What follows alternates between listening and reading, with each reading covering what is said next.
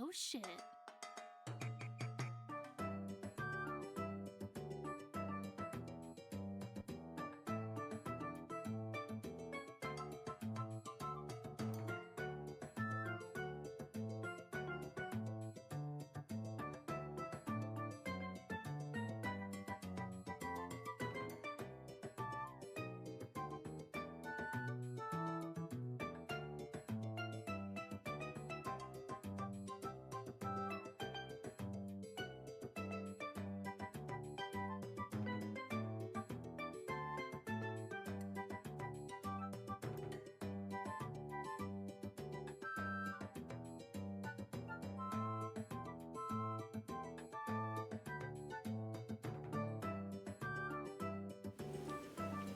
Chat, are you all ready for one of the greatest streams of my career?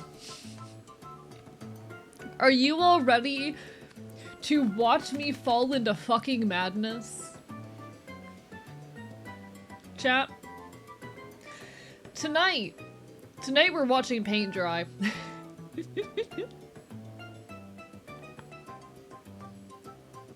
We will be shifting over to watching the paint dry soon. Unfortunately, I did not have time to eat dinner before stream, but I'm currently shoveling rice into my mouth. But chat, tonight we're watching paint dry. Tonight we are watching paint dry. How is everyone? Welcome on in. Greetings from the archive. Mods, can someone grab the partner push message and pin it in chat? Thank you, mods. Love you, mods.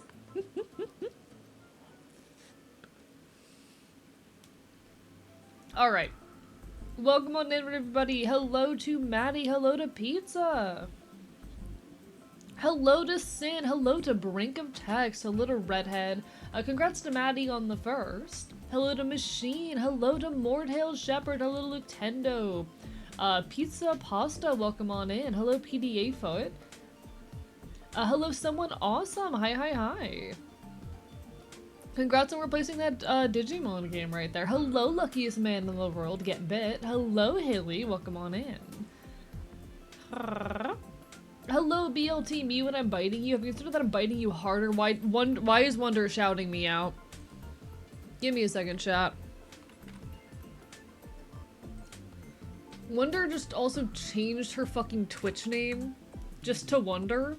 Which, I mean, good for her. Honestly, I don't know what I'd do if I hit a point where I'm able to, like, change my Twitch username. Everything is great. I don't know what I'd change it to. Twitch. But, you know. Bite. Twitch Bite, bite, bite, bite. The stream go down ever at all. Bite, bite, bite, bite, bite, bite, bite, bite, bite, bite, bite. I bite back. Ow. Bite. My Twitch just reloaded as soon as I added. Alright, or as alright. soon as I shouted a... Ow. Nom nom nom nom. Anyway, I'm normal. I just had to bite Wonder real quick. Just had to absolutely destroy her with my teeth real quick.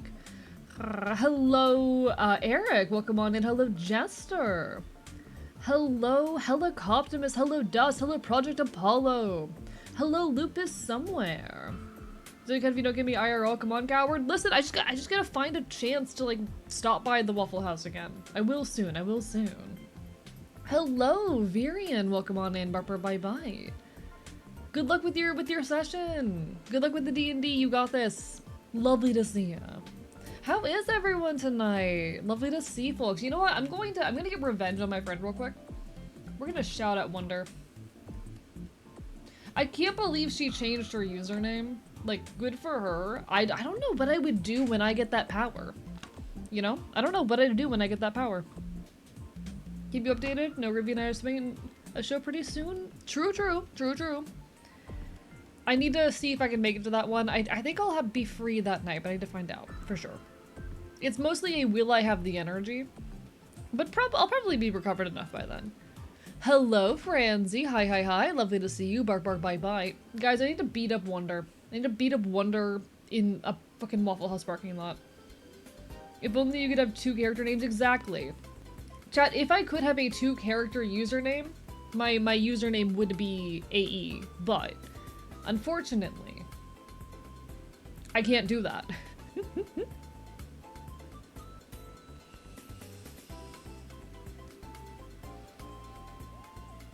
Thank you, Lucky. I know if no one has my back, Lucky has my back.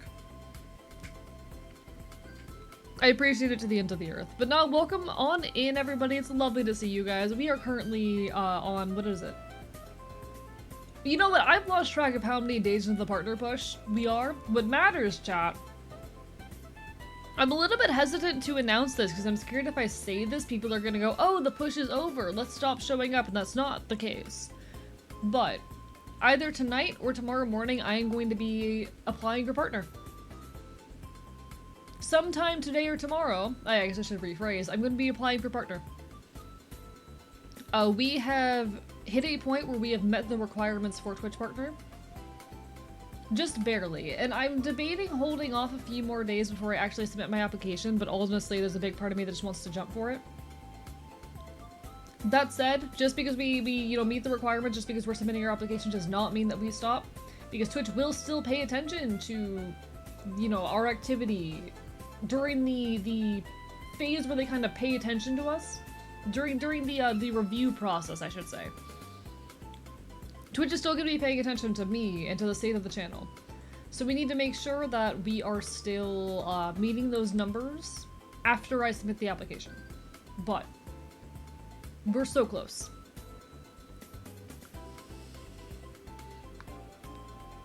There's a chance, chat, that in a week I will be a Twitch partner, and that's gonna be fucking insane.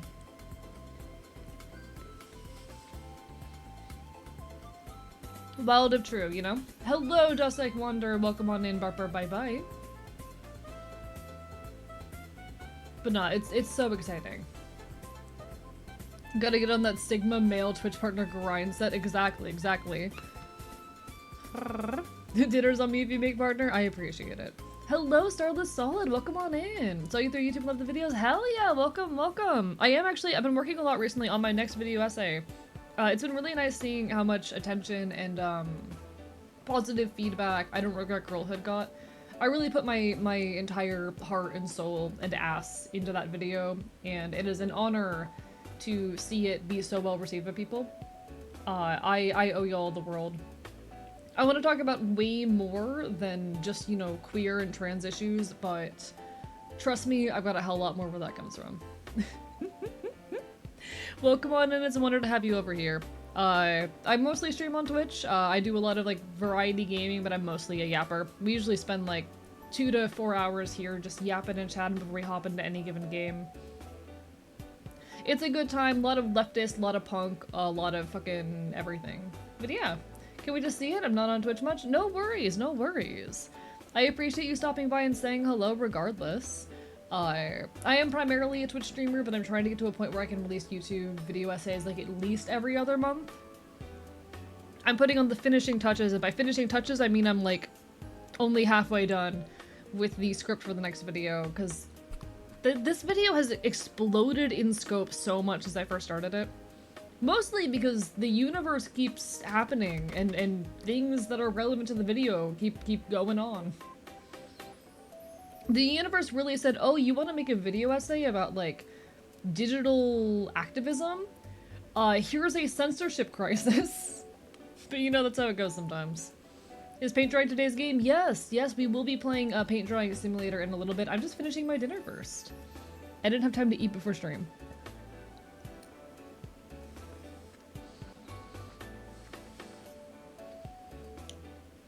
Considering doing a video essay, I'd okay if I want my first to be about my reservations about the new left party in the UK. Or why I want and hope that Trump survives until 2028. Honestly, fair. I kind of like that second topic. I feel like that's gonna raise some attention. And I kind of agree. Yeah, Paint Drying Simulator is a real game.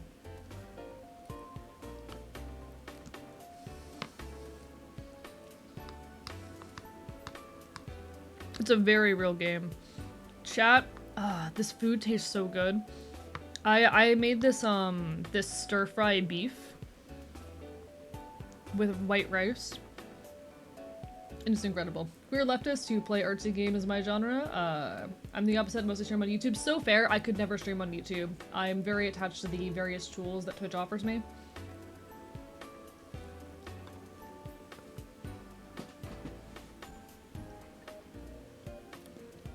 I'm very much a believer of the fact that, like, Twitch is the better platform when it comes to streaming. Twitch has a lot more tools for interactivity, and I like the culture over here a lot better than on YouTube. It also has more discoverability because it is a platform that is based around streaming.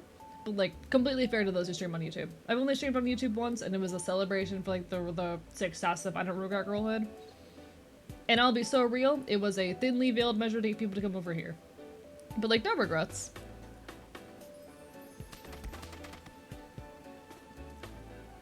I'd like to start doing, like, monthly or bi-weekly streams over there. I just need to figure out how I'm gonna fit that in my schedule.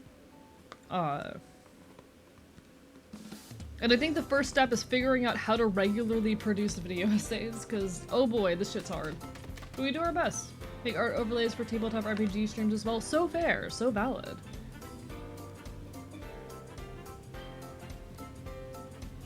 Yeah, see, on Twitch, they can do things like throw water bottles at me. They can't have that on YouTube. Someone awesome gets it. Hello, the unforgiving squid. Thank you for the stretch.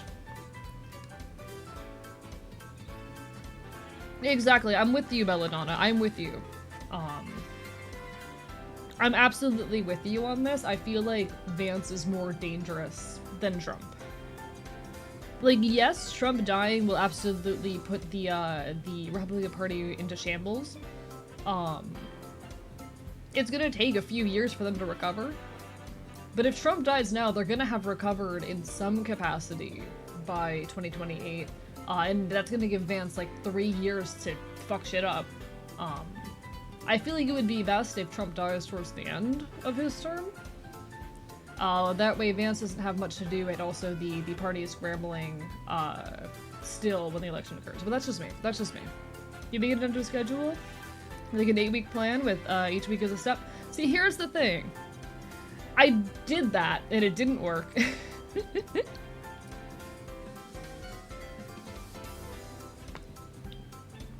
I'm very bad at keeping myself on deadlines, and I tend to constantly overestimate or underestimate how long tasks will take. And there's some days where I just cannot focus. There's some weeks where I just cannot get anything done because life kicks my ass. But you know what? We keep doing the best we can.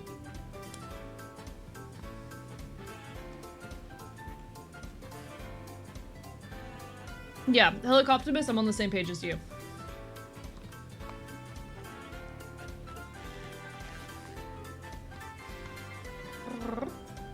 I'm on the same page.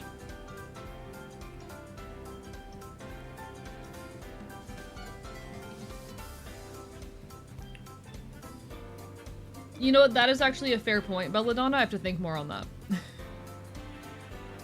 See, the point to make there is that Vance is not very popular with, like, the right in general. But, he doesn't have the, how do I say? Yeah, let's just... I fear Vance more than I fear Trump.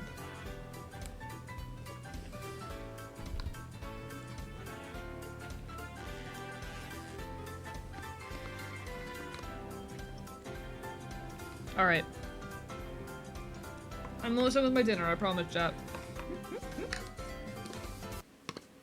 I'm almost done with my food. Oh god, this is so tasty, though. Chat, I went off with this.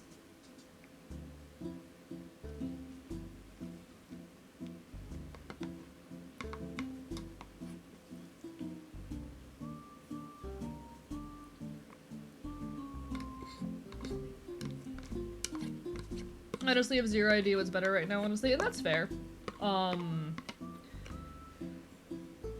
My thing with Vance is competent enough to do things through the correct channels.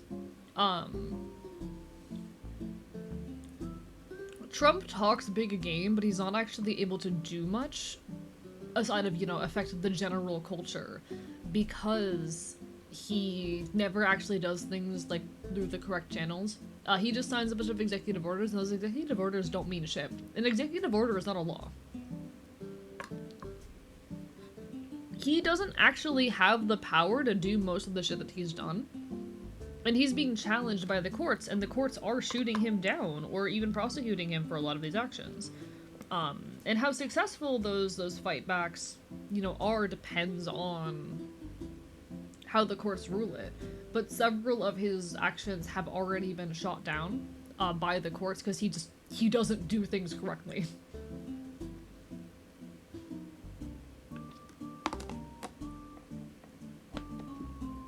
Yeah.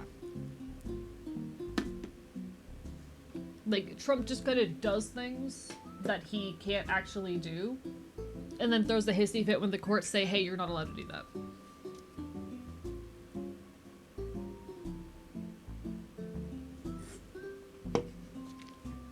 Meanwhile, Vance is smart enough to make change through actual official channels. Which, even if he is unpopular, and even if people, you know, want to later, those changes are a lot harder to reverse once they've already been signed into a law. Like, cold experts say we better Trump, for Trump to die ASAP, that many will deconstruct once it happens. I mean, yes, when it comes to the cultural shift, but that ignores the fact that that gives Vance 3 years to make actual change through official channels. And that could be devastating. Like, Vance 100%, I do believe, would have the capacity to actually get laws passed. And those laws are going to be a lot harder to dismantle than whatever executive order Trump is signing.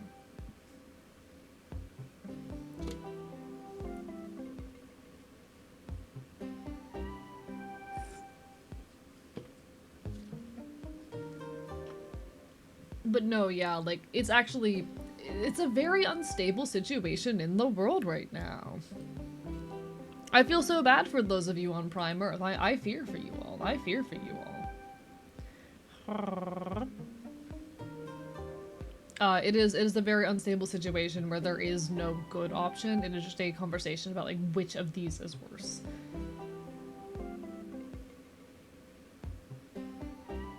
Trump dying in 2027 gives us enough of a time window so that we'll get a full-fledged secession crisis in the GOP, but not enough time for Vance to get significant change done or for MAGA to settle. That's my thought as well, Belladonna. That's my thought as well. I'm not a cold expert, but I do very much worry about, like, having an actual competent person trying to, like, you know, make my existence as a trans person illegal or some shit. Which it already basically is, depending on where you are, but...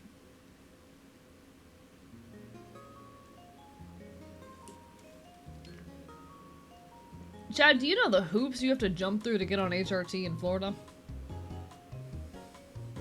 Do you know the hoops you need to fucking jump through? You didn't hear it from me. But, like... Hey guys, if you're able, look into DIYing. Hey chat. You didn't hear it from me, but did you know that you can, like... compound HRT at home? Did you know that's a thing you can do? You don't even need to buy it off some shady link. Did you know that you can just, like, make that shit? Listen, don't do it. I'm not telling you to do that. I'm not saying, hey Twitch, I'm not saying this is a thing that anyone should do, but, like, did you know that you can? Thank you, Calliope, for the resub. Bark bite bite. Hello, Minotaur. Arrarara, lovely to see you. Arrarara. Vaguely aware that it's complicated to get it officially. Exactly. I have like a year's wait, but I'm exploring other channels, and I will not encourage or discourage this so that Twitch doesn't get mad at me, but you know. As someone who's cared solo for a senior grandparent, I'm seriously worried. I mean, understandably. I don't have that particular, like, insight. Hello, Strap Streams, bark bite bite. Arrarara, lovely to see you. And hello, Calliope, thank you for the resub. Let's get that fucking push done. Oh, I've been made scuffed. Chat, they scuffed me. Chat, they fucking scuffed me.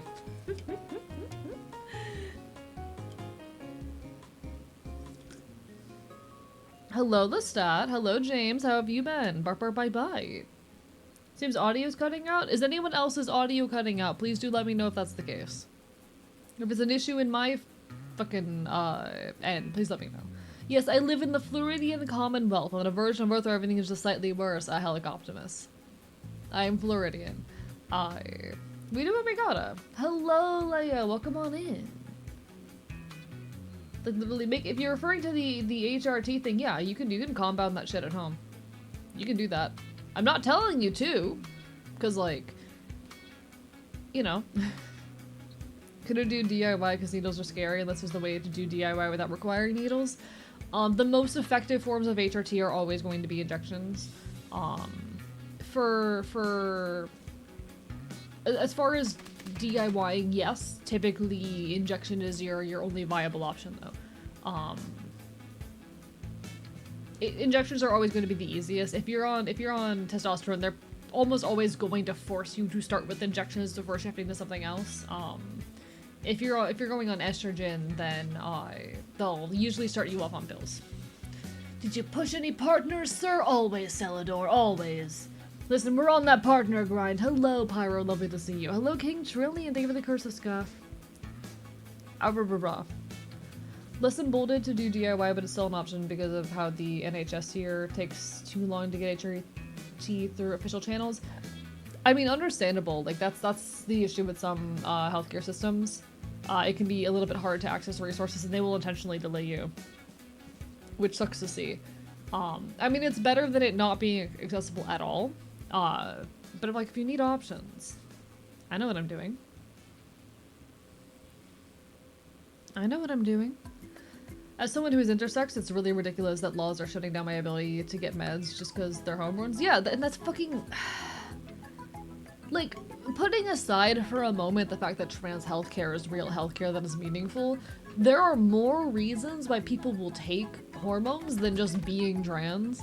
For some people, they are intersex and they need to take hormones for some particular reason, like to regulate their hormones to a normal level or whatnot, or because they might not produce enough hormones in general.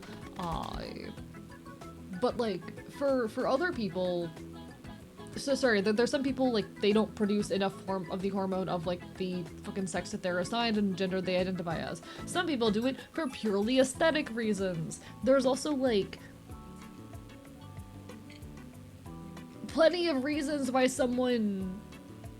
cis person would need to take hormones, but because, oh, it's trans healthcare, they're blocking it in a lot of places for a lot of people. Most states do have some kind of exception where, like, it's only illegal if it's for trans people, which is stupid, and also discrimination, but here we are.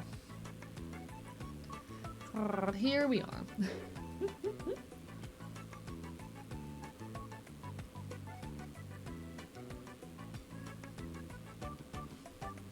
It should be illegal.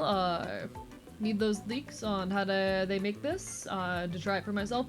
See, I don't know where I can safely host that stuff because I don't want to get in trouble for hosting that stuff, but I need to find a solution to safely host that. I need to work on that. But there are ways. There are ways. He's just saying things that are true. He's not suggesting it. Yeah, I'm just saying things that are true because legally I can't tell you to do this. I can't, you know, legally tell you to do this. And while I may be looking for ways to host that information just for, like, archival purposes and whatnot, I'm trying to figure out how to do that in a way that's safe for me.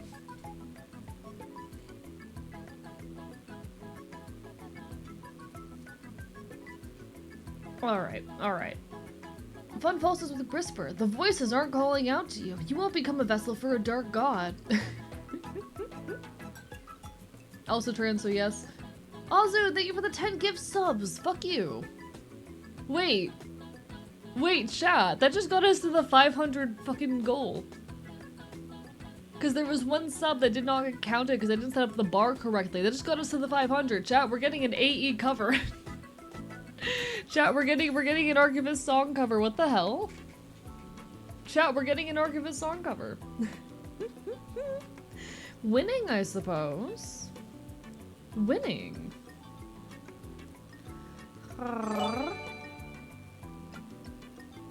God.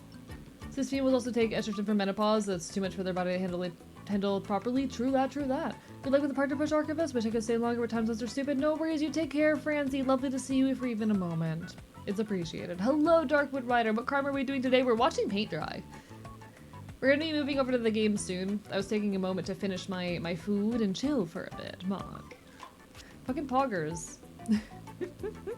Hello, Purple Nido Queen. Hello, Azu. Hello, everyone. It's lovely to see you guys. Apologies, I'm a little bit scattered. I got home about 10 minutes before starting stream and didn't have time to eat, but we've eaten now. We've eated. I just wanted the song cover. You know what? I appreciate it. Hello, the Wallflower Queen. Welcome on in. Bark, bark, bye, bye. My work here is done. I genuinely appreciate the support so much. It means the world people have thrown this much love at me. I love you guys. In the Northeast, but I've been identified as trans, but I'm also intersex because I'm also trans and meds for me. That's fucking stupid! Fuck that! Misery loves biting. True! What's next on the list? Let me pull up the sub goals real quick, because I forgot. What song are you covering? Probably Misery Loves Company, the Vocaloid song. Alright. Apologies, chat. Still reeling from the news this past couple days, so watching paint dry will be good. Yeah, we're gonna watch paint dry, and I'm gonna go fucking insane trying to entertain myself throughout it. It's basically just, it's basically a just chatting dream, being so real. Okay, where's this image?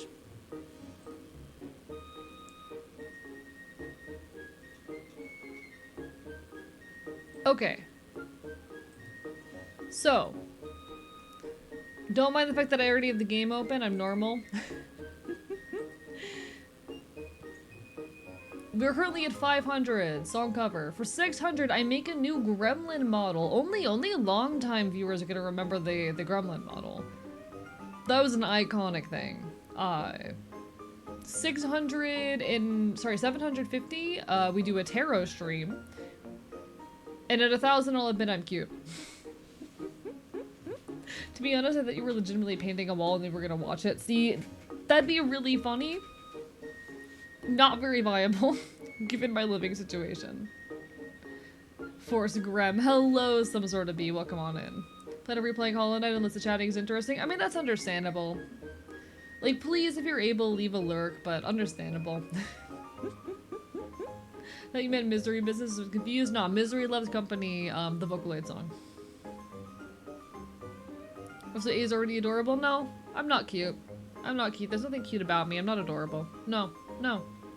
You can just paint a thing and watch it dry. That would require me having paint, and also it would dry too fast to be interesting.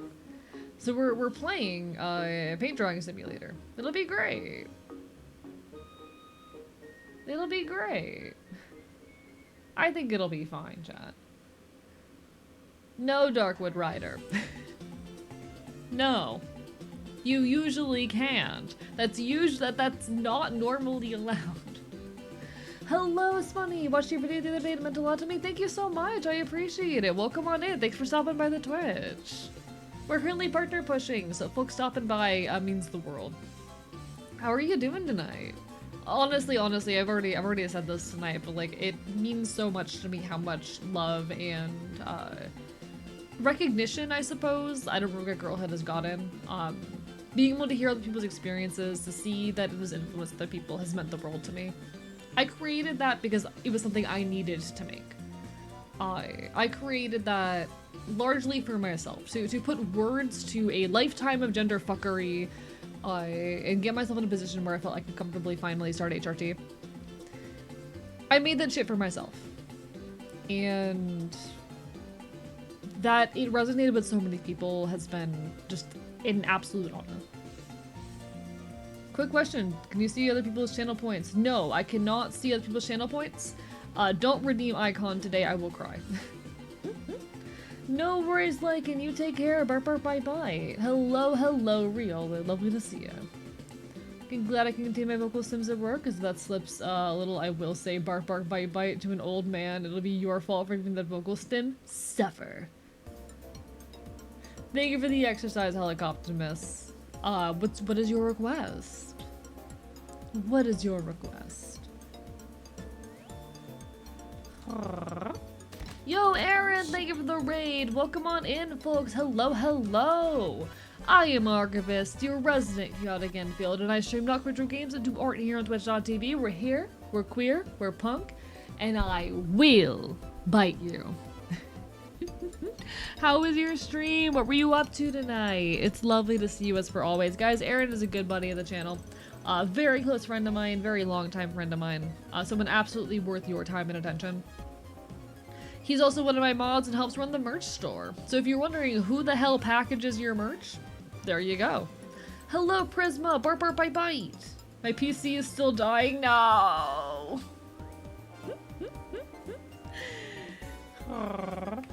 No, chat. I do go in public. People have like okay. There have been people who have met me in person, who hear me go and go, "You do that in real life?" And I'm like, "Yeah." What, you thought it was a stream bit? People have heard me go in voice chats and gone like, "Wait, that's not just like a stream thing." No. No. I'm just built like this. I'm just built like this. Yeah, it's a vocal stem, yes. Can confirm, yeah, I do this in the real. Being autistic as a bit. Yeah, exactly. My new stim is related to that. I'm so happy to influence that. The colors Aaron makes in the merch store are super comfy. Yeah, no, I've heard. So I've heard. Considering a cool tall girl meowed back, she goes to my school. Hell yeah. Built different indeed. I'm built so different. He does that regularly because with another furry it becomes a competition to do it louder. Yeah. I bark at people in real life. You can't stop me. Hello, Ashy Canis. Deadass though, people thought I only bark on stream. Deadass randomly barks a stim when I'm bored. Real. Hello, Robin. Raw. Between being autistic and Ethereal, I just fucking make noises. Oh, same. Trust me, we're in the same boat here. I'm just so full of critter noises. I go, and I go,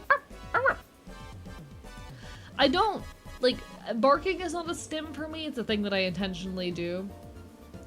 But the is absolutely a stim. It's just a thing that I unconsciously do, and I've been unconsciously doing for like my whole life. Raw is becoming a stim. That is becoming a stim. Alright, chat. Because, from what I've heard, paint drawing simulator is a 6-hour process. I think we're gonna go ahead and start it up in just a moment now. But what I'm debating is if we move to the game category or if we just stay in just chatting. Thank you for the exercise, Orleans. What's your request? Did I ever see the request from Helicoptimus? Did Helicoptimus request anything? One sec.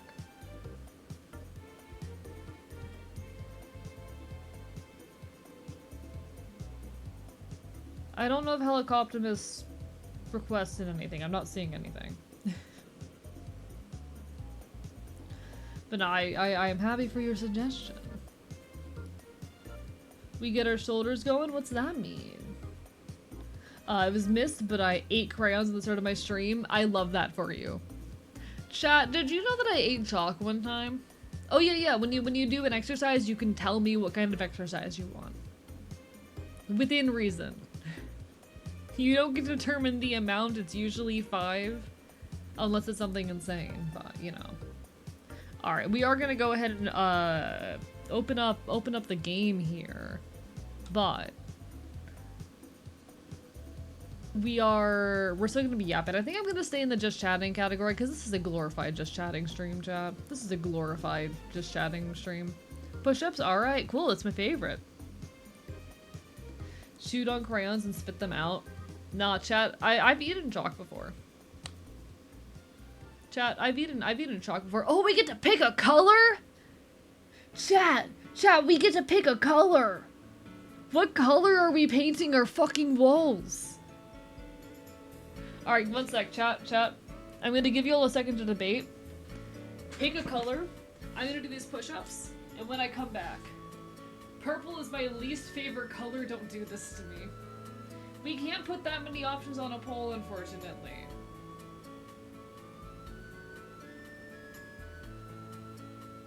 Fine, I'll start a poll. But we can only put 5 options on it. New poll. Color. So I'll just put like my favorites. We'll do white because it's the basic. Green is my favorite color. We'll put purple because y'all like the purple. I'll put, I really like the orange that's in there. That one looks cool. I'm gonna put red. Alright, sorry, I can only fit 5 options. You guys have 2 minutes. There you go. Enjoy your poll. 1, 2, 3, 4, and 5. Oh, did Orleans ever request an exercise?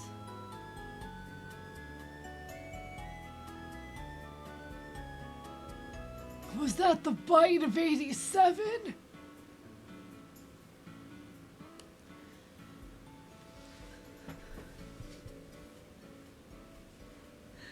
Chat, was that the bite of 87? I love how this is a real game, by the way. I love how this is a completely real game. Why did he just give Markiplier a smokier voice? Was that the bite of 80s? Because I can't do a Markiplier impression. How do you make those shoulder muscles flex? Do you want me to grab the weights? Red enjoyers unite. One sec, what's going on in the pool? I want to see what's happening in the pool. Hot chat. Purple has a lead over red at the moment. Can any other colors dare to compete? I will be so sad if purple wins, actually. I will be so sad if purple wins. Oh, red's gaining on purple, chat. Red's gaining. Oh, but purple just gained another vote. Oh, purple and red are neck and neck, chat. Come on, red. Red, please, please, please let red win. Please let red win. I do really like how the orange looks. Please let red win. It's so close. Oh, red and purple have tied. I guess we're doing another poll. Chat, I guess it's poll times 2.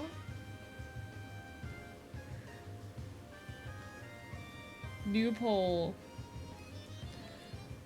Color part 2. Red. I think that red would be funny because it would look like I killed someone and they bled all over the walls. And then we could pretend that I killed someone and they bled all over the walls. Wouldn't that be fun, chat? Wouldn't that be fun? I'm normal. I'm a normal Twitch streamer. I'm a very normal Twitch streamer.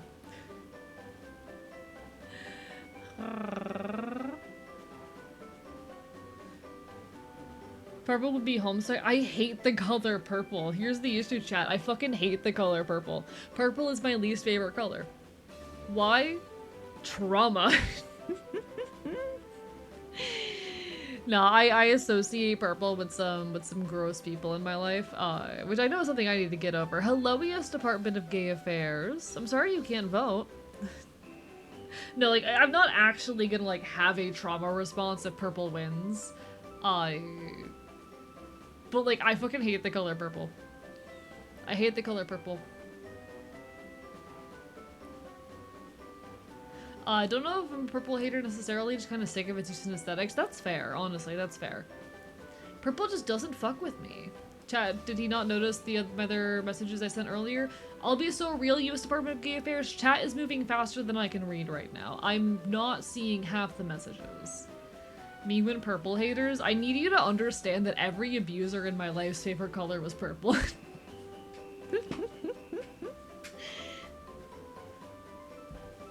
So I associate it with, like, 4 different people.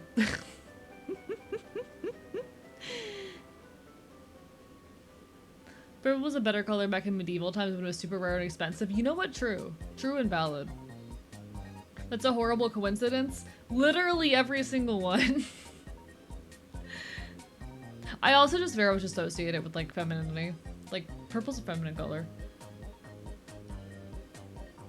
Just popped in to listen to your voice asleep. You are the best non-human being for such manners, and I appreciate it. I appreciate it. Chat, red has won! Let's fucking go! Red wins! Chat, we can pretend the red is blood. I do think purple is objectively an evil color, affectionately with all the love in the world. No shade, the purple I'm an artist and like most colors about the same. No, that's completely fair. That's completely fair. I don't like purple. I'm also just very much a warm colors kind of guy, you know? I'm just very much a warm colors type of guy. Alright, chat. It's time to watch paint dry for 5 hours. Can I like look around? Is it just this?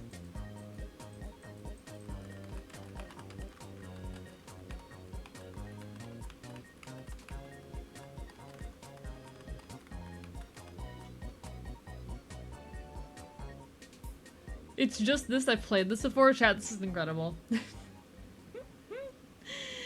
Purple's often associated with royalty and makes people want to feel special. You know what? As an anarchist, it makes sense that I hate purple when we think about it, actually. You move your models so you're standing next to the wall. True, I could. One sec, chat. Let me, like, move myself so I'm a little bit more centered. I think this works. Yeah, peak content, chat. Peak content. This is 10 out. This is, like, the best stream of my career. Hello, ASCII. Welcome on in. The fact that there's just one angle makes it even funnier. I know, right? Like, does anything even visually change over the course of this? I hope it, like, barely does. I hope this is just, like, a 6-minute timer with barely any visual effects. That'd be so fucking funny.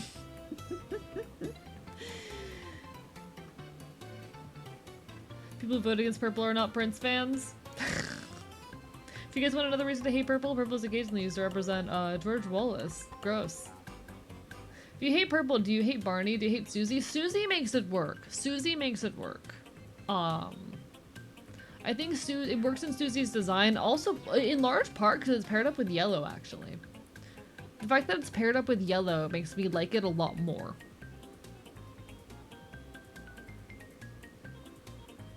Interesting how red voters just talk about how they hate purple and purple voters talk about how they like purple and they're just talking about how they like red. I mean, my favorite color is green.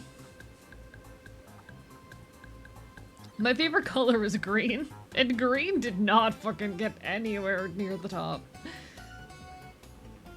Purple just does nothing for me. It's offensively unremarkable. That's fair. You know what? That's fair.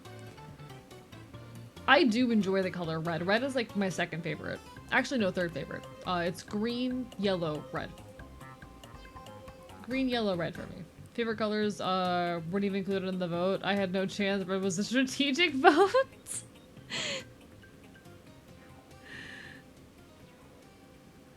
I have a fully black polo shirt with purple stripes on the collar and the end of the sleeves that mean you hate me. I don't hate you. I just don't like the color. Green's my favorite color too. It's my favorite color. It's been my favorite color for years. I adore green, especially like military greens. I'm just now realizing how red this stream looks up against my model. I think I need to fix that. Give me a second, chat.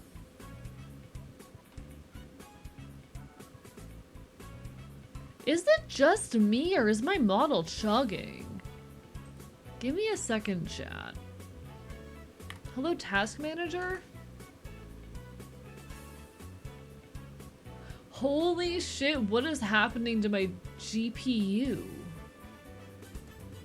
What is happening to my GPU?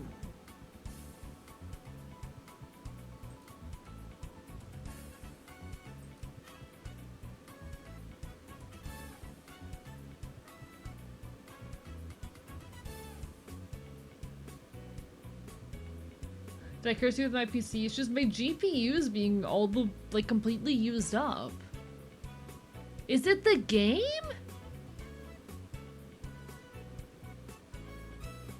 Is the game eating my GPU?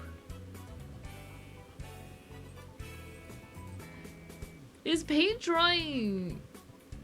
Is paint drying simulator secretly, like, super GPU intensive or some shit? Give me a second, I need to do some research.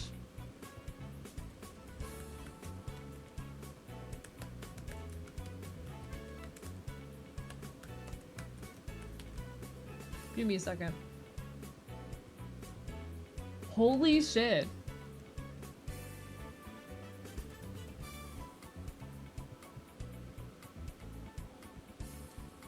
Holy shit.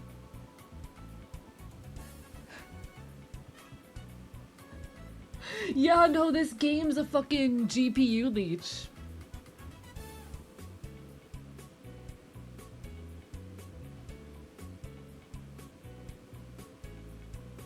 This game is a complete GPU leech. Holy shit. Yeah, it's apparently horribly unoptimized and the creator lost the source code? Let me read out what I am looking at from the developer. Alright, this is a message from the developer.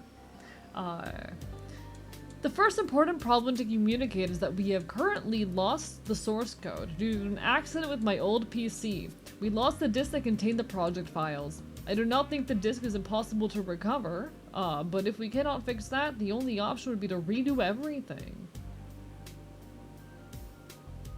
Also, as you said, we're working on a new version of the VOD, with the current one being an asset from Mega Scans, which is over 100k polygons. We made a very good version of the same model with only over 10k polygons. But even with this, the performance issues were still going strong.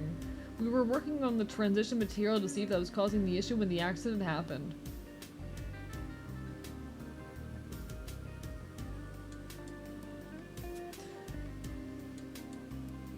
Give me a second, chat. I need to do more digging into this.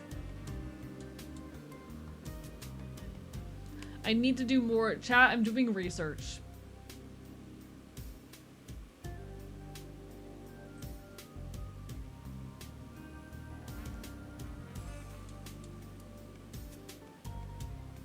Where's my fucking Steam login code?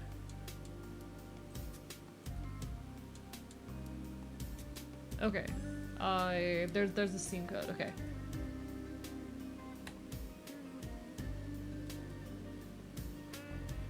I'm gonna look at the entire post history of the developer of this game, okay? How much money did you spend on the Steam? This was gifted to me, Astro. This was gifted to me.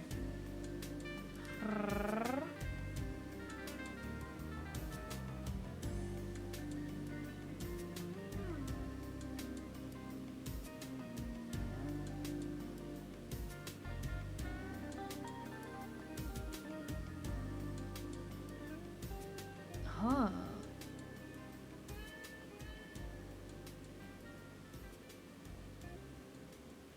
Chat, this is fascinating.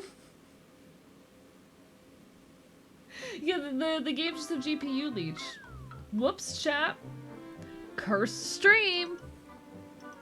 Cursed stream.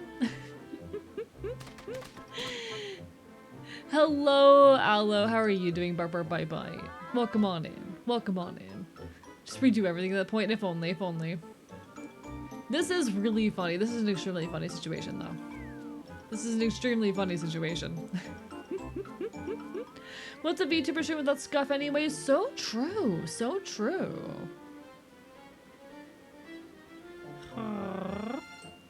Why is paint drying rapidly reducing haze frames? Funny. Oh, whoops. Whoops. Funny. It's for the silly, Chad. It's for the silly. Also, the wild experience today, my friend called me and Don on Discord, but via mobile phone, mind you, just said, oh, by the way, AE is streaming, and hung up. I mean, hey, I'm streaming. It's true.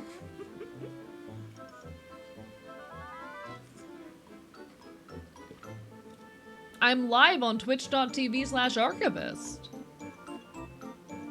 No, it's actually really funny. My content has very much breached containment to a point where like people have found my stream. People I know IRL have found my content.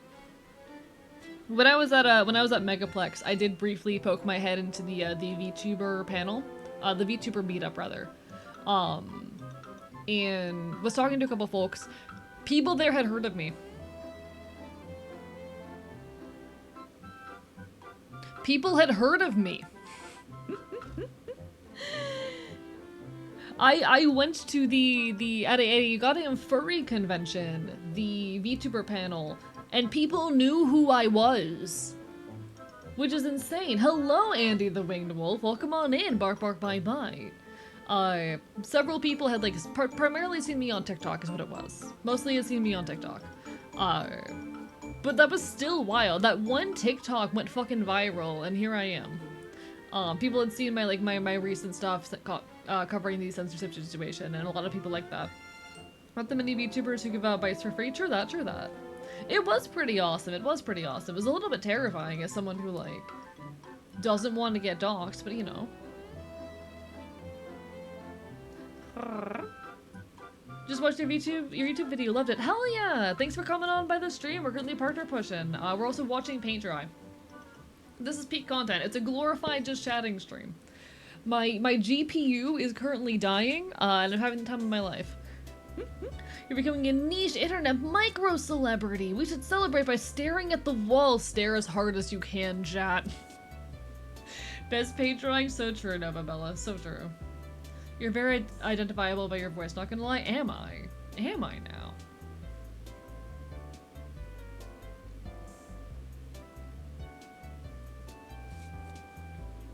I hear if you stare hard enough, the wall dries faster. Chat, we gotta test this out. We gotta test out this theory.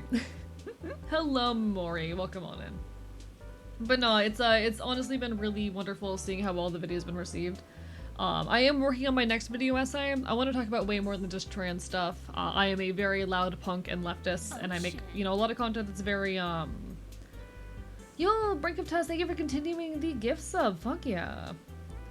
But like, I've been making a lot of, or rather, I want to make a lot more content than just like trans stuff. I'm working on a video essay about digital protests and activism and whatnot, because I want to kind of make that jump into not just a trans YouTuber, but someone who talks generally about leftist and punk issues. Queer issues will always be a part of that. It will always be relevant to the way I address things, and I have like future plans for more videos that are specifically on trans issues. But like, I'm very excited to just talk in general about weird queer punk leftist shit, you know? Thank you so much for the follow, I appreciate it. I was gonna ask where you were, and then I read the title and from Pimpers. We're watching paint dry. We're watching paint dry. I'm a little bit scatterbrained at the moment. I got home very soon before starting a stream. It was a very long day, but it has really just been an honor seeing how well the video has been received, and I'm really excited to continue creating video content. I'm hoping to get to a place where I can release video essays at least every other month. It's difficult because I have, you know, responsibilities 30 to 40 hours a week, and then I stream 20 to 30 hours a week.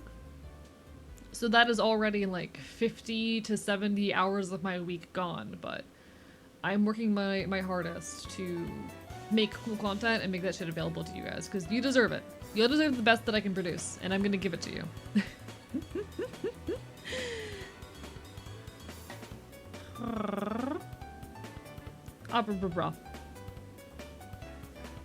It's all a big work in progress, a big learning experience for me as well, and hopefully once I'm done with the partner push over here, I'll have a lot more time to dedicate, but we'll get there. We'll get there.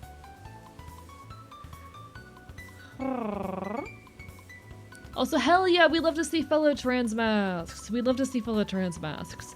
I wish I could see like the demographics of like trans masks versus trans femme versus cis people on I Don't Regret Girlhood. I would love to see the demographics on that, because most of the comments have actually come from trans femme people.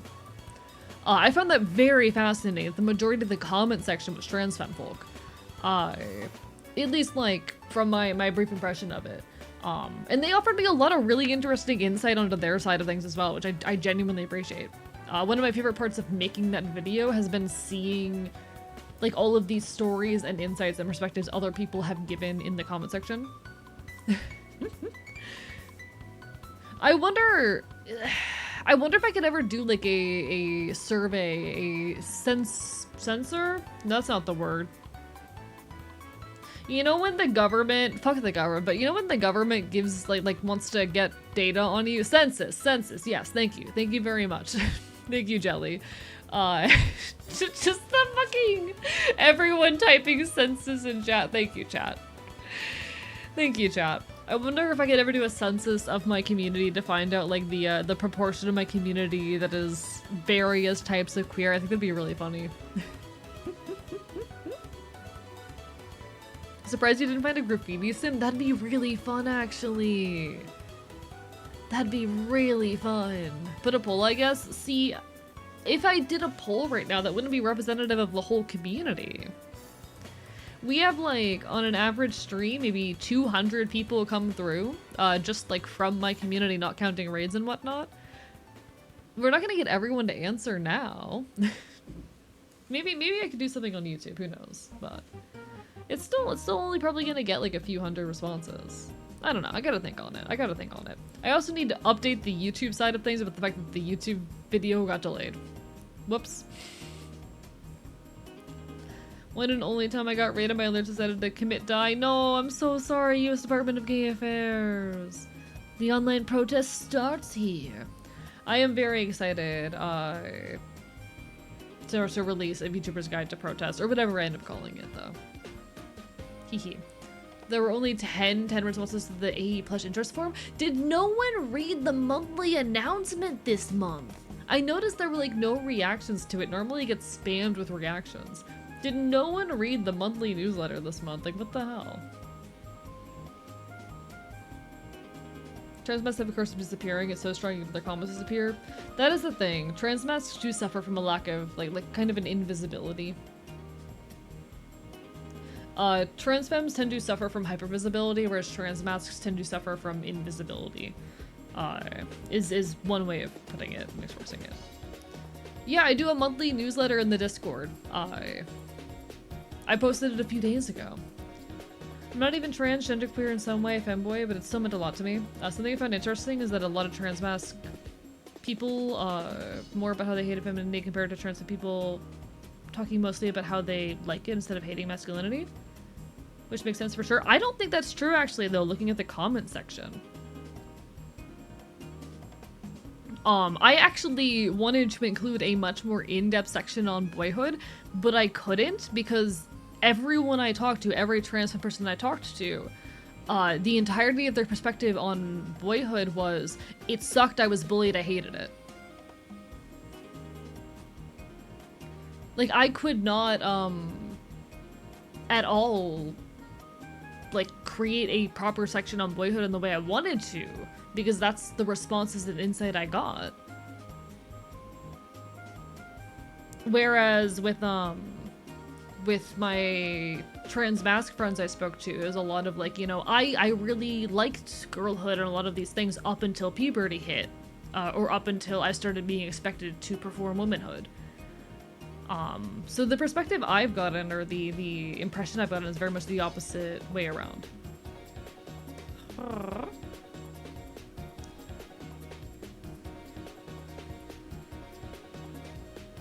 My experience with boyhood was just bullying. The thing is, I think a lot of folks don't recognize that things like playing video games were boyhood. For me, like the majority of my girlhood that I'm attached to was the media I grew up with, and the things that I envied of boyhood was the media I wasn't allowed to have.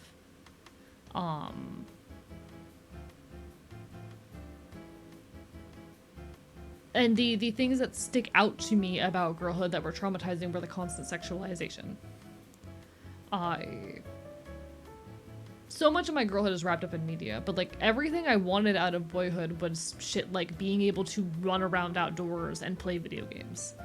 And I don't think a lot of people recognize that those are boyhood and things that are oftentimes denied to girls. I wasn't allowed to play games. I wasn't allowed to go outside. My engagement with like any kind of boys media was only ever allowed when a boy was in the room. I think there's like an angle for a lot of people, stuff like playing video games that recognize the mask thing, and I think a lot of that has to do with the fact that it has become more acceptable in the last decade for girls to play games. So people, when they transition, are not feeling the pressure to let go of this thing. Whereas when I, you know, started to transition, there was a big pressure to let go of femininity. There is a significantly less negative association these days than there was when I grew up around girls playing games. So therefore, there isn't the same pressure to let go of that or hide that or push that away when transitioning.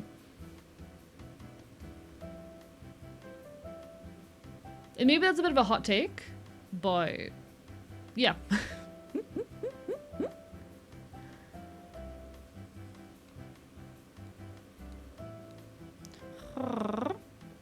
Most of the female family members I had played video games. My grandma introduced me to Doom when I was like 8. Bear in mind, I come from the perspective I come from is that of like, you know, Southern, but you know. It's an experience that was expressed by a lot of other people that I know as well. That they weren't allowed a lot of this media.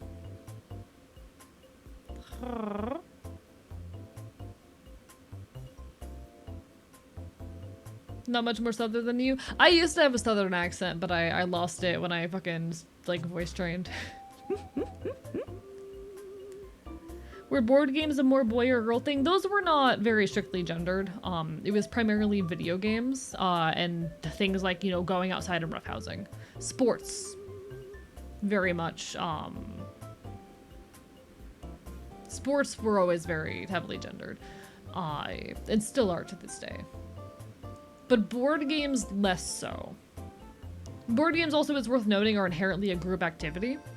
Also, ad heading soon. Apologies, folks. I might stand up and clean the dish real quick during the ad.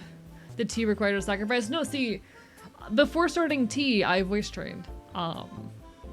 My natural voice was like more up here. And so I voice trained my voice down. It was more like, yeah, my natural voice was more like here. And then I trained my voice down, and what you hear in I Don't Regret Girlhood is my voice pushed, like, training it, and then here's my voice a couple months on T. Video games are marketed as the boy toy by video game companies. If you go and watch the old E3 conferences, they're extremely sexist and extremely obvious where the gamer culture came from. It was nurtured by the video game companies. Yeah, absolutely. Doesn't take away from the cultural effect it had, though. The voice training demanded a sacrifice. Yeah, and that was a southern accent. Alright, I'm gonna be right back. I need to go wash this dish before it drives me insane. I'll be right back.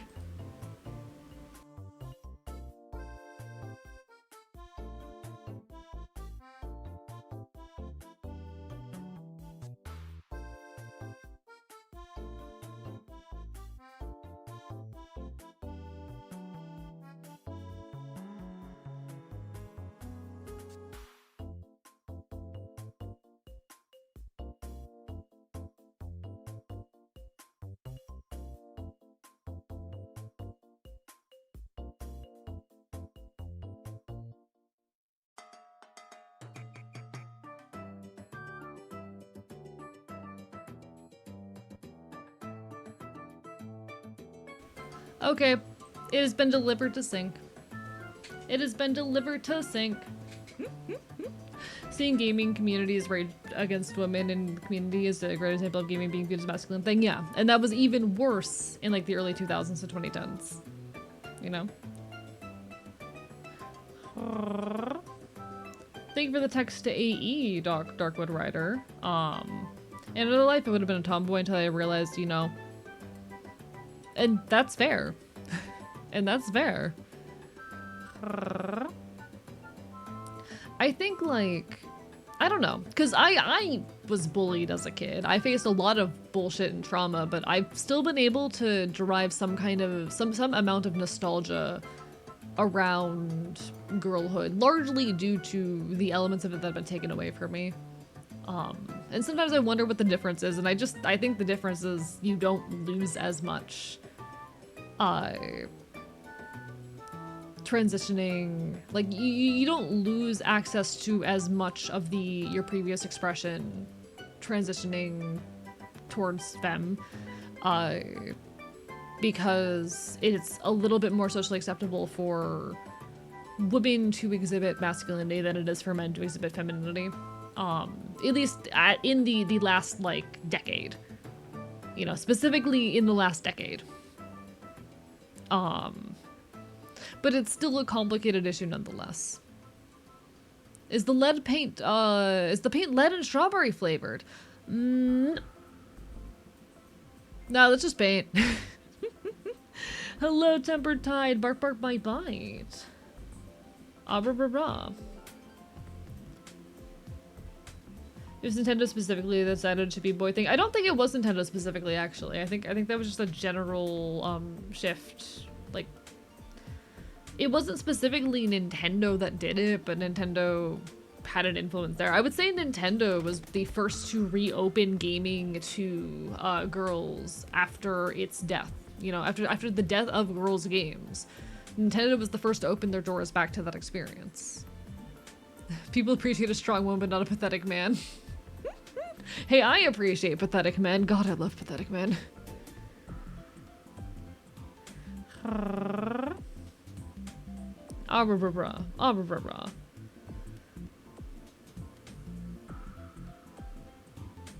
Ah, rah, rah, rah, chat.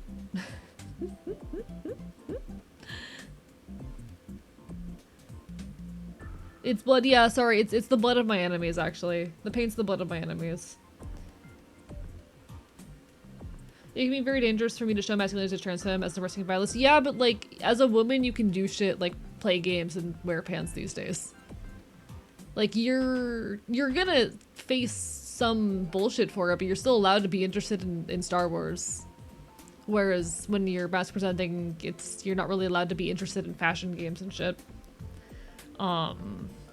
Is what I mean to say in that. Like, I do think, at least when it comes to interests, you do lose less. So I don't have ticks, I have stims. I have stims. They are stims. They're not conscious, it's just a thing that I do. But what differentiates them from being ticks is like, I can hold them back if I try. I can stop them, I can hold them back if I try. They aren't like completely involuntary movements that I cannot control under any measure. I have a limited amount of control over them. I just kind of, especially in the context of stream, allow myself to unconsciously do them, and people enjoy it, so you know. I'm not gonna bother masking my stims here. Is the blood ball from Johnny the homicidal maniac? No, it's all the rich politicians I've killed. /J, /J, /J, /J. I should not be saying that when we're so close to the end of the partner push. I should not be saying that when we're so close to the end of the partner push. This is a joke, this is a joke.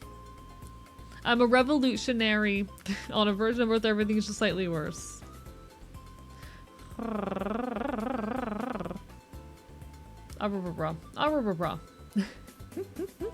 But what I mean to say is, like, when I began to transition, I had to lose basically all of my interests.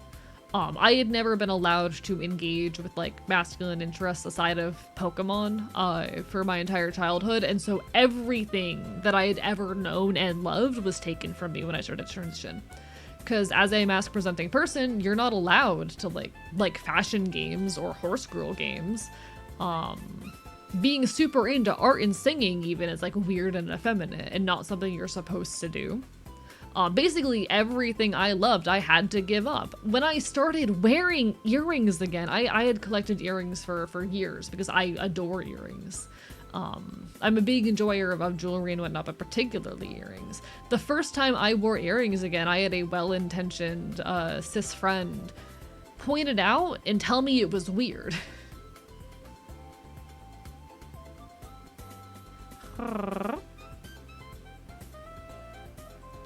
I lost basically everything that I loved when I started transition before I said, you know what, fuck it, actually, who cares?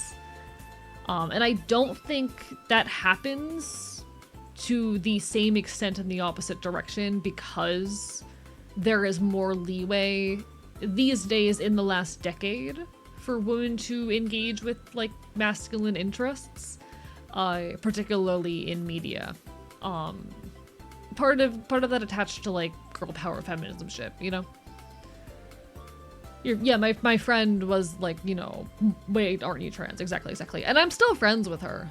We actually, I need to message her back. We're trying to make plans to hang out soon, but life keeps kicking my ass. I understand it's different cultures, but hearing Pokemon referenced as a masculine interest got a chuckle out of me. Well, it wasn't until like Gen 3 that you were even able to play as a girl in Pokemon. You could not play as a girl in Pokemon until Gen 3. Sorry, it was Gen 2 rather, it was Gen 2. You're right, my bad. Late Gen 2. I forgot. But like Pokemon was a masculine interest for a long time. Being a young person who's perceived as a girl being into Pokemon, I was constantly met with like, you can't actually understand Pokemon. Name every Pokemon. I actually have a lot of trauma around that sort of deal. If you are a girl or femme presenting person in like nerd spaces engaging with traditionally masculine interests, especially back in like the 2000s and late 2010s, you would have to constantly prove your validity in those spaces. There was this big pressure to understand, to prove your understanding of something perfectly. Because, oh, being a, you know, you must be doing it for male attention type shit. As well as the, like, male desire to protect quote-unquote male spaces. It was just straight up misogyny, yes. It was straight up misogyny. But no, like, I got faced with that shit constantly. It was very much perceived and seen as a masculine interest that I was invading. And that is something, again, that started to shift in the mid-2010s. Starting, I would say, around 2015 is when it started to be more acceptable for girls to engage with video games. So bear in mind, a lot of what I am talking about is pre-2015. This started to shift in 2015, and I would say in the modern day, like, it is pretty much acceptable for girls to be into games. So like if you're a youngin' who's going, I don't know what the hell he's talking about, I'm talking about pre-2015. What's the timer in the corner for? That's the timer for how long the paint needs to dry. That's the paint drying timer. We're watching the paint dry. It's a glorified just chatting stream.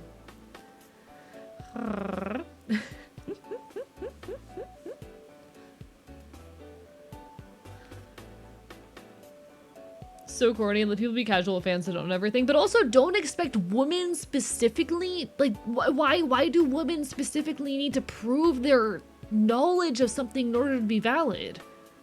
Why does a girl need to have like perfect encyclopedic knowledge of a thing in order to prove she actually belongs in a space?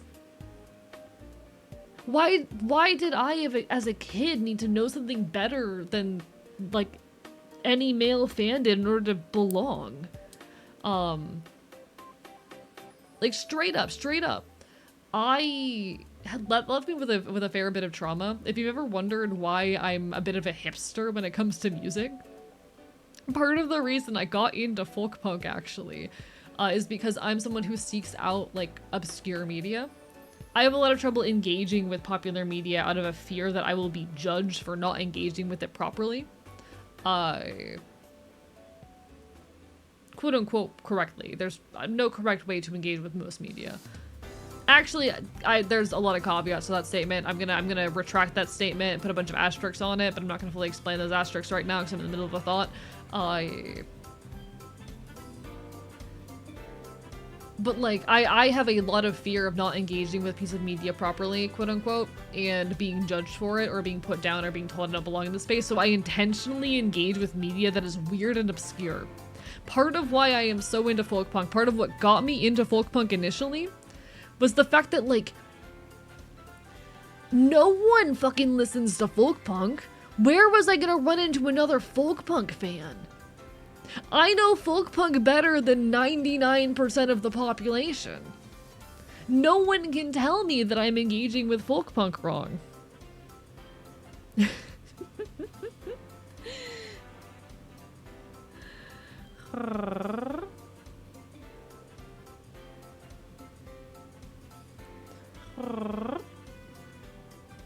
Because women aren't real. I don't care who the IRS sends. I'm not paying my taxes. Is it true you hate catboys?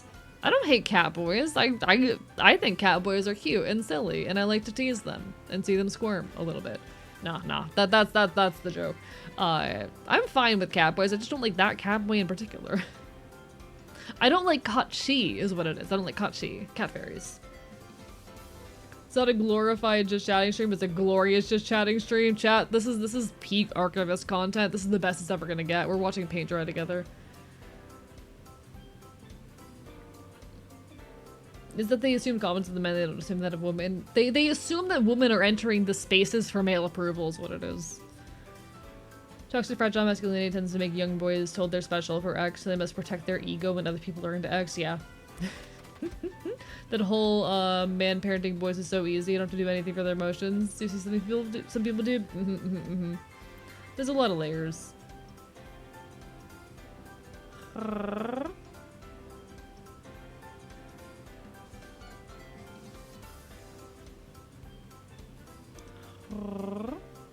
And now you've exposed so many people to it? Yeah.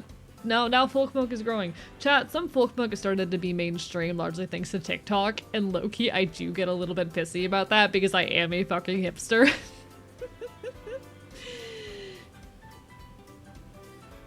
They weren't trying to make you prove anything, they were trying to catch you in a mistake so they can call you out and dismiss you as a fake fan. Okay, but that is asking me to prove something. Like, the fact that they were doing it to prove I'm a fake fan, that's still asking me to prove something. It does not change the emotional impact it had on me. It doesn't change the trauma it did to me. By Thursday, I decided on a song to perform. Will contribute to my final grade. I'm doing a really bad job at choosing. I can't help you there. I don't know what type of music you perform or what type of music you enjoy. Watching paint dry while your model stuttles from the game running a Bitcoin miner in the background. Had to stop listening to metal music, too mainstream, listen to tribal industrial using only machinery noises real. When did the beef with Icon start and why? When he first decided to steal my Twitch channel on April 1st of 2024. I had no idea the guy existed until he decided he wanted to invade my channel and take it over for an evening. As far as the why, he took over my Twitch channel and also he's a Kachi, and we don't like Kachi. Kachi are soul thieves, and I'm an Enfield. We're protectors of the dead. We're kind of, like, misaligned on a very fundamental level. A creature who survives by stealing and consuming souls, I would say is pretty morally opposed to me on a very, what's the word? On a very deep level, you know? On a very integral level. I think the idea of asking to prove something includes the idea that you can actually achieve it and be accepted. Don't think they wanted you to prove anything, they only wanted something to disparage you for. I suppose that's true, but still.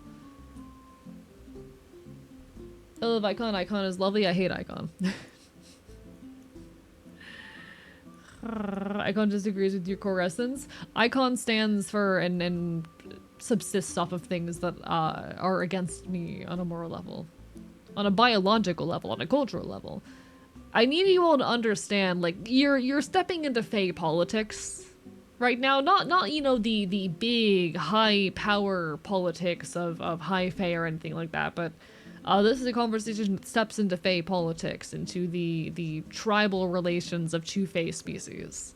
My distaste for him runs deep, but unfortunately, like, chat, this is not relevant to any kind of, like, oppression you will deal in with your lives. I want to be very clear when I say this.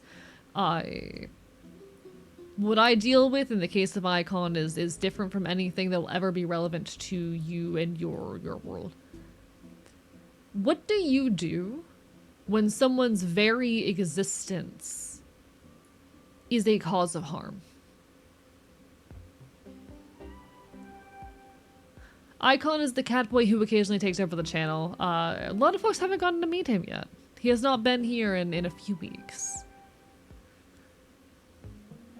Like, what do you do when someone's very existence, and I don't mean like them, you know, existing as in like they are actively doing harm.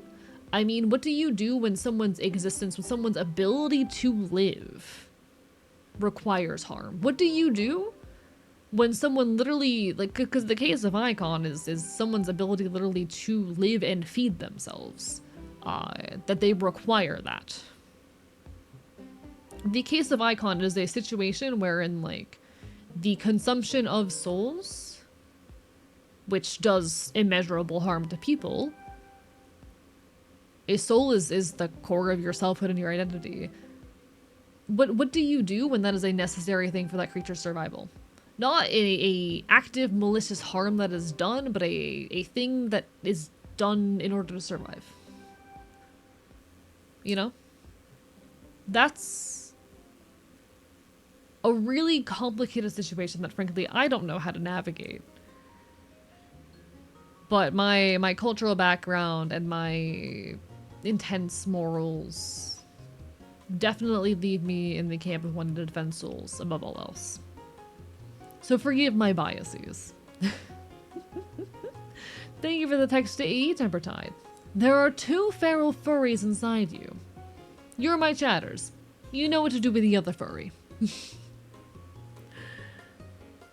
The primary premise is that it needs to be a song for a musical that suits me. I've got a short list of Wanna Be Like You, Death of St. Jimmy, All I Care About. The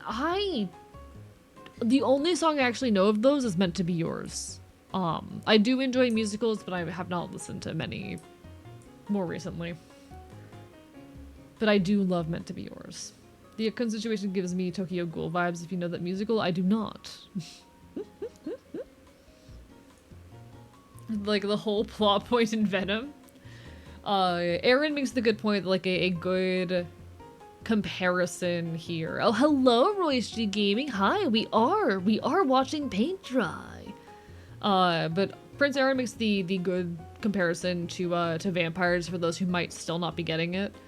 You know, a vampire needs to consume blood to live. And that can involve the harm of people, though when it comes to the case of Icon, it's consuming your very essence, your very being. And preventing any kind of passage onto an afterlife, you know? I love musicals, let me help. See, I love musicals. I don't have the time to engage with media. It's an AK-47, it's an AK-47.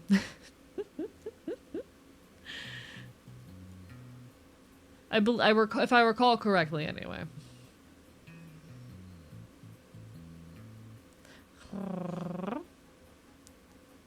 I know Tokyo Ghoul is an anime, I just didn't have the energy to make the correction. Don't live for humans because ghouls are the only food. Because for ghouls, the only food they can consume is that of other ghouls and the flesh of humans, which obviously humans don't like. Yeah, exactly. It's very much that kind of situation. Just like with vampires, my answer is it depends on if I like them. But see, I come from a lot of things from a very anarchist perspective, and a very harm reduction perspective. I come at everything with a lens of like, what is the moral choice here? Volunteers tribute for Icon while chat runs. I don't want an afterlife, but you lose your personhood. You don't just lose an afterlife, you cease to become yourself. You know? Have you considered that they're just a little kitty? Disagree some sort of me. I'm sorry. I'm sorry. Gun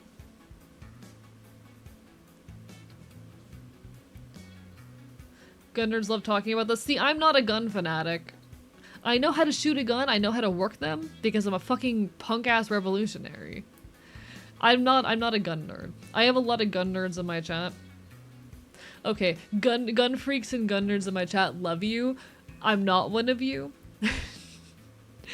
I know how to use a gun because it's necessary to create change in the world, you know?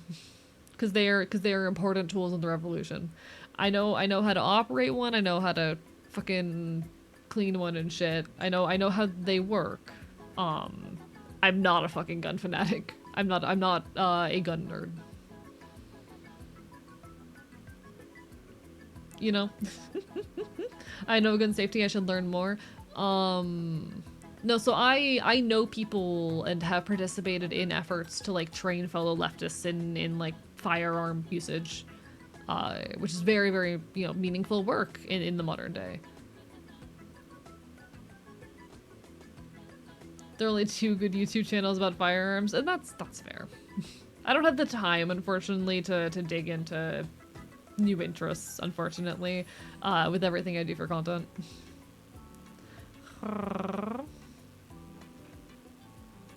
But nah, for me, like, guns are a necessary tool in the fight to improve the world and fight for freedom, you know? That's very much my perspective on firearms.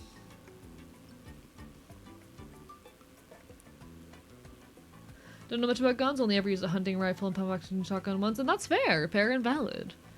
I grew up around them. Fennel taught me when I was young.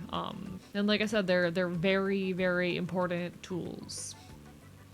Did violence fuck up your sleep? It has not fucked up my sleep. It does not stay in my system long enough to do so. It stays in my system for like 8 hours. Not too big on guns, mostly because loud noise are no-nos for me, and that's fair. But if we're going to, you know, create actual revolutionary change in the world, they are completely necessary tools. People talk big game about peaceful protests and whatnot, and how, like, all good protest is peaceful. Historically, most effective peaceful protests only ever stayed peaceful because of the presence of people with guns. Because in order for peaceful protests to be effective, you need to have a violent alternative. In order for peaceful negotiation to go anywhere, you need to be able to point to an alternative that is violent and messy.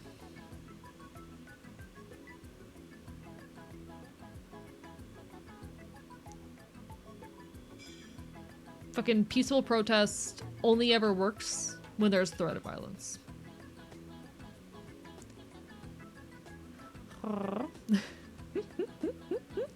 Guns are for me, I can program the revolutionary drone autopilot or something, and that's fair. We definitely need more boots on the ground, though, and that's one of the things I'm talking about in my next video. We desperately, desperately need more boots on the ground. I had the opportunity a few weeks ago to talk with like some actual organizers and activists in my area. It was a very fascinating experience that gave me a lot to think about.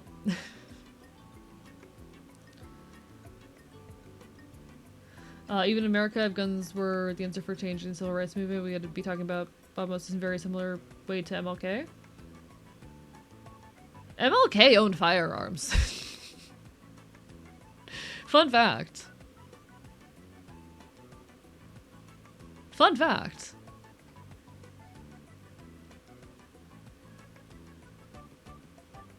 Just throwing that one out there.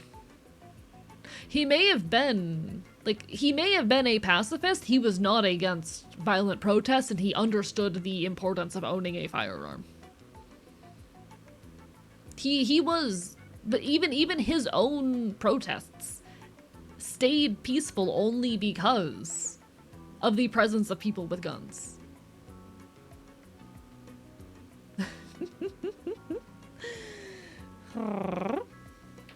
I just, like, it's very interesting how that particular story, the story of MLK particularly, has been spun in that direction. Used to feel very out of place in left-winger punk and industrial space due to how I dressed. Then I realized no one gave a shit as long as my soul was in it. Exactly! My big argument around punk, my big argument around punk in general, you don't need to listen to the music or dress the part to belong in punk spaces. If you are a hardcore leftist who wants to create change in the world, welcome aboard.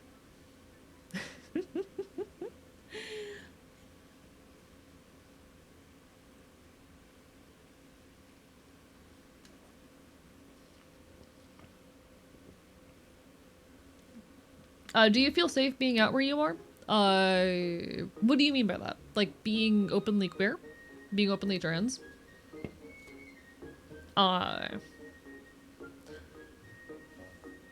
do I say?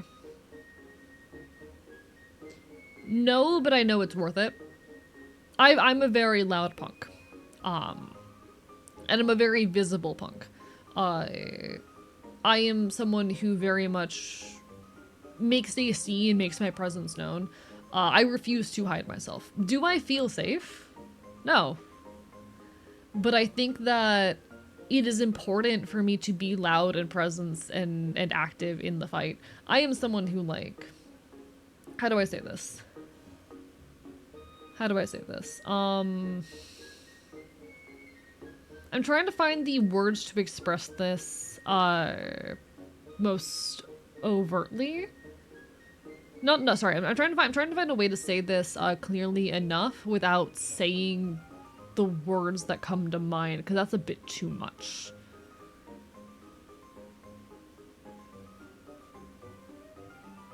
I am someone who wants to stand and fight for my home. There's this really wonderful song by the band Confession Kids. Yes, I'm putting a fucking quarter in the Confession Kids jar, leave me alone. They are one of my favorite Florida-based punk bands. They have this wonderful song called Come and Get Me, which is very specifically about this exact idea. It is a song about wanting to defend your home at all costs. It is a song about refusing to let fascism and similar ideologies take your home away from you.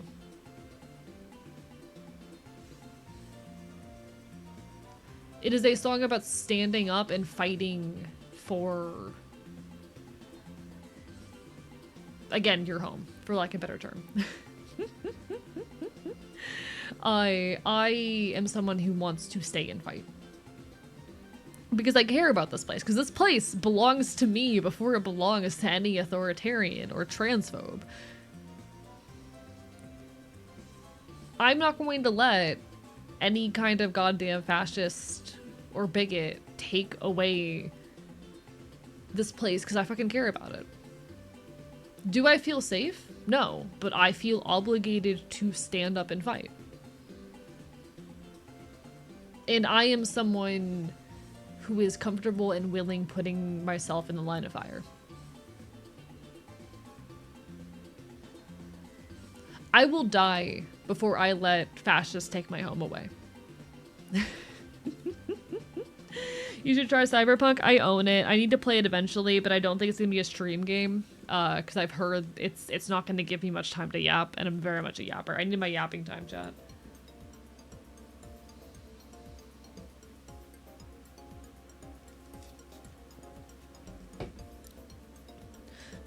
I will lay my life down before I let fascists take my home away from me. That's what it comes down to. Just do the AE classic? See, I've heard the game has too many quick time events and it's voice acted and shit. Not actually out IRL yet outside of the family I live with, but I want to be. I hope you're able to be someday. Cause like it's not always safe. It's not always scary. Sorry, it's not always safe. It is scary sometimes. I've been lucky enough to find very strong community.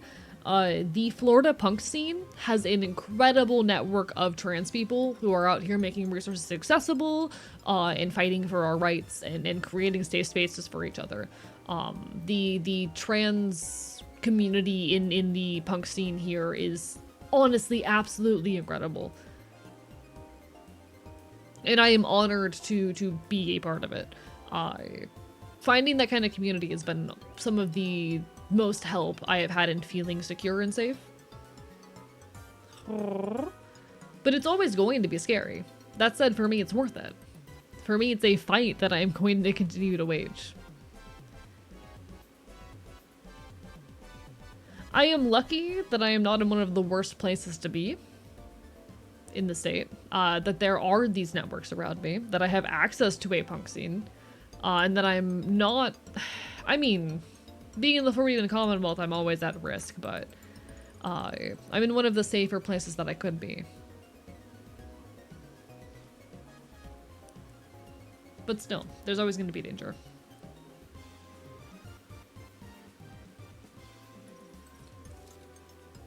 I have heard the name Machiavelli before. I have not explicitly read any of his texts. I'll be honest, I'm not the best at actually reading.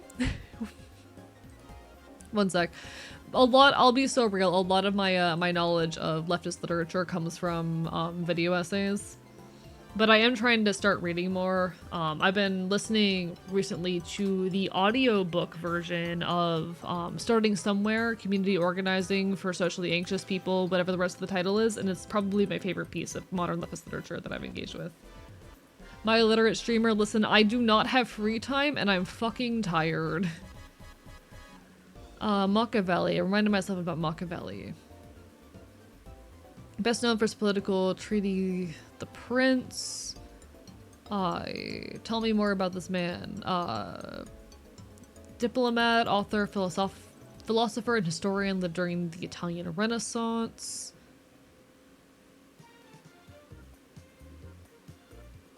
He concerned himself with the ways ruler could succeed in politics and believed those who flourished and engaged in deception, treachery, and violence. He advised rulers to engage in evil when politically necessity requires it, at one point stating that successful founders and reformers of governments should be excused for killing other leaders who had opposed them.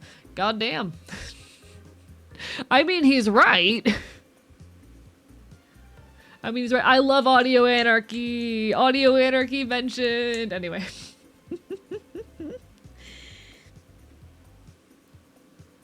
I will say I do very much recommend Starting Somewhere.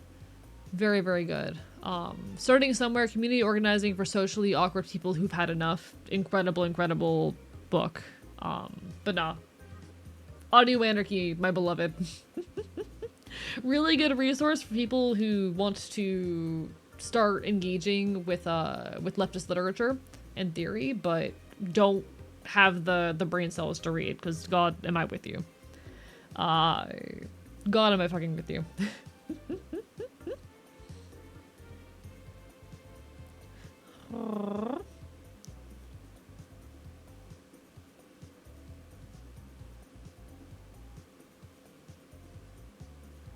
See, my thing is, I'm an anarchist, and under anarchist systems, you can't have shit like gun control. But you know.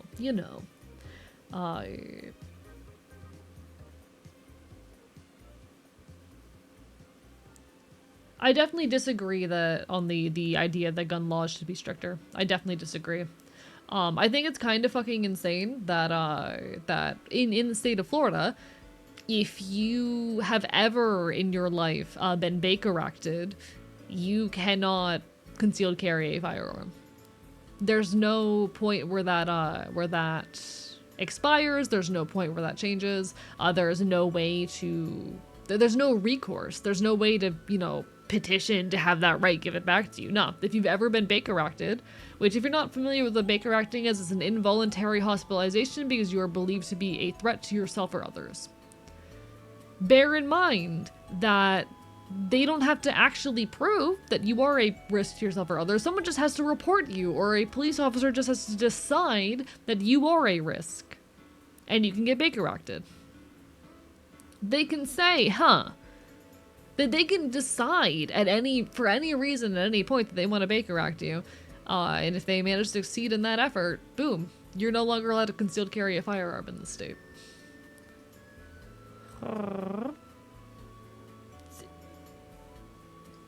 Did you fix your stuff? Yeah, the laptop's working. I need to still take it to a shop to get it looked at, but it is functioning at the very least.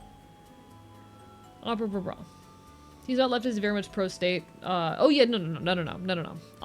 Machiavelli, like the impression I was getting, I didn't get to finish my point, apologies. Chat keeps pulling me in a million different directions, affectionately. He is definitely someone who is pro-state, but damn, he's saying the quiet part out loud. He sure is saying the quiet part out loud. The thing is that Audio Anarchy got mentioned in chat immediately afterwards, and I fucking love Audible Anarchy. Very, very good YouTube channel. Bark, bark, bite, bite.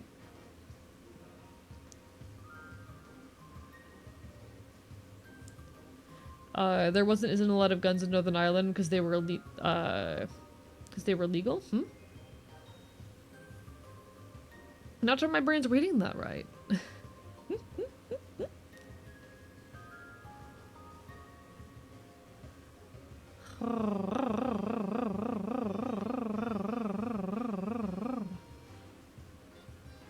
Sorry, I'm trying to keep up with chat, and there's a lot going on, a lot of overlapping conversations.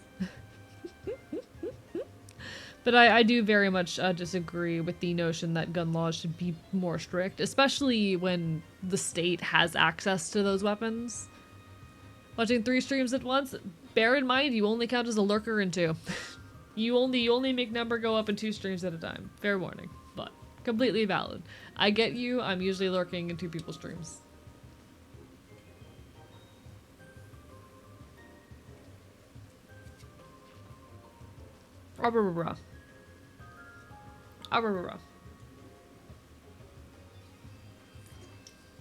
I know you guys are talking about gun laws in the UK, but I can't follow the whole thread. Like, I know what you guys are talking about, I can't follow the whole thread. You know?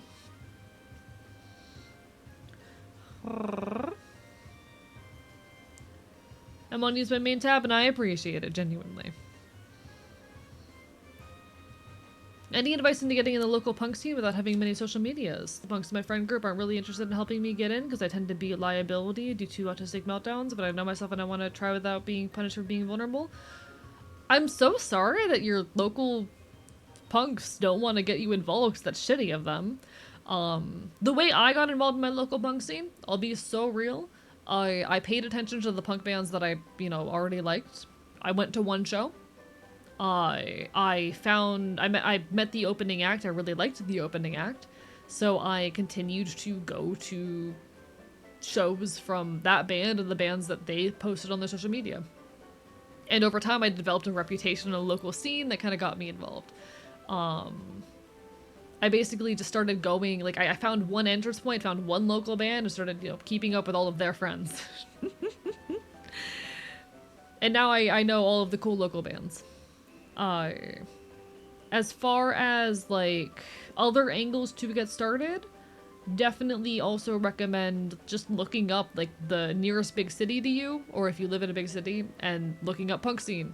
So XYZ city punk scene, and that should lead you to potentially, usually a Reddit thread, that'll give you like, all right, here are the venues where the punk bands go. Here's a couple cool local punk bands if there is a scene in your area. Good place to start.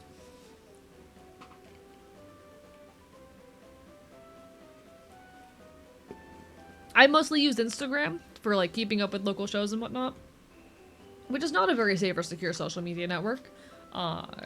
It's meta after all, but it's what works and it's what all the bands post on.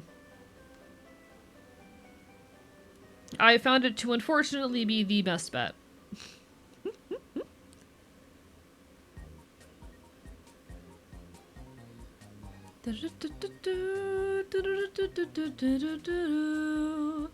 Not having Insta is my downfall, and I mean understandable for not having it. Reddit is actually an extremely useful website, by the way. I'm a big Reddit defender, chat. I'm a big Reddit defender. Just came back from a queer festival and all the vendors have Insta. It's really the best social media to use for this kind of shit. Unfortunately.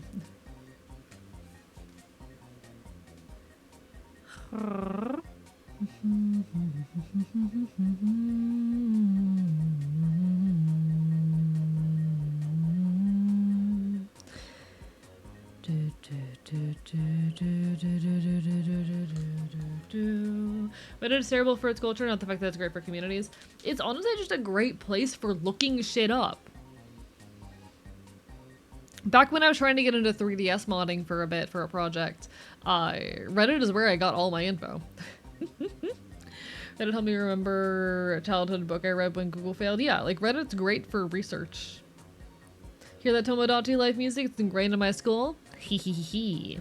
I play a lot of Nintendo music in the background during streams, so it's nostalgic for me as well. Your humming is making me sleepy? Aw, poor thing. I'll eat sand and set my pants on fire before I download Instagram, Facebook, or Twitter, and, like, understandable. These social medias are extremely predatory and fuck us over. Unfortunately, we do what we gotta do. Unfortunately, desperate times call for desperate measures and all that.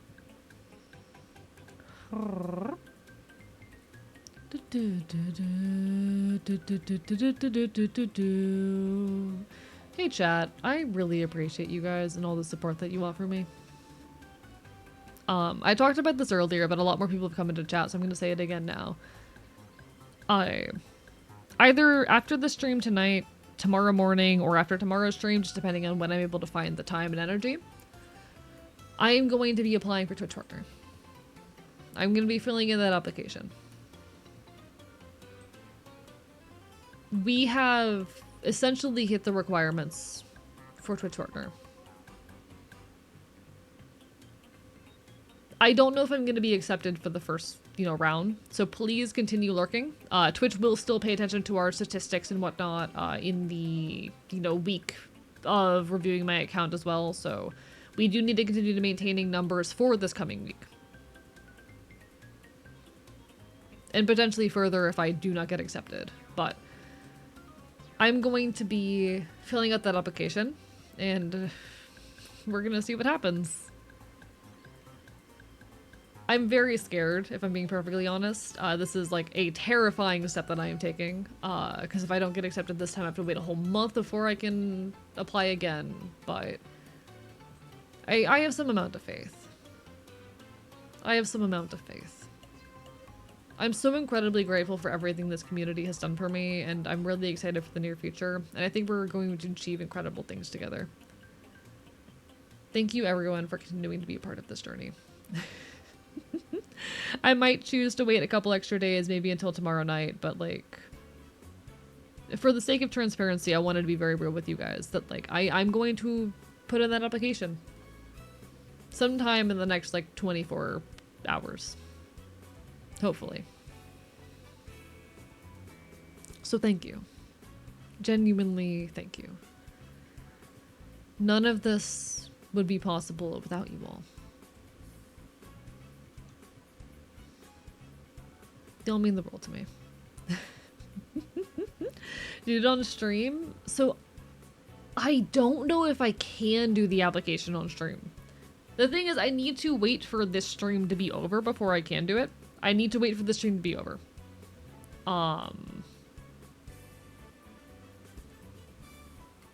So how do I say?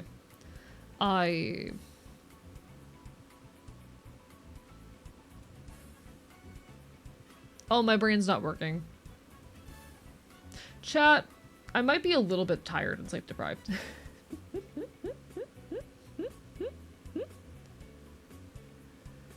How do I say this? How do I say this? Oh, okay. I would love to. I need to wait for this stream to be over, so I'd have to do it during Saturday stream, if we are going to do it on stream. Which I could do it during Saturday stream, put in the application, but it's gonna take like a week to be accepted. Also, BLT, I have seen people get accepted on the first run. I recently had a friend who has lower numbers than me get accepted in her first attempt. When are you not AE? The problem is I got home like fucking 10 minutes before starting a stream, okay? I did not have time to settle down. Yeah, Wonder I do believe got it on her first application. And I've seen other people do that before. The only times I've actually seen people get rejected on the first application is because they didn't actually meet the requirements. Because most people do not realize that you need to meet the requirements for 2 months. Most people don't realize that fact. And to be honest, I am a little bit like itching to make it happen because we're starting to see our numbers slip. So we do like, I kind of need it to work now. I'm anxious. I'm anxious.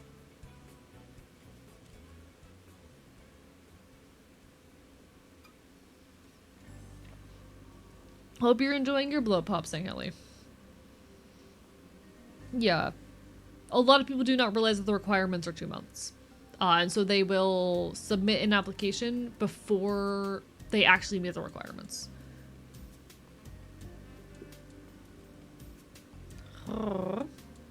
We got you, you'll make it? I hope so. I hope so. I do ask that people continue to lurk, continue to support, because it really, really means the world and is very important and necessary right now. But I endlessly appreciate all of your support and everything you guys have done in helping to make this happen. We're so close. We are so, so incredibly close. What features do you get as affiliate again? So affiliate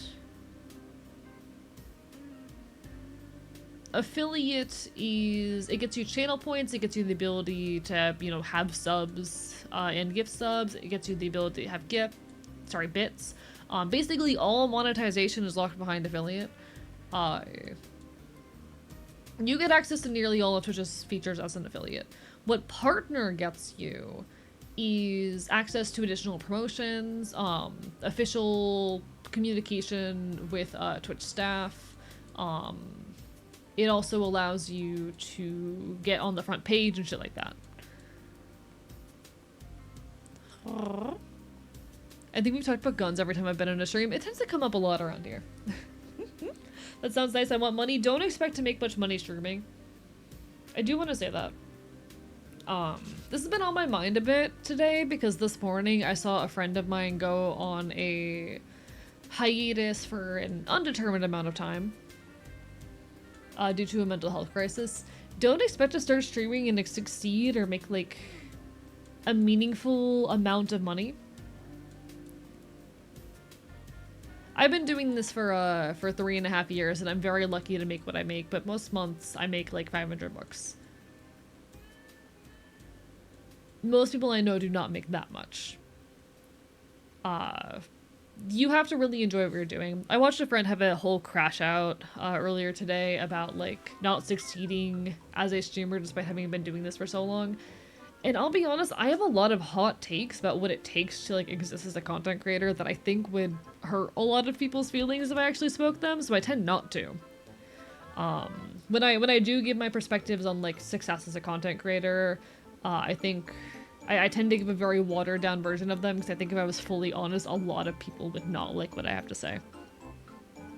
But I watched someone very much crash out about feeling like no one cared about their work and feeling like they have fought so hard and worked so hard on their content and no one, it hasn't gotten them anywhere. And yeah, a lot of people feel that way.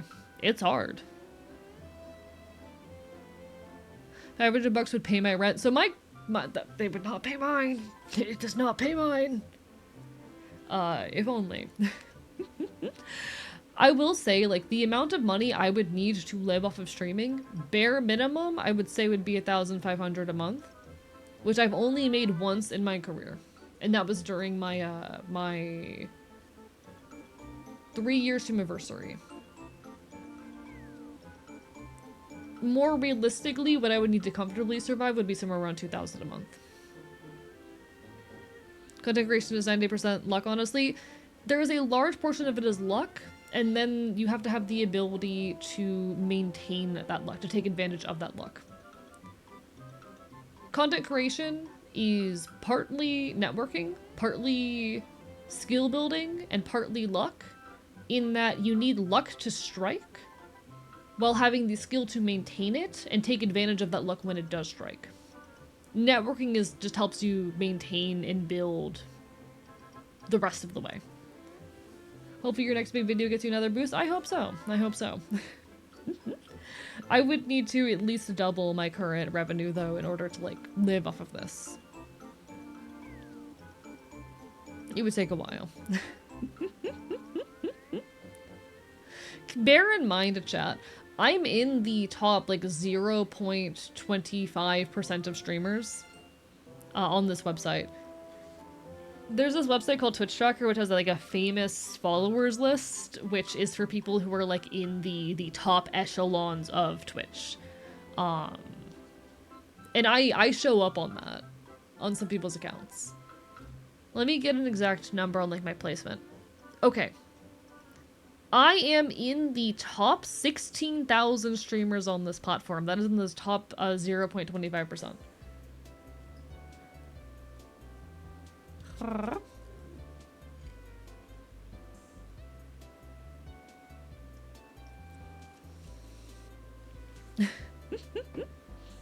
I am absurdly successful as far as Twitch streamers go. I am absurdly successful as far as Twitch streamers go. This is not livable yet. And I want it to be someday. We're not there yet. We're not nearly there yet. That said, I'm gonna keep fighting until it happens. I will make it happen.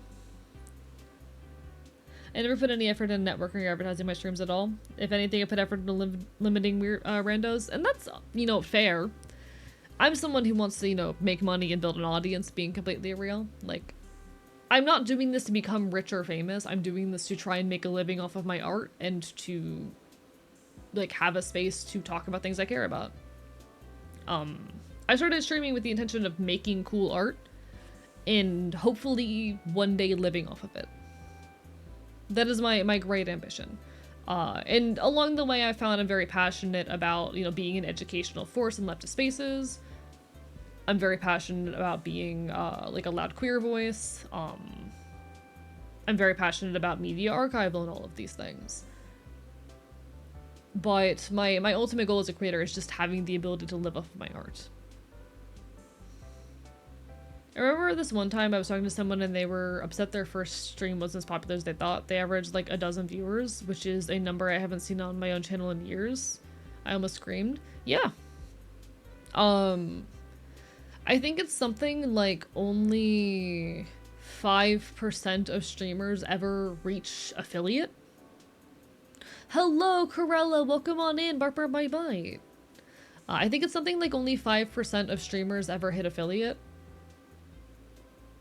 Which really puts into perspective how hard it is to get anywhere in this endeavor.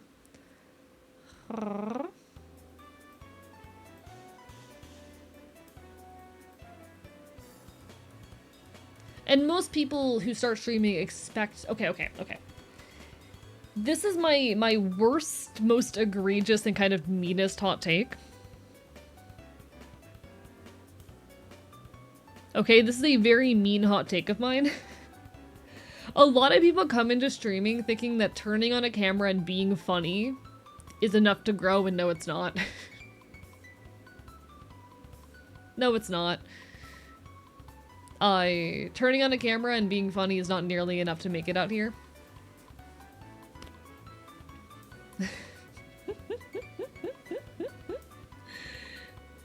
You need to actually put effort into improving yourself as a person and entertainer. I have done very intentional work on building my commentary, in shifting my voice. Chat, I have intentionally, like, I continued voice training to have a voice that is more appealing for content. You have to put significant work into your setup. You have to think about why you make the kinds of content you make. It is not enough to go on to stream playing the same game every day and just build an audience by being lukewarm funny.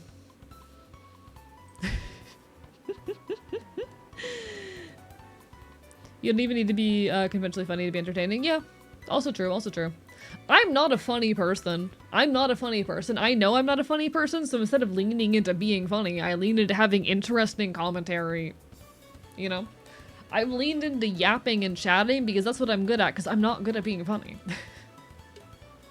In an era of Silk Song streams, we were watching paint dry. Yeah, and you're fucking liking it. This works as the yapping fucks. True, true. But I've known so many people throughout the years who just go live every day for 8+ hours doing the same exact thing and never putting the thought into why they stream the things they stream, into what their niche is, never bothering to better themselves as a creator. And you're not gonna make it doing that.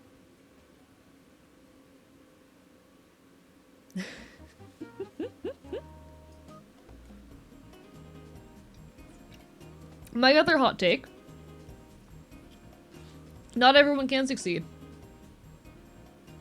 Not everyone can succeed. It would not be sustainable for everyone to succeed. Because Twitch and content creation, as they currently exist under a capitalist framework. There is a limited number of eyes, a limited amount of attention in the world and on this platform.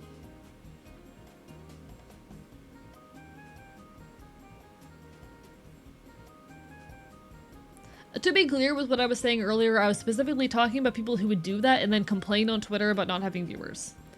Hello, adorable non-binary fox. Welcome on in. I'm giving some content creation hot takes right now. But not everyone can succeed.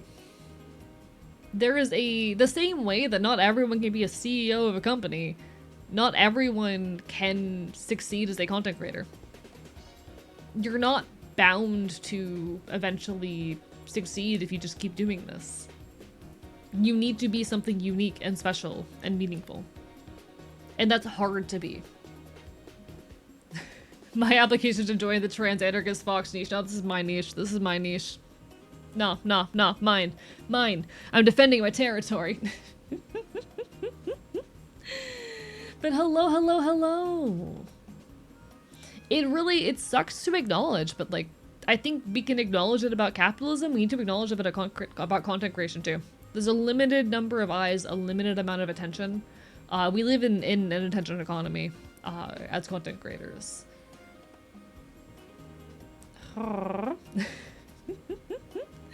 we're networking? Sure.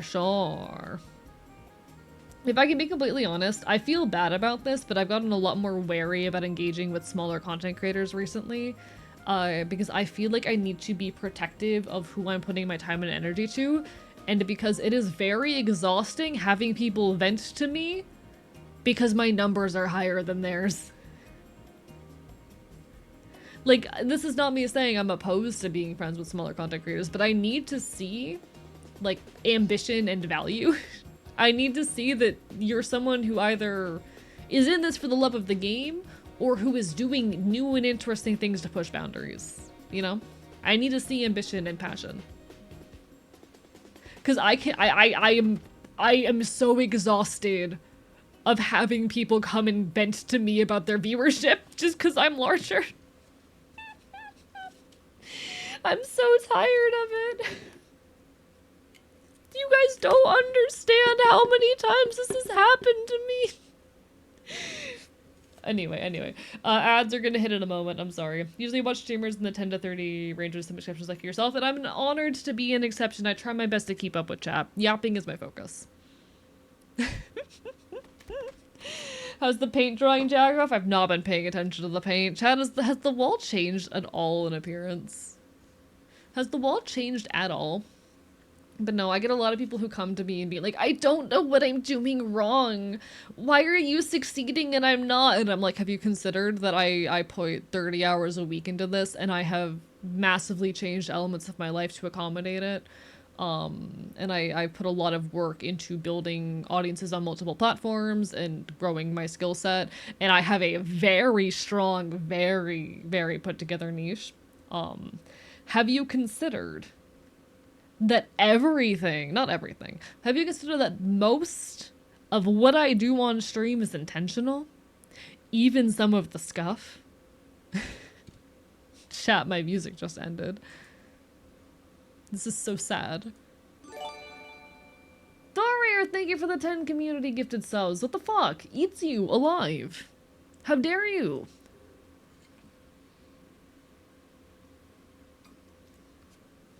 Ah, rah, rah, rah. How dare you? Stop being nice to me. That's illegal.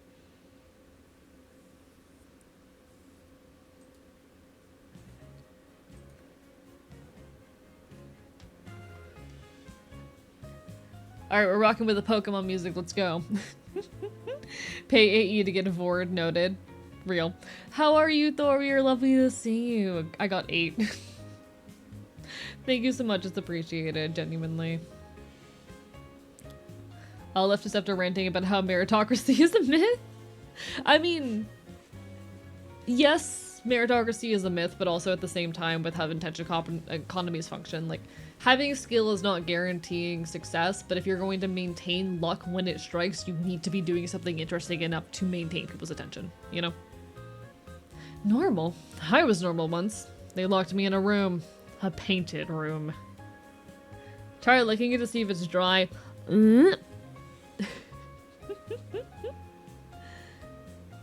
I would be a content creator, but I have nothing interesting that I do aside from making chainmail and quarterstaffs, but also I don't have enough free time to dedicate so much to it.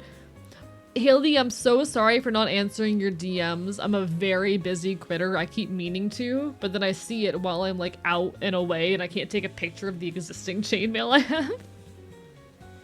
Having a unique and meaningful niche is very, very vital, but yeah. Hello, truth-telling puppet. Bark, bark, bite, bite. Lovely to see you. Sorry for not seeing you there sooner. What is the difference between community and regular gifted subs? Community gifted subs just means that they're like going out to random people, I think. Like a quote-unquote regular gifted sub is if you target it at a specific user. Community is randomized. I was with you until you said your scuff was intentional. Like, I know you're just that cursed in your life. When I say that my scuff is intentional, I mean sometimes I will intentionally start stream while not having... Okay, you know how sometimes I'll start stream and I don't have my my tracking started? Sometimes I do shit like that on purpose. I've left the that one hotkey. One second. I've left this hotkey intact. The hotkey that both like moves my model and also moves the screen intact. Partially because I think it's funny. I could fix that at any moment. I could fix that at any moment and make my stream significantly more professional. Unfortunately, I think it's funny. But sometimes I do intentionally like do scuffed bits on purpose.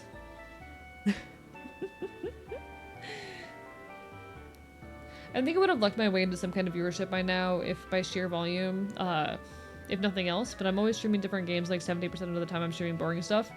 Hey, I spend most of my time in the just chatting category and then I stream games that no one else has ever heard of. Hello, the introvert lesbian, Barper by Bite, welcome on in. I got lucky from a YouTube video. Yeah, the clock is counting down. Welcome on in, rah rah rah rah. You being an exception is you being that damn good of a streamer. Alongside this, an opportunity for me to interact with a new political group was recommended to you and your chat isn't too active to a point where it overwhelms me. You know what? Completely fair. I appreciate that, Belladonna. I try my best to keep up with chat as much as possible. I always can't. I can't always, but yeah, we try. Like, I'm a progressive liberal, but also have my hands on social spaces, now an anarchist space, and love it. Hell yeah. No, I'm glad I can be your resident local anarchist space. I don't think he's breaking into the mainstream watching paint dry. Exactly.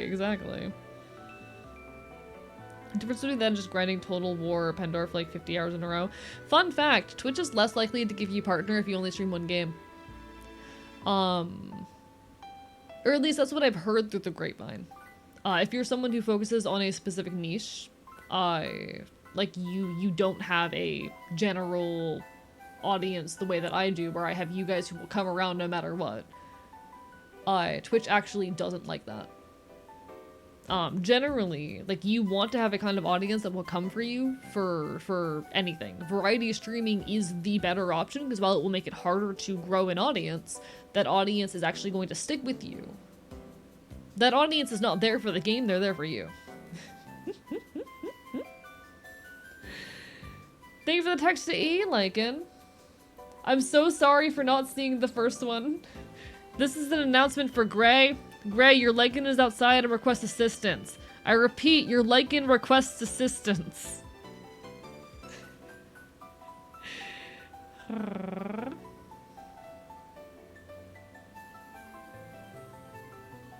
Just stream those because it makes it more fun. Also fair, also fair.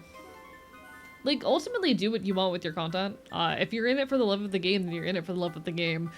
But I do get a little bit tired with folks who stream in ways that are unoptimal, don't better their content, and then complain about not having succeeded, you know? It's fucking hard. It's fucking hard.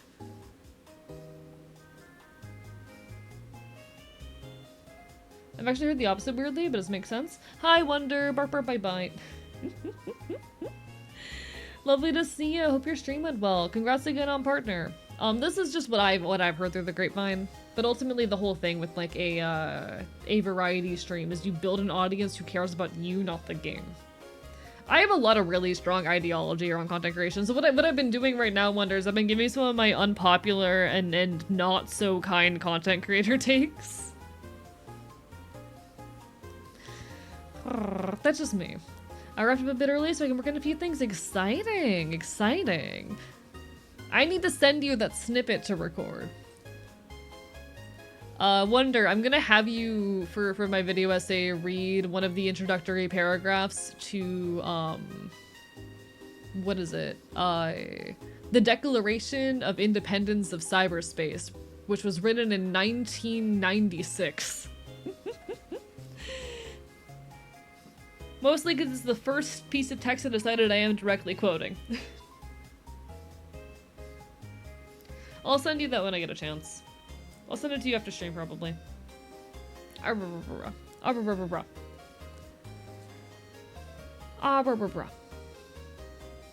crash out if I was in your position and people were venting about not getting views to me. You'd be surprised how often it's happened. You'd be surprised. And I know I've been absurdly lucky in my growth. I know I've been absurdly lucky, but like, this is part of why I'm kind of in this camp of like, I really want the people around me to be people who I see ambition in, you know?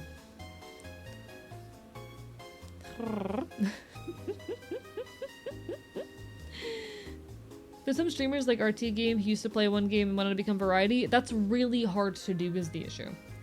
I've known a lot of people who were like, you know, really big in one game and who grew massive communities off of it, and then stopped playing that one game and have never recovered their viewership since. I have one buddy who back during 2020 got really big for playing Animal Crossing New Horizons. And he was seeing almost partner numbers. He was at a point where he was getting really close to living off of creation because his cost of living was low enough that that was viable. And then he burnt out and went to be a variety content creator. And he fell off. And he, unfortunately, has not seen that level of success since. All the love to him, he doesn't really stream anymore.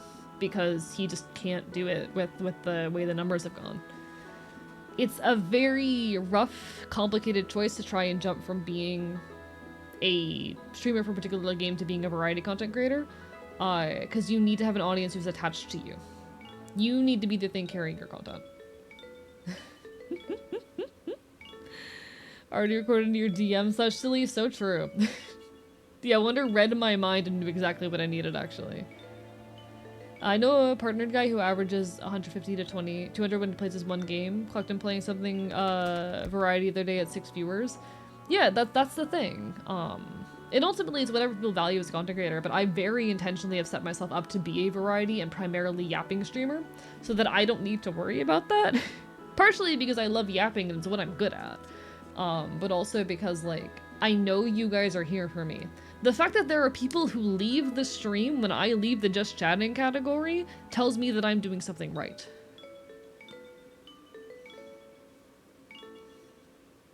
For a VTuber, how important would you say the theme slash model is? I'm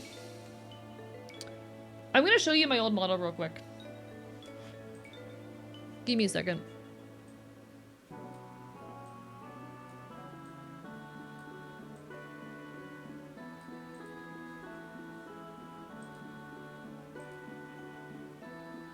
I managed to reach 40 average viewers with this model.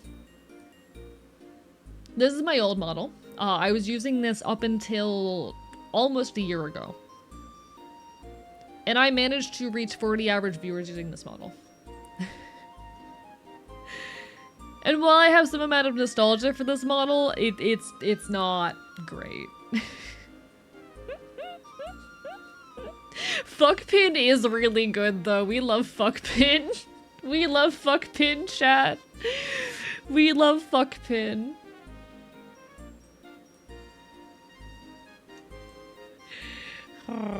Fuckpin, my beloved. But this was my old model.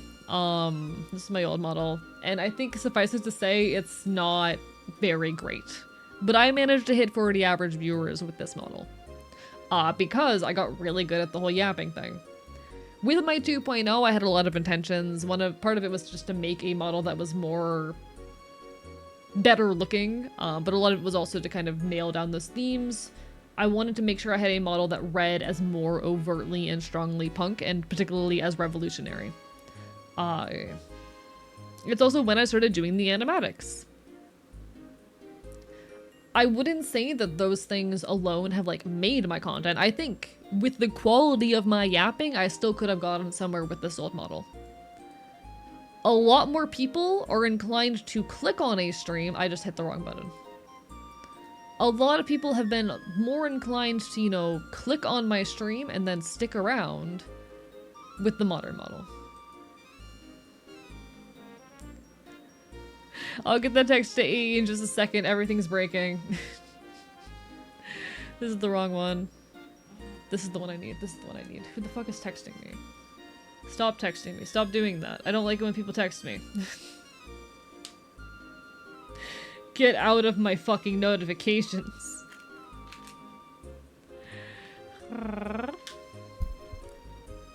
But like my intentions for this model were manifold.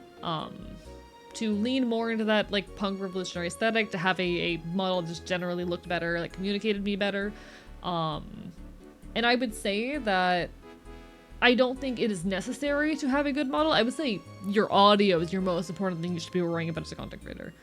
It has certainly helped. A lot more people are going to click on my stream and stick around if they have something nice to look at. But I think I still could have gotten this far without it. It would have just taken longer.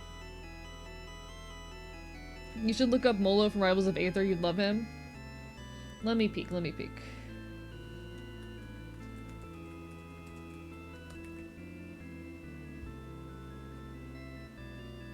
I do fuck with him. I do fuck with him. That's a very incredibly me design. Oh, I love Talons. That is an incredibly me design. He's also a transmasc anarchist. Let's go, winning. The new model definitely better represents what I would see you as. Thank you. I think it definitely better communicates punk revolutionary, you know? The only thing I wish is that I had put patches on the jacket, and I could probably add that at some point if I wanted to. It wouldn't be that hard of a thing to add.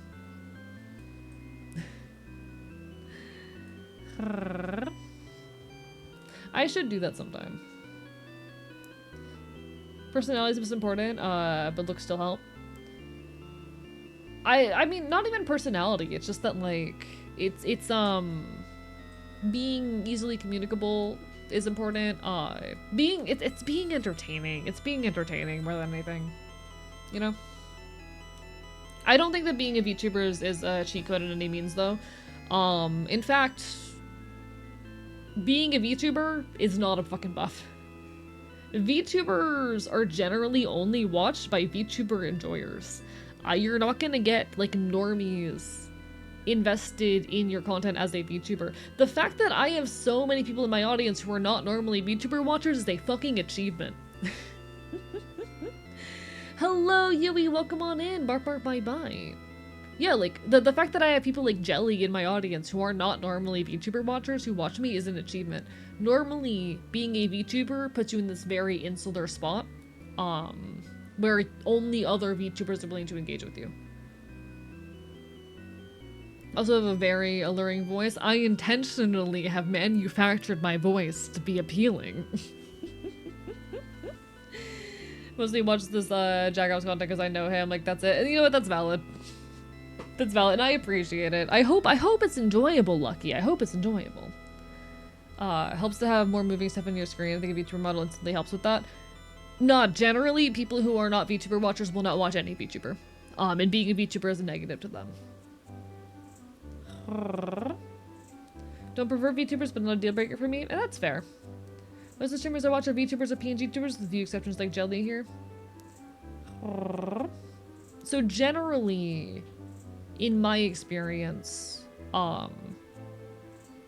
VTuber enjoyers only watch VTubers, and it's pretty rare as a VTuber to have an audience that is composed in significant part of people who are not regular VTuber watchers.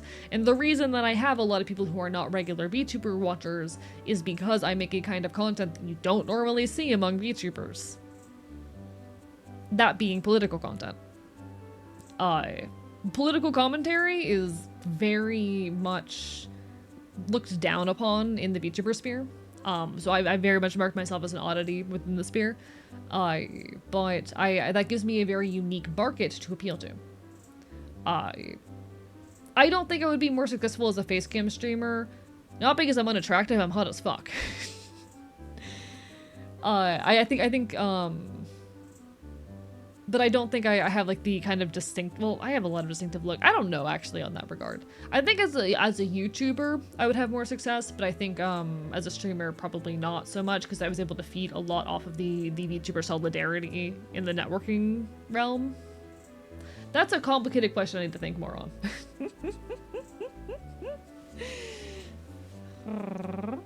I started as a flesh tuber, watching you inspired me to make a model. Valid. And I'm glad for that. I think as a YouTuber I would have better odds, honestly, if I were not a VTuber. But being a VTuber works well for the streaming format for me. What the fuck is a flesh tuber? It's people who stream with their faces. Not sure how to feel about the flesh tuber. What the fuck else are we supposed to call you people?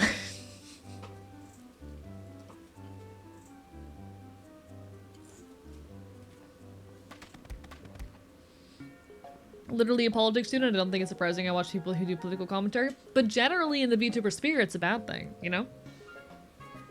A lot of people say that like politics should just stay out of VTubing, which they say with everything, but VTubing as a niche is based in Japanese idol culture.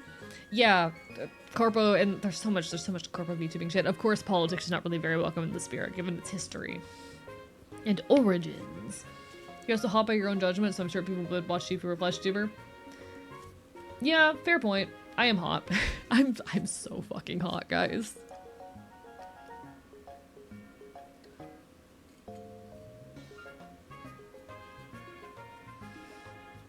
Oh yeah, there's also a lot of stigma against male VTubers. That's a thing. That is a thing. There is an amount of stigma against male VTubers.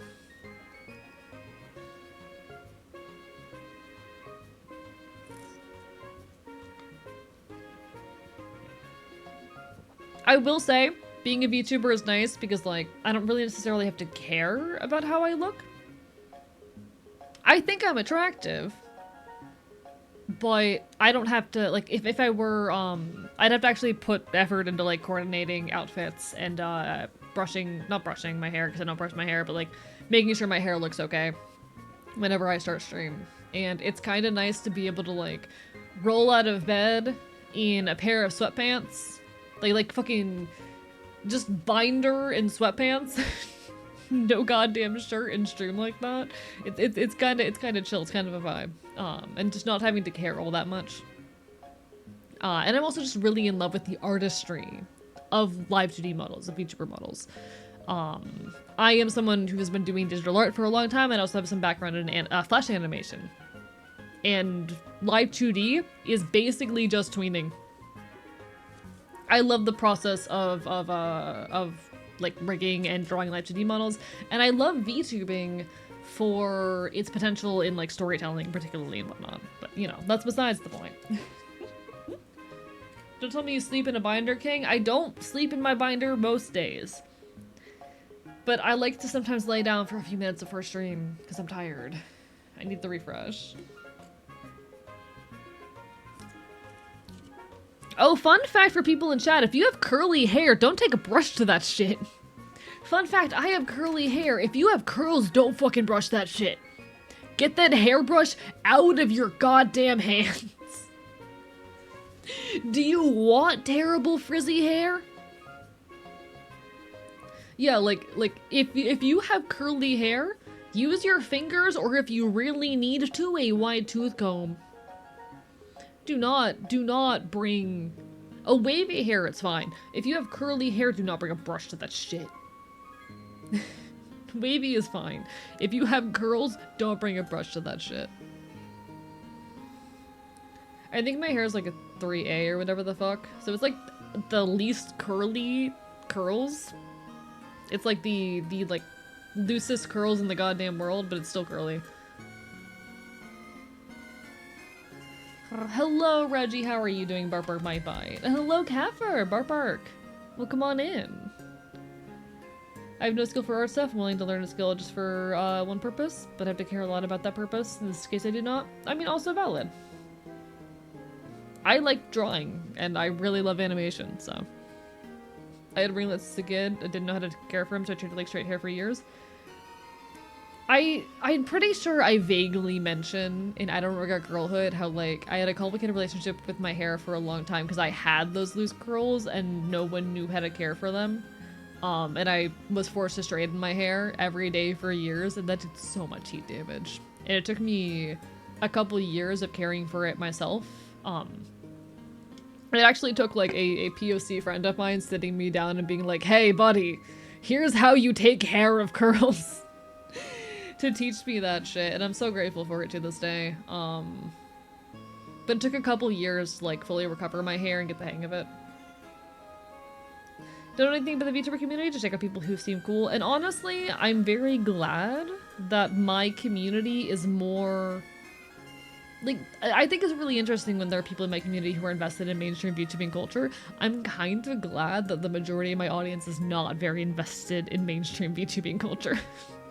Because, God, I have some frustrations with mainstream VTubing culture.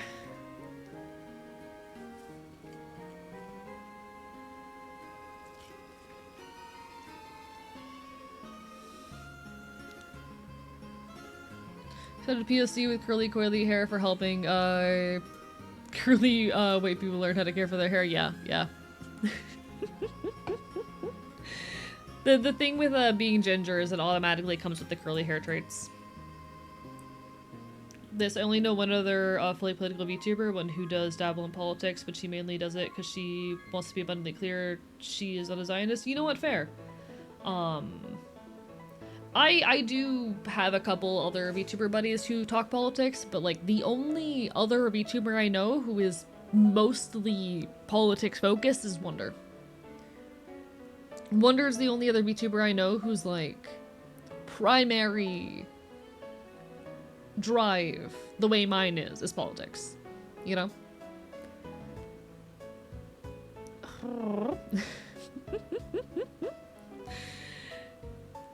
It's not a common thing in this scene. But I adore Wonder, and honestly, she did so much to give me the confidence to be open on this stuff again after the doxing and harassment scandal. You know.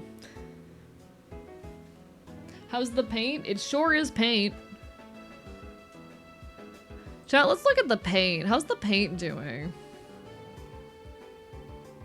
I think there has been visual change, actually. It looks less gloopy than it did before. It looks less gloopy. Lick test?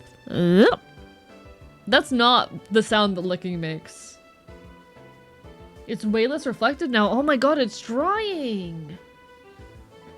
Chat is drying. Hi, Wookiees. Welcome on in, Bark Bark Bite Bite. It's a lot more matte. There's also just less texture in general. It's more smooth.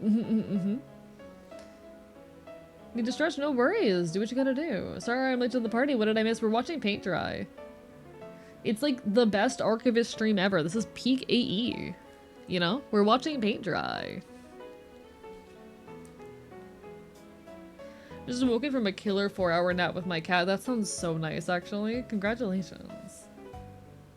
Yeah, you've missed 2 hours of paint drying. How do you feel about that?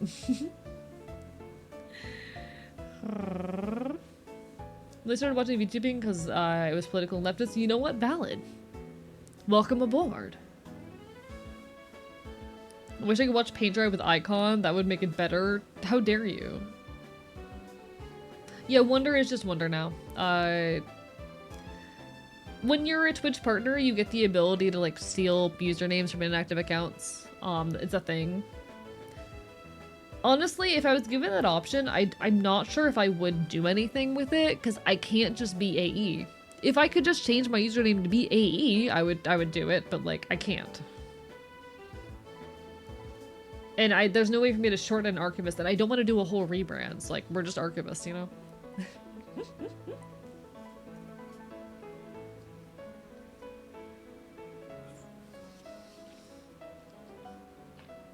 I need a partner so I can be jelly goober real. Bro, chap. Bro. Low-key. I was thinking about this. I'm not sure. I wasn't sure if I wanted to do this tonight. But I typically do a Celtic Cross Tarot reading at the beginning of every stream. Or at the beginning of every month. And I have not done mine for September yet. Chat, I've been thinking... Or I was debating earlier if I should do it on stream.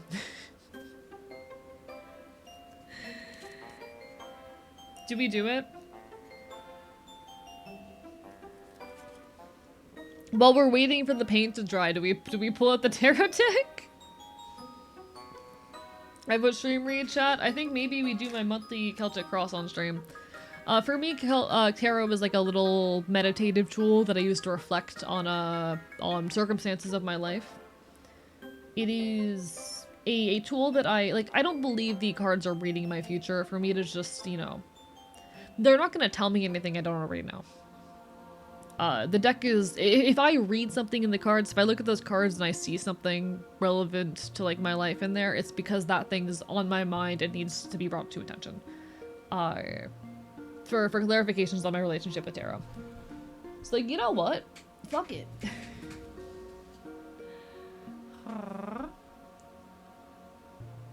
Can't watch because it's triggering for me, but have fun. I'm so sorry. I definitely understand if tarot is uncomfortable for some people. For me, it's a meditative tool that I use to help myself. If people need to step out for a little bit during it, I totally understand. It shouldn't be too long, but, you know. It's a thing.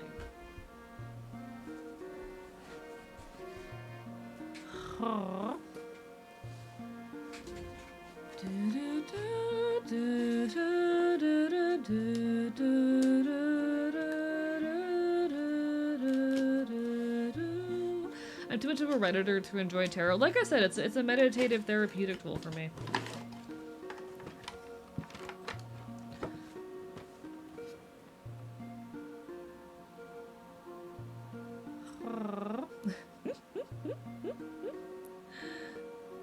A tarot stream would be fun, not super spiritual, but it's just a good psychological tool. Exactly, exactly. They're a psychological tool for me. The thing with doing a tarot stream is that it would require me to, like... I know everyone in chat is going to pester me for readings, and I'm not going to be able to keep up with chat, and I feel like I'm going to get overwhelmed.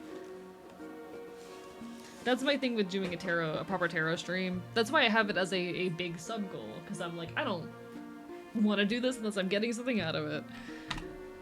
But that's how it goes. Alright, alright. We'll do this quick, alright chat? We'll do this quick. Give me a moment while I'm setting up my webcam.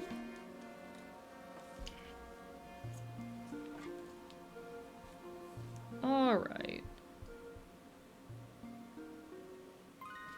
Most people I know who do tarot use it as a psychological insight tool. Yeah, that's what I know most of the folks in my life use it for as well. If you want to do readings from chat, maybe you can narrow the pool to the Discord somehow. I don't think that... The issue is, like, I'm gonna start up a queue and people are gonna get really impatient. That's the fear anyway. That's the fear anyway. Don't know any tarot users? Fair. I know a handful. Alright, is this gonna work?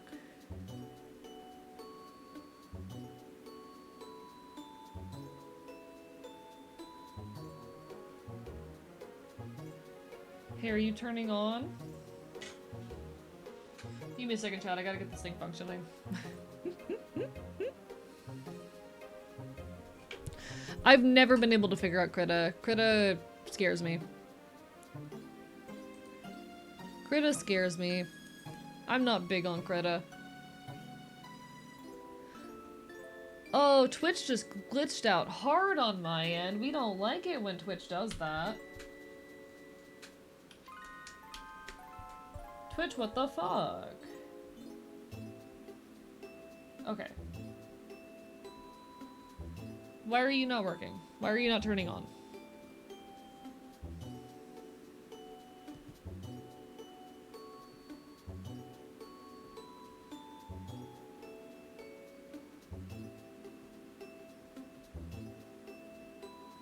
Okay, there we go, there we go.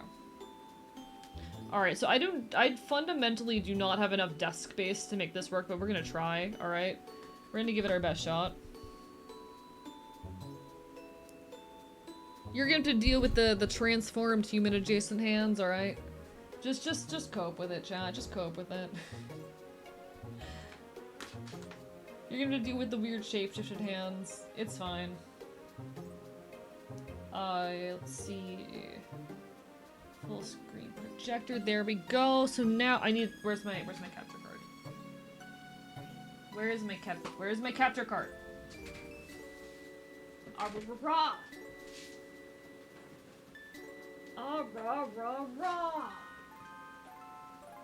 Where is it?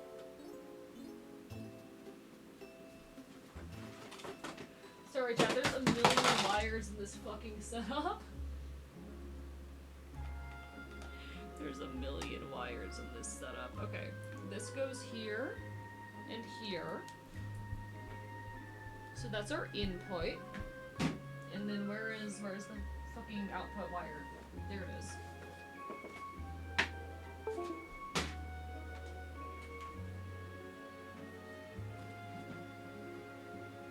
And then you go in here.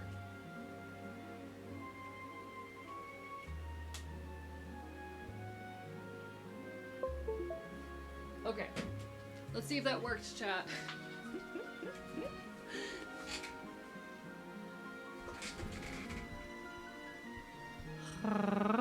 Let's see if I can make this function. So what I'm gonna do is I'm gonna open up a new video capture device. Actually, we're just gonna add existing capture card.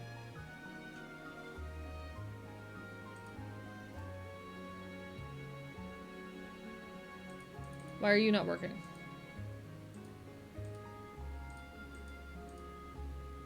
Okay.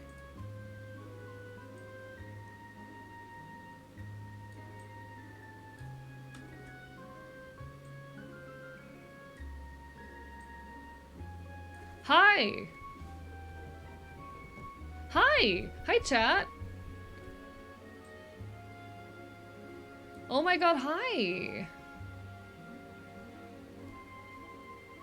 Look, chat, it's hands!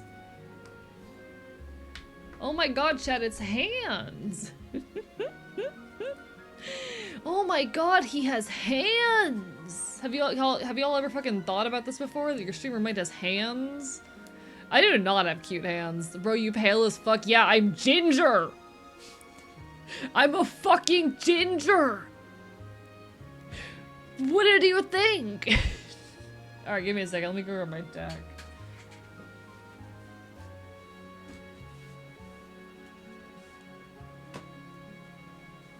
We're consulting this bad boy. Alright? I have talents. You lied to me. I thought you... I can shapeshift, okay? I can shapeshift, and right now, we're dealing with the gross human hands. Because what the hell else am I supposed to do, okay? I'm a shapeshifter.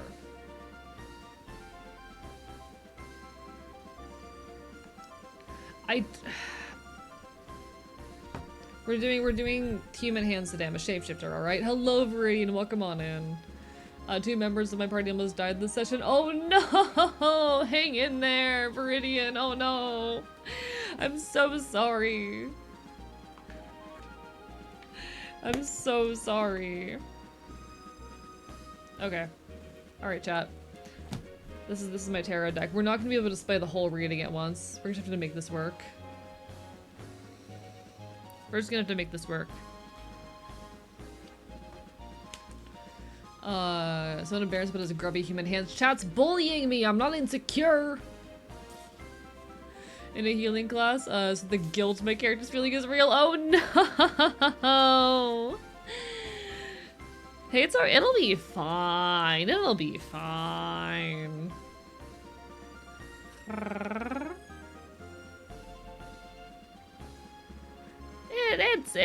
Nothing a little bit of future healing can't fix, you know? They're like pianist hands. I have very long fingers. I have extremely long fingers.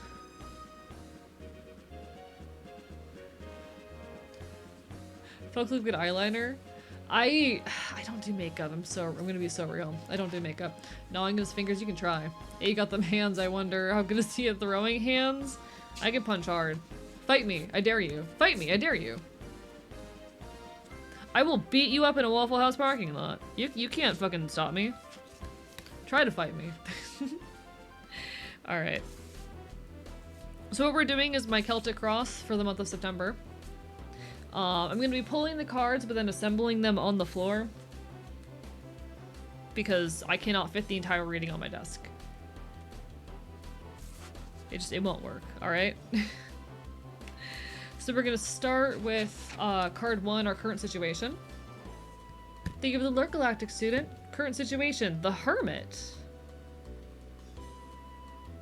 Okay. Interesting. So the Hermit is introspection. It is a positive type of solitude. It is you are seeking solitude and finding enlightenment within it. Whereas when reverse, it is a less positive kind of solitude.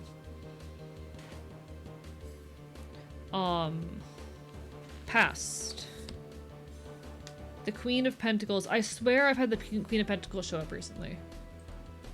I swear I had the Queen of Pentacles show up recently.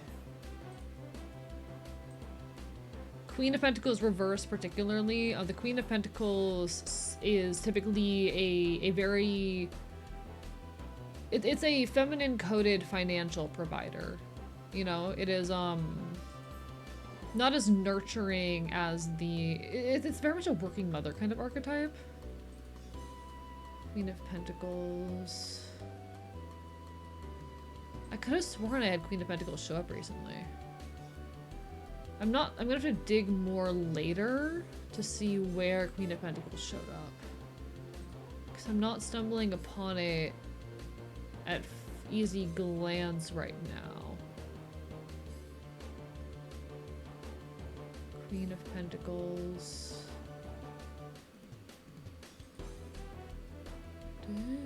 Queen of Pentacles was below a couple. This was in okay. So 2 months ago, Queen of Pentacles was below, which is below is your like underlying thing. All right. Yeah, it's a Diablo themed deck. It's a very, very beautiful deck, Truth Telling Puppet. Future.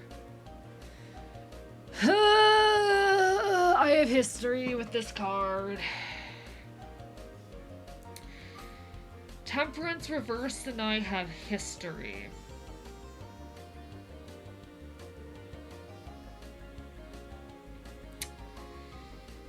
Temperance reversed and I have history. Diablo once threw that card at me obsessively for a while. And I don't recall exactly what it was about, actually. My memory's foggy in that regard, but it looks like I'm about to slip into bad habits, chat. It looks like my near future is I slip into bad habits. Temperance reversed points to imbalance, lack of harmony. Not necessarily a good card to pull. Below? Oh, funny! Someone asked what the Fool looks like. There's your Fool. Below is the Fool. The start of a new venture. It's cluelessness, and foolishness, but it is a beginning. You know? Beginning of a new venture. I am starting something.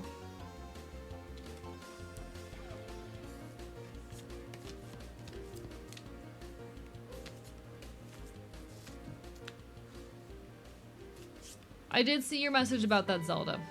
I did see your message about that. Above. Above is like an overarching goal, whereas below is what's in your subconscious. Above is some kind of overarching goal or aspiration. So our above is... Oh, chat. This is a very loaded reading. This is a very loaded reading. The devil is about addiction. It's about things that chain us. Oh no. Okay, so that's our, that is our cross of our Celtic cross. Give me a second, I'm gonna move all that to the floor real quick. Chat. Wait, move this to the floor real quick so I can take a picture of it later. Chat, this is a very loaded reading.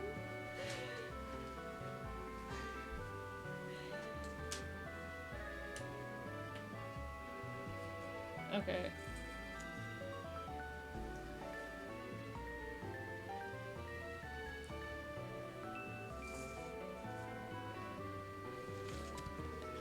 Chat, the fucking cross is 4 out of 5 major arcana. Major arcana tend to pop up when things are outside of your control. Major arcana say there's something outside of your control. You do not have influence is what the major arcana means. You cannot change this outcome. Okay. Alright. So when you have a reading that's largely or mostly major arcana, that means that that things are outside of your control. I remember the first time Diablo gave me a reading with 0 major arcana, I was so scared it wasn't him, because he's mean, he's bitey. Maybe the paint is getting jealous of the tarot. Alright, so we're moving on to our staff. Our staff starts at the bottom with advice. So this is Diablo's advice to me for the coming month of September.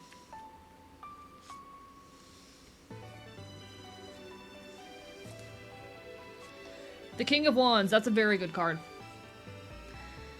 The King of Wands, the Wands is really like the suit of creators, and the King of Wands is someone who is efficient and organized and creatively driven. The King of Wands is someone who makes things happen. So my advice is to embody that. Which, you know what, that fits with everything going on right now. Above that, we have our external influences, things that are outside of my control. Things that exist in my environment. This can refer to situations with friends or careers or anything of that nature. It is something happening aside of me that will influence me. Yes. External influences. The Empress! We don't have a single minor arcana in this fucking reading! Okay, the Empress is, a female authority. Nurturing. Alright. We like Bitey though? Oh, we like Bitey. He's not even protective older punk. He's like, I want you to not make the same mistakes I made kinda older punk, you know? He's mean. He's mean, he's rude, he will say shit that you don't want to fucking hear.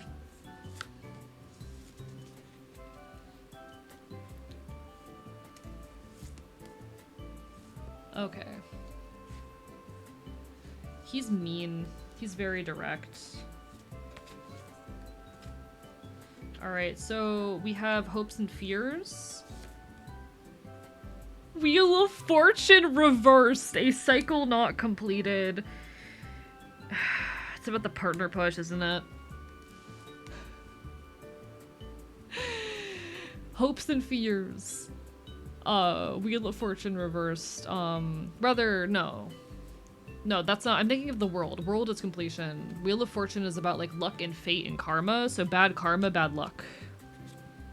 What I'm fearing is bad luck, bad karma.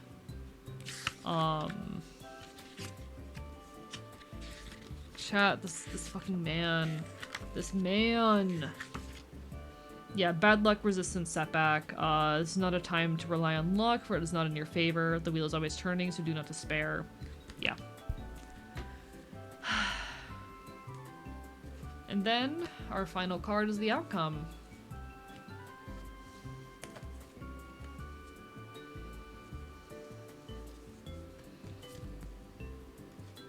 The Nine of Wands. Endurance. Steadfastness, a test of faith. You are worn out and wish the crisis was over, but you must hold on a little longer. You have the resilience to continue, but wonder if it's worth it. Your faith is being tested. Hi, Lunar. My tarot deck is being very mean to me to the tune of a Celtic Cross. Christ, chat. Christ.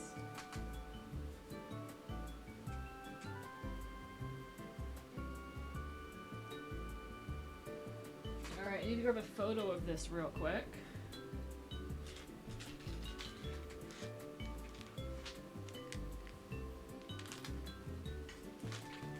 We almost had a reading with 0 minor arcana.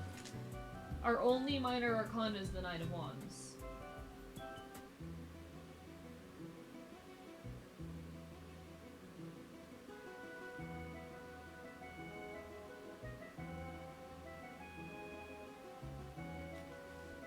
Can I, like, safely... I'll give you a second. That's a bad idea to have on the desk. Can I, like...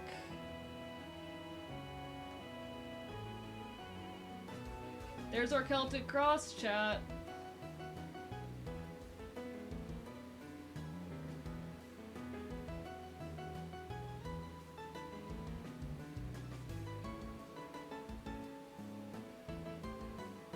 There's our Celtic Cross for the month of September. Clip it and weep.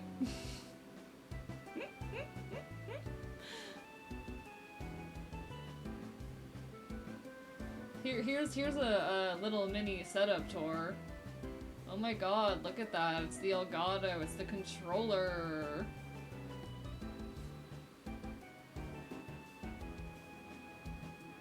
That was my PC over there. It's so cool, right? It's almost like you know me. What it mean? Okay, so I'm gonna do a more detailed reading into this later, because oof, that's a big loaded reading. But we have current situation, the Hermit. That is a kind of like... That is a positive kind of solitude. It is a solitude in which you find enlightenment. In the past, the Queen of Pentacles reversed, which is usually selfishness, a mistreatment of resources,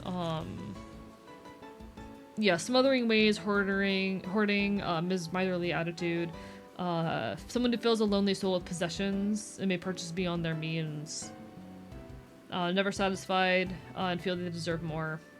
While they believe they are generous, they guard their goods and rarely give without getting. So he's telling me I've been too greedy. Temperance reverse is an imbalance, a lack of harmony. So that's in the future. This card has haunted me before. I'm gonna have to look back at the ways it's haunted me in the past and try to best sort out what it means, but it probably means I'm about to fall into bad habits again, given my history with the card, and I need to sort out as soon as possible what exactly that's going to mean or look like. Diablo's book states that temperance reversed is excess, temper, short-sightedness. You've given the volatility, emotion, and excess. You've lost sight of your goal, sacrificing it to childish indulgences. We have below, the Fool. So below is like underlying, it's the subconscious. Beginning is innocence, leap of faith. You're at a crossroads, here's the beginning of all adventures. Ignore the voice of your ego and of others who would call you foolish. In your heart, you know the voice of your faith and which road is yours to tread. So in my subconscious, I am beginning something new. I am innocent. I'm taking a leap. Hello, wizard. Stream's going well. Stream's going well. I just did a tarot reading and I'm running through it. I Celtic Cross specifically, and I'm running through it with chat. And oh boy, now our above, which speaks to a goal or something like overarching, is the devil. Oh my god, chat, it's the devil. Bondage, temptation, addiction, deals with the devil always include a hidden and painful price. What the fuck does that mean, chat? That indulgent temptation that you thought wouldn't matter has cost you more than you bargained for.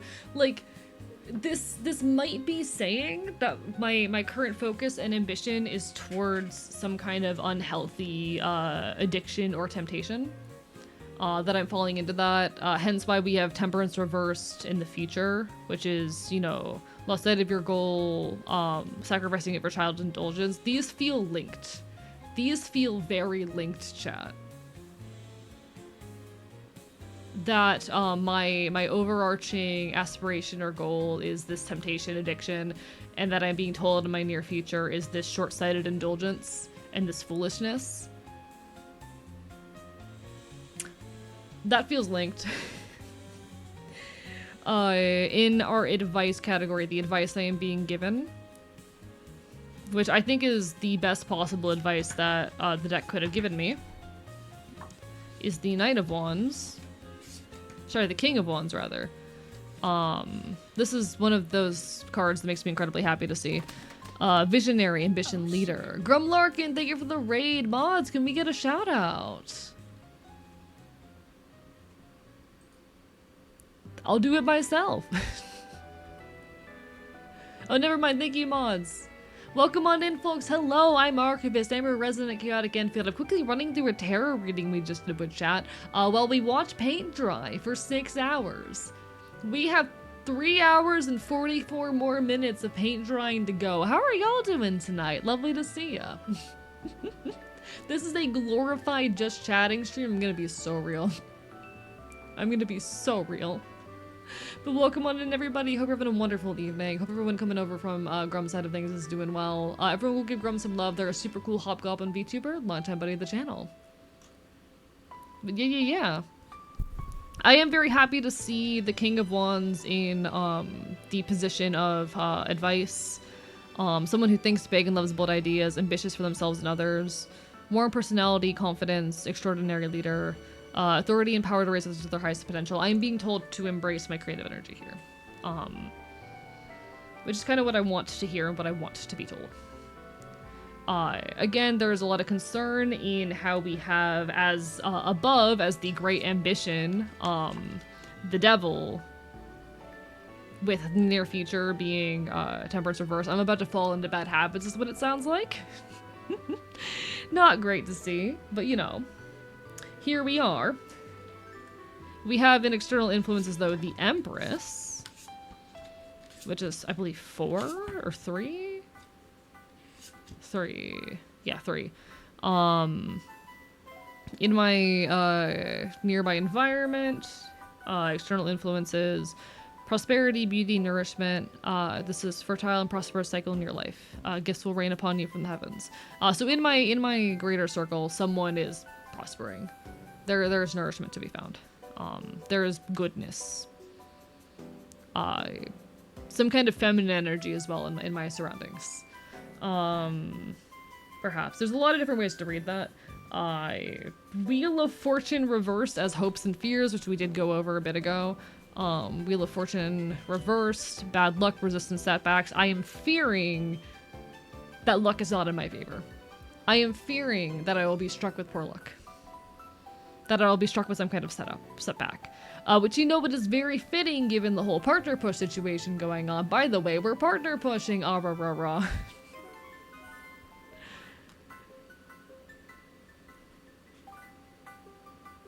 Fuck.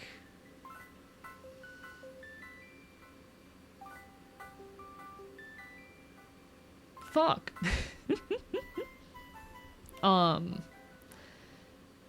No, I definitely can see that that the Wheel of Fortune reverse being a fear, given the partner push and all of this.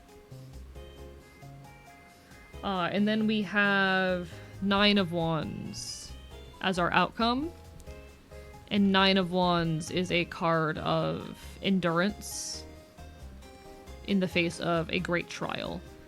It states that my ability, my patience, my resolve is about to be tested. The external battle rages as is an eternal one. You have the resilience to continue, but wonder if it's worth it. Your faith is being tested. Stand fast and know that you can and should do this. And there is hope in that, but there is a test of faith in my future. So, you know, that's not terrifying at all. Just don't mind me texting this to one of my friends. Let me get a better picture, actually, before I text this to my friend. There you go, chat. We did my monthly Celtic Cross.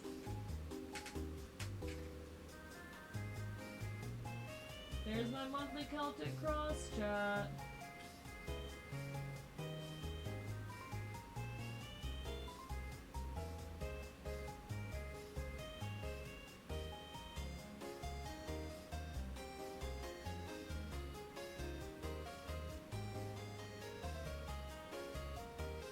Can I get a clear photo, please?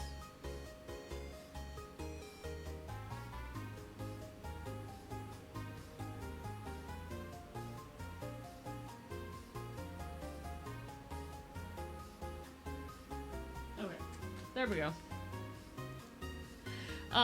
Welcome back. You just missed tarot time. Also, an ad break is about to hit. I'm so sorry, folks. Sorry. I only did one reading, so I needed to do my Celtic Cross. I do one every month. And that was a very terrifying reading.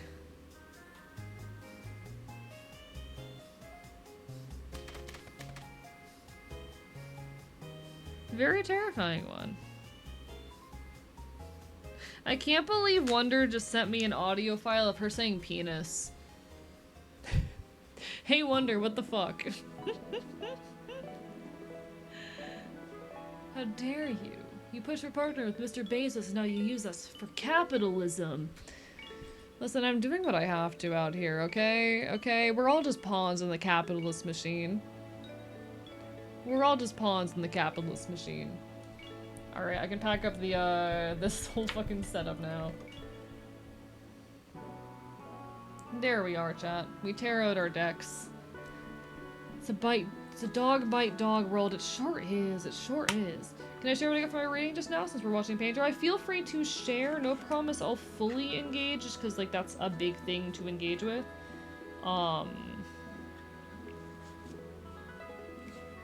I did this because it's something that I've been meaning to do for a while, and unfortunately the nature of chat these days is it just moves too quickly for me to, like, read longer messages or read, like, long strings of messages. So just, like, apologies in advance if I do not fully engage with it is all I'm saying.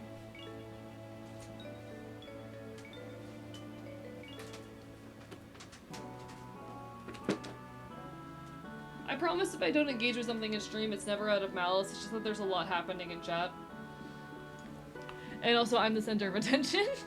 Lighthearted, silly, half joke. Where did I put the box for this thing? What the fuck? I'm not expecting anyone to engage fully, but I think it's kind of weird. Feel free to share.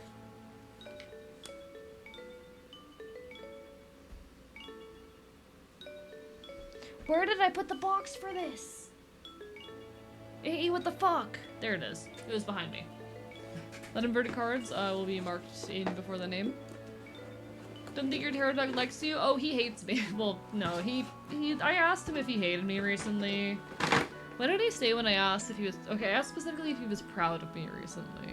What did he say again? Give me a second.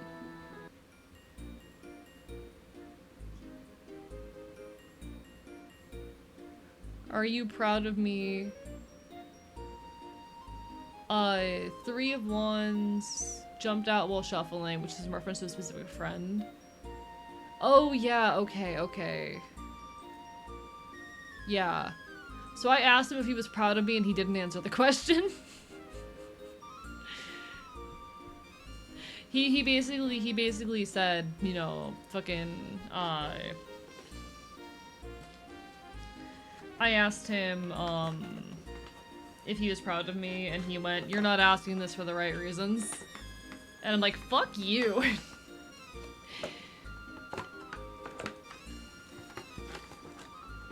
Waiting for AE to do some publicity for the army because money. I never, no, not the army, never the army.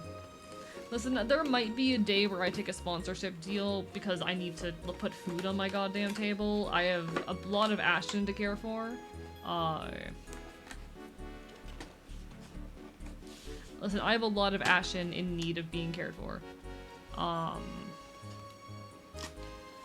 gotta put food on the table somehow. So there might be a day where I take some sponsorships that I might not fully support. I will try always to vet people to the best of my abilities, but unfortunately, making a living off of content creation sometimes requires making sacrifices. But I'm never gonna fucking shill for the army. I will not shill from the army aside of telling you to buy vintage military boots. God, I love vintage military boots. Hey, are you proud of me, Tarot Deck? Tarot Deck, ask me again. Low key, he was right though, because I was asking mostly out of an excuse to talk to a specific friend. It's a friend I share all my tarot shit with. And I wanted to talk to them, so I started pestering him. And I think he could tell that I was pestering, because the card he pulled, the card that jumped out of the deck, was their card. The card of the friend that I was talking to. And using that as an excuse to talk to. He was like, you're not asking this for yourself, you're asking this because you want to talk to the person that this card represents. I'm like, oh, fuck you.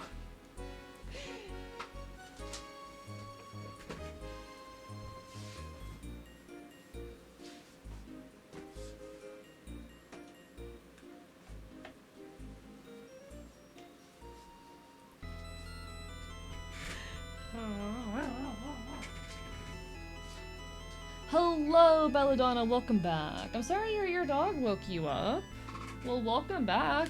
We're glad to have you. We just finished up doing some tarot hours. By tarot hours, it'd be like tarot 20 minutes.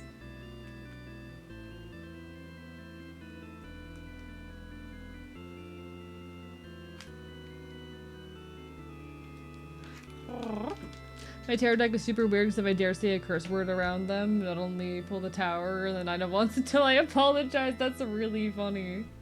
That is very funny, actually. The paint's a lot more dry now, is it? Huh, it kinda is. Chat, I'm so good at this watching paint dry thing. This shit's easy.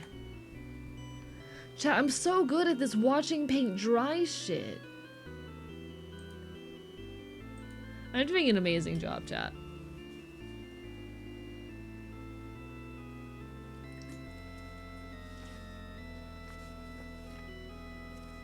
Do I try to get back to sleep, do we think? I mean, ultimately up to you. I like company and numbers.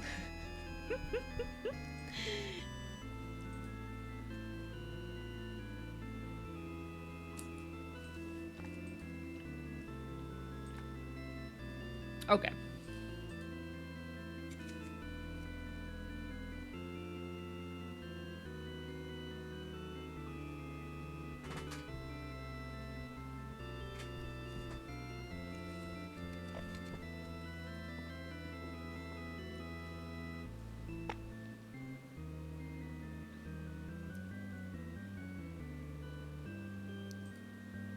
I just finished my energy drink.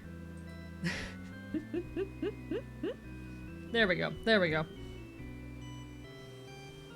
Make it dry faster, get a new speedrun record. The speedrun for this game is like exactly 6 hours. Unless there's like some secret tech I'm not aware of. Who knows? It is top tier gameplay, absolutely, absolutely. This is top tier gameplay.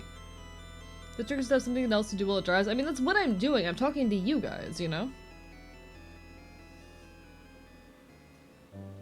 The way I imagined this stream going in my head is that I would just get more desperate. Like, eventually I was gonna run out of things to say and just gonna get more desperate for entertainment.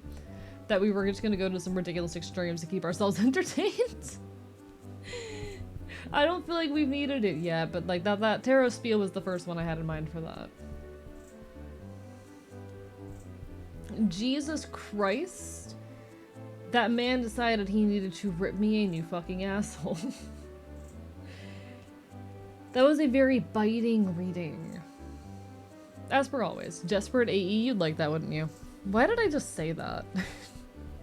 Events time travel specifically just a speedrun paint drawing simulator? Chat, how do we do this? How do we make this happen?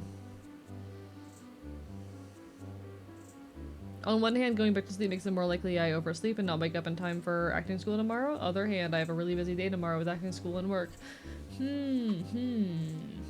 How well do you function on little to no sleep? Are you the kind of person who, like me, can get through a day on 4 hours? Because I know I'm that kind of person. Most people are not.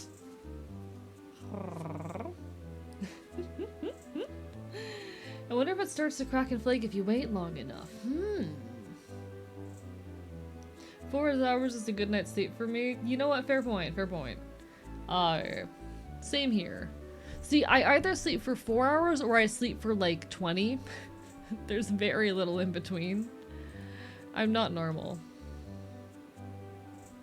I'm very not normal.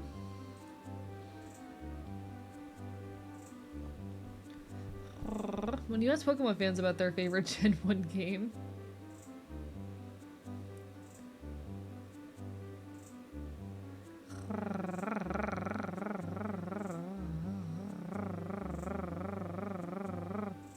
just realized that the Celtic Cross AE does is 9 cards instead of 10 cards. No, wait.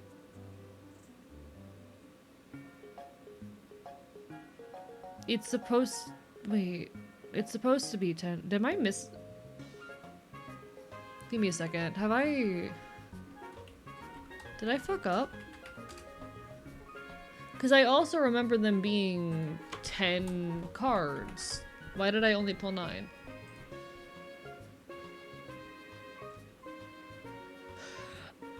Chat, I forgot a card.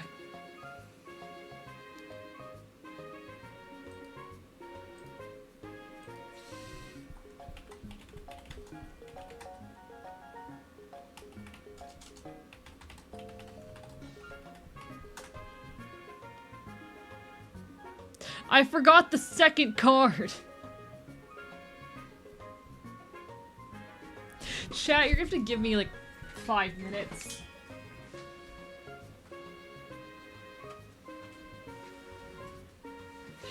How did I do that wrong? I do these fuckers all the time. I do Celtic Crosses fucking monthly. Oh my god. Alright, it's fine. It's fine. I'm just going to treat it normally and add a fucking card. Diablo's very informal as a deck. He lets me do weird shit like that. There are a lot of moments with Diablo where I just like, I don't understand what's going on with the reading. I want clarification. I just follow my instincts. You know? And he's pretty chill about that. He's pretty chill about just like follow your instincts in like building on reading, so I'm just gonna pull an additional card.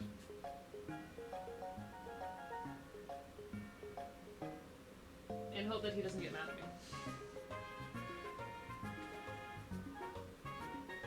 Alright, luckily I didn't shuffle my deck.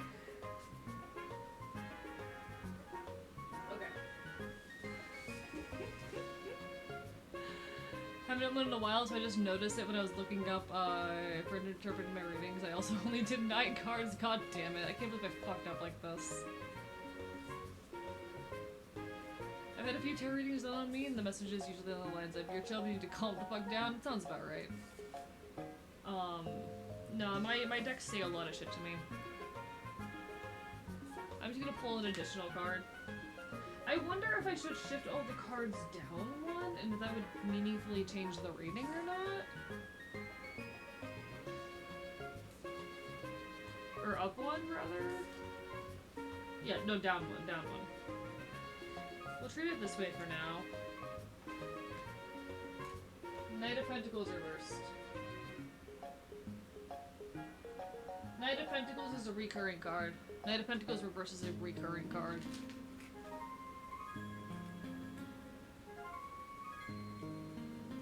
Okay, so what I'm gonna do is I'm gonna do a version of it like this.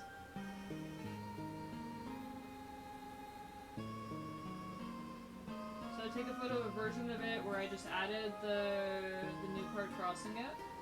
And then I'll do a version where I shift everything down.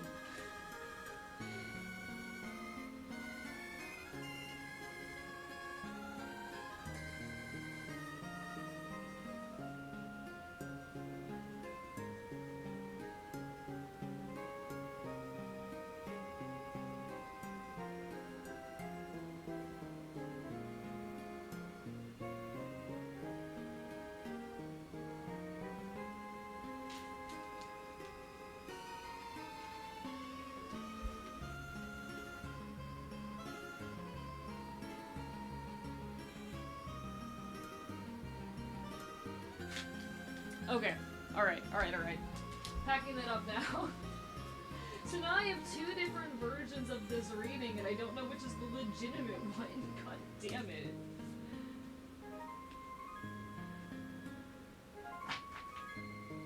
Alright.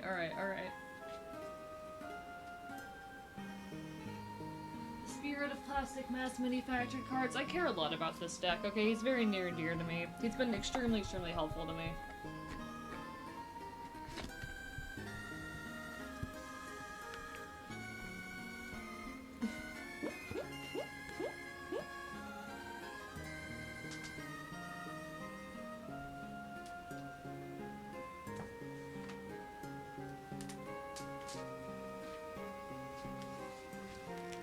Okay.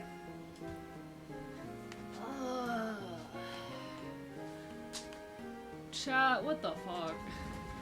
Have you ever seen the used original Gen 1 sprites? I have. I've seen them. Alright. Apologies, folks. I'm a little bit all over the place. Love my decks meant to be very supportive and gentle, though compared to yours, June's gentle. The other two aren't. Heading to work, you take care, Danger Safety. Do you work fucking nights? Safety, do you work nights? Good luck in any case.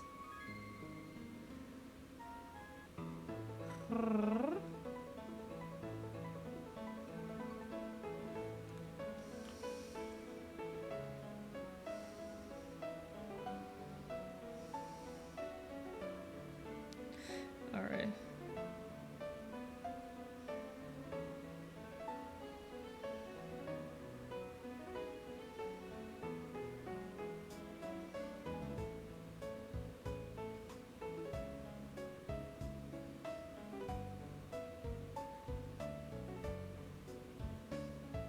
Alright, there we go.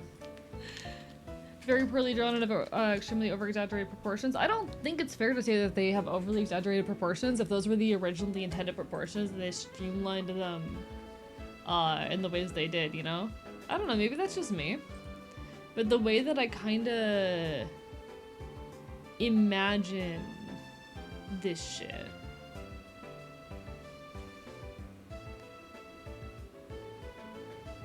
The way that I kind of imagine this shit, how do I say? Like, there was an original intention for the look and they decided to make them look different than the original intention. Have you seen the original Machop sprite? I think so. I don't know, like sometimes art is intended to be weird and exaggerated and that's just the style, you know? And that's okay. I have weird feelings on the notion of like art and its intentionality. And the notion of like art styles and the way that we portray language and aesthetic through them. A lot of just from being an artist. Getting my clothes on and staying with you tonight. Customers at work find me funnier when I'm sleep deprived. I'll be okay. That's so real. That's so real. Me only sleeping for 3 hours last night. Lol, Lamau. That's why I downed an energy drink on my way to stream. It's worth it, though. It's worth it. It's worth it. But no, like I've seen that sprite before. Like, I think the best way to interpret it, like they didn't really have a someone who was an artist per se do it, or they decided on a different style and stylistic language, you know? Speaking of, your girl needs coffee. Get some coffee. Get some caffeine. Remember when the cards talked about unhealthy habits? Shut up. See, I could do some digging and try to find that time period where he was haunting me with the temperance reverse. That was the very beginning of the year. That's gonna be a lot of emotional digging to try and remember and piece together what he meant, because I don't think I ever really fully understood what he was on about with it. I don't think I ever did fully figure it out. Which is okay, that happens. That's the nature of these things sometimes. Rah, you know? Rah indeed, chat. Rah indeed.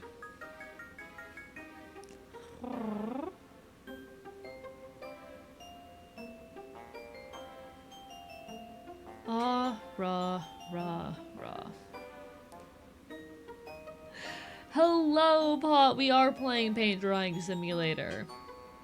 Isn't this so cool and exciting? Oh my god, he's watching paint dry. My fucking PC is chugging, by the way. My computer is not happy about this. And you know what? Understandable. Understandable. How are you doing today, Pod? It's lovely to see you. Hope you're having a wonderful evening. You probably touch it to see how dry it is? I would love to. Unfortunately, the game does not allow me to do so. Unfortunately, we haven't invented ways to interact directly with the digital realm yet.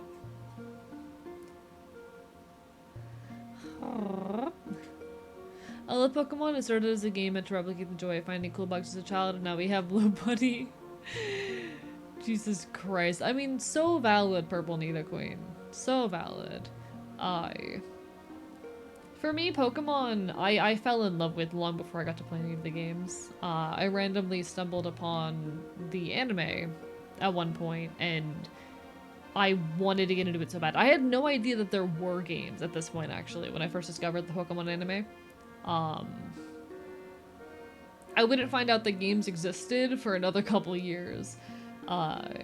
But I was very lucky to get a hold of a copy of Pokemon Soul Silver when back in like 2008.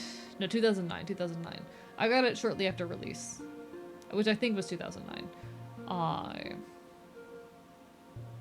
Maybe it was 2008. My memory is poor. But I loved Pokemon for so long. I had no idea Wordcats was a book. I thought it was just a thing people roleplayed on Toontown. That's so fucking funny!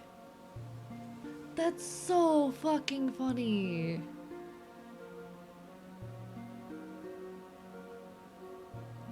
Real though, valid. Omega Scales, thank you for the hydrate. Ah-rah-rah-rah.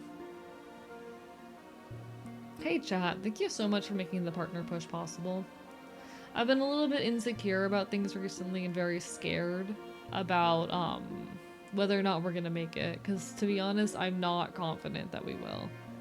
But I'm so grateful regardless that y'all have been here for this journey. We just need to push a little bit longer, chat. We just need to push for a little while longer.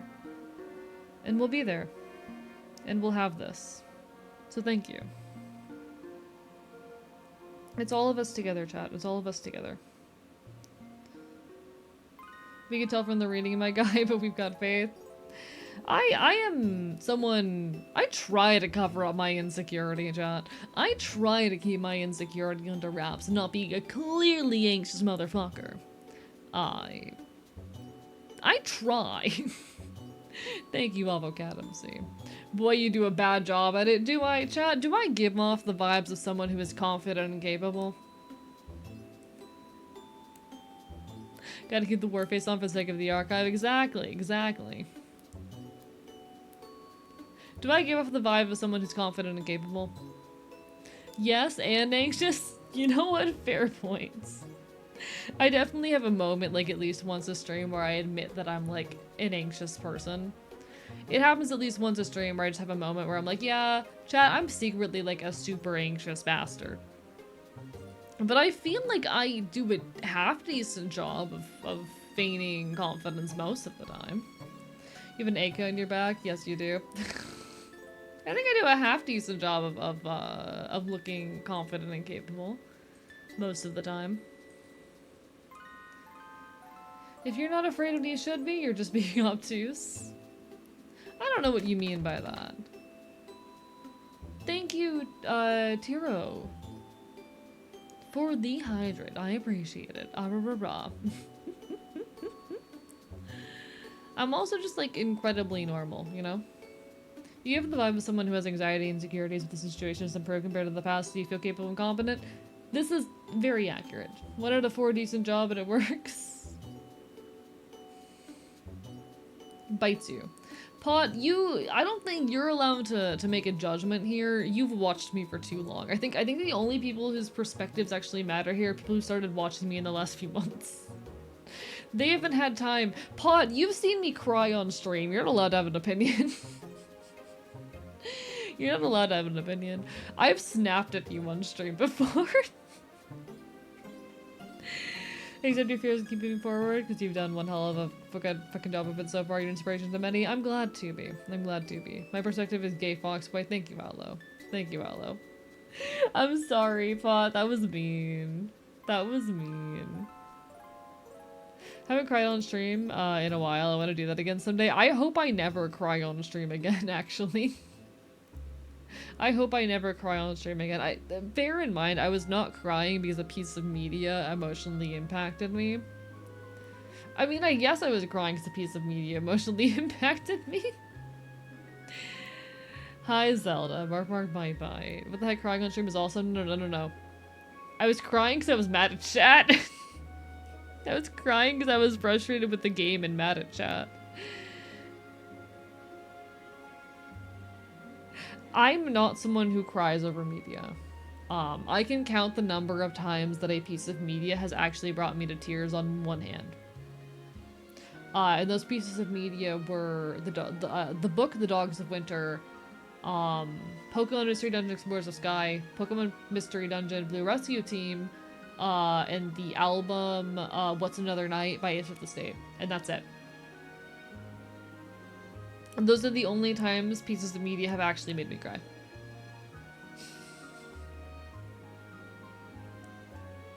Crashing out, real.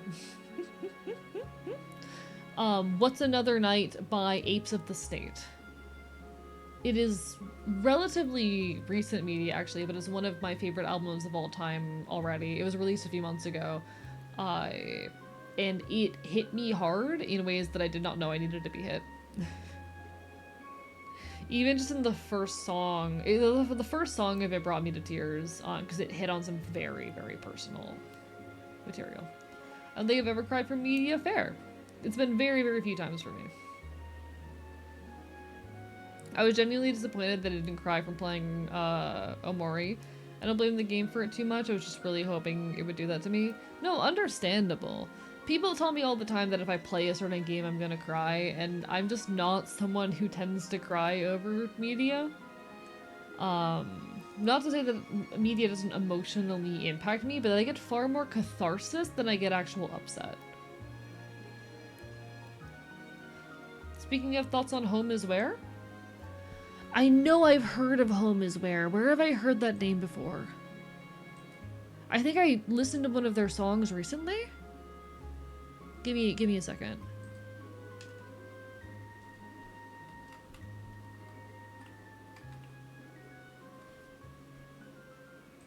Home Is Where.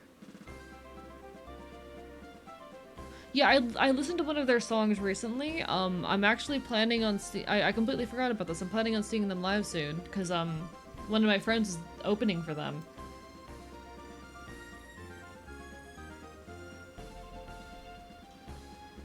If I recall correctly.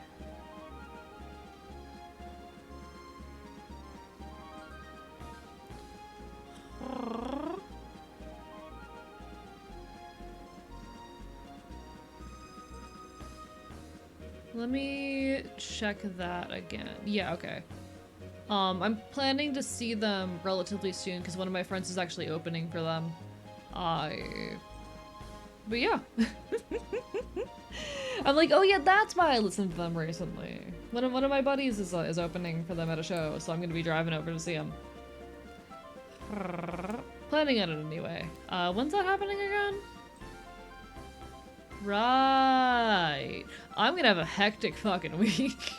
It's gonna be a hectic couple of weeks. Chat, there was a show just announced in October that is going to overlap with the date I was planning on having an event stream on. Because it's like a very important date to me, but also 3 of my favorite artists are gonna be in one place performing that night. So I'm like, chat, I might have to either do that stream earlier in the day, or otherwise, like, postpone that stream either the day before or day after, because I really want to go to that show. I really want to go to that show. I keep having horrible luck with when all the concerts I want to go to are. Like, October is going to be jam-packed. I'm actually thinking about, like, not going to too many shows this month because I am going to be going to so many shows in October. I'm gonna be going to so many shows in October.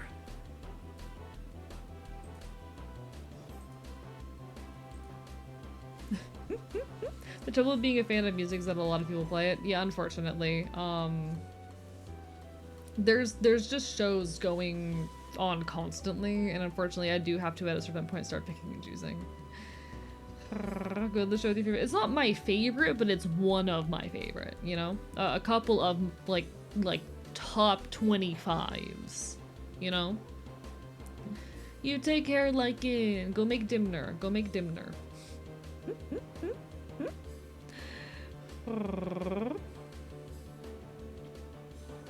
But no, I need to check out more Home Is Where and listen to more of their stuff because I'm hopefully going to be seeing them in October. If you're your own favorite artist, can you take your favorite artist and you can take your favorite artist anywhere you go? See, I need to finish an album before I can do that. I did actually finish and release an EP when I was 16, but that's no longer on the internet. I'd love to one day be my own favorite musician, but that's gonna be a while away. Life update, my hearing in my right ear just randomly got significantly worse. I hope you're okay. Bedtime for Avocat. You take care, Avocat. You take care, you take care. Have a lovely rest of your evening. Hope to see you around. Bark, bark, bite, bite. Go tuck in, you tiny little mouse, you. You tiny little mouse. Silly little mouse. Why am I like this? Anyway, I'm normal. Night-night, night-night. I hope you're okay. Get random tetanus that makes me deaf for 30 seconds. Seems only in one ear. I have no idea if this is normal or not. Sounds less than normal, unfortunately. Well, actually, I have no clue. I don't have a whole lot of experience with tetanus. No, not tetanus, tinnitus. I don't have a whole lot of experience with it.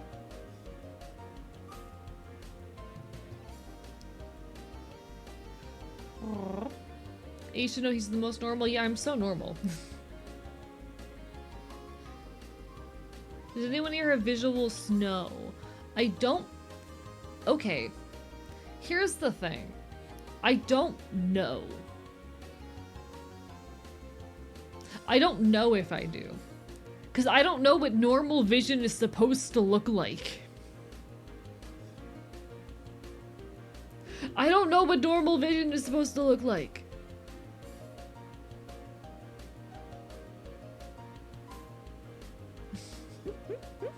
I never listen to loud noises. I'm paranoid about them. That's fair.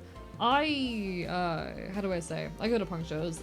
To be honest, I'm the kind of person, I have this ideology of like, I know my body is going to break down eventually. Eventually my knees are going to give out and my lungs aren't going to be the same anymore and my hearing is going to fade. And I could take a bunch of preventative measures to make that happen more slowly. Or I could just live my life. Or I could live my life in a way that makes me happy. You know? I have the option of being paranoid about the inevitable breakdown of my body. And maybe there's some amount of value in doing so. But I could also choose to live now and not regret things. Hello, Blem! Thank you for the raid! Let me give you a shout out. Hello, hello! Lovely to see you! Can I fucking type? Shout out at Ablaze, a Blemmer. Welcome on in. Hello, hello, everybody. I'm Archivist, your resident chaotic Enfield. I stream not retro games and do art here on Twitch.tv. And oh boy, it's the stream chugging. Chat, we're having some top tier content tonight.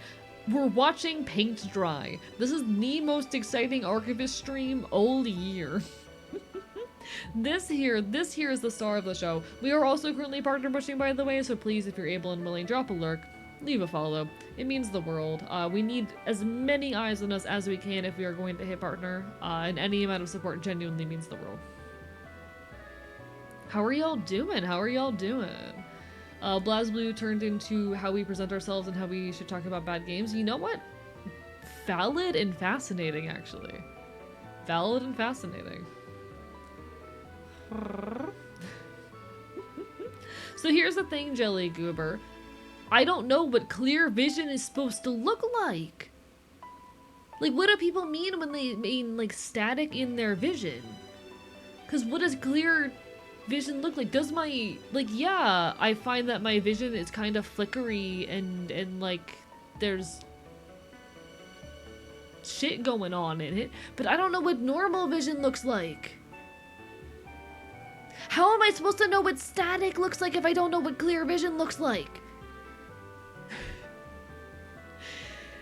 I'm not actually yelling, I'm not actually upset, but how am I supposed to know what static looks like if I don't know what clear vision looks like?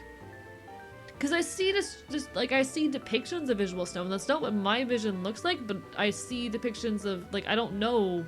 My vision doesn't feel clear, but I don't know what clear vision is supposed to look like. Clear vision is when you can count the spikes in the pavement. I definitely can't do that. I have very poor perception for details. I have to get very close to things to recognize details, not because of, like, nearsightedness or anything, but I have a lot of trouble piecing together detail, and my vision feels like, okay.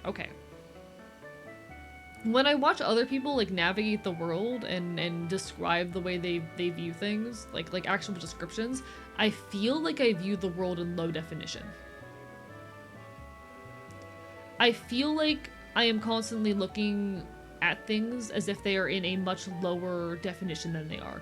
Like, it is the equivalent of viewing a video at fucking 360p when everyone else is seeing it at 1080.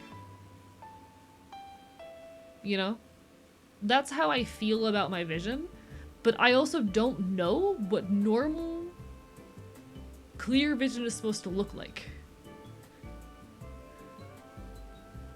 I also don't know what normal clear vision is supposed to look like. Does that make sense? Anyway, also, you'll go give some love to Blem. I'm sorry, I'm super scatterbrained recently. I have not been doing good with my raid responses. I need to write a new script. But everyone go give some love to Blem. Blem is super cool, a good buddy of the channel, a furry VTuber friend. Give love, okay? We went super deep. We talked about the fifis and stuff. Oh, hell yeah. We love deep emotions. We love talking about deep shit. Sorry, I got really caught up and distracted by the ongoing conversation about visual snow. Have you been to an eye doctor? Yes, I have.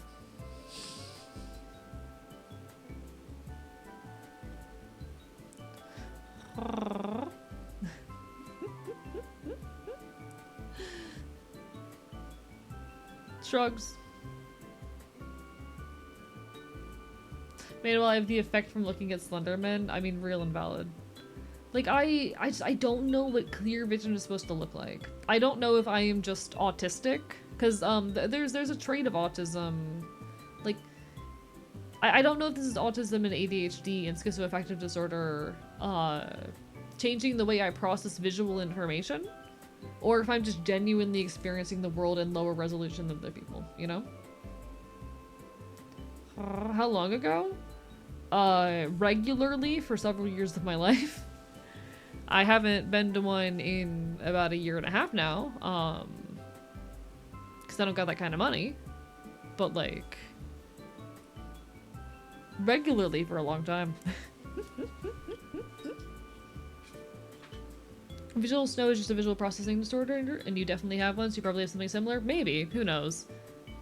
It's just like, it's really interesting when people notice things, like tiny details about my appearance and whatnot.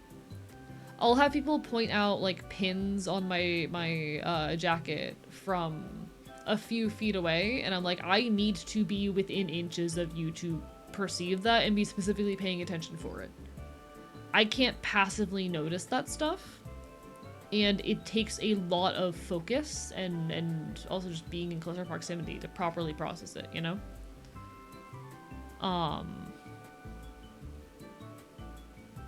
I don't have good passive perception. The way I recoiled when you said you haven't gone to an eye doctor in a while because money. Hey, fun fact, my monthly food budget is $100.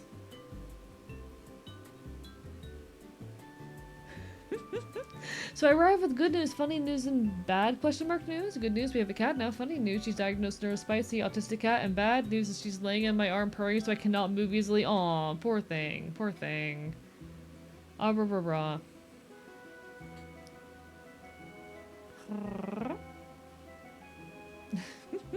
We love autistic cat. $100 roughly what I spend on food monthly. Bear in mind that we're... Wait, I don't know where you live. But all the Americans, when I say I live on $100 for food a month, go, hey, that's not okay. The only way I'm able to do that is by eating like 1 to 2 meals a day. Has anyone been keeping track of how many times I've been sick this year? I have not been keeping track of how many times you've been sick this year. I'm sorry, Pyro. Welcome back, like an abra.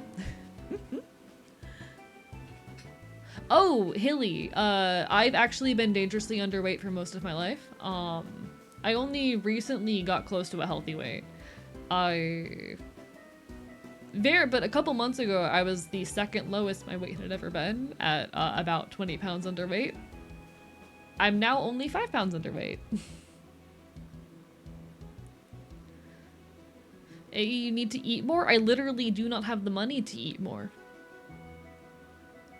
See, funniest story is funny. I'm 5'10" and I weigh about 125. Hee hee.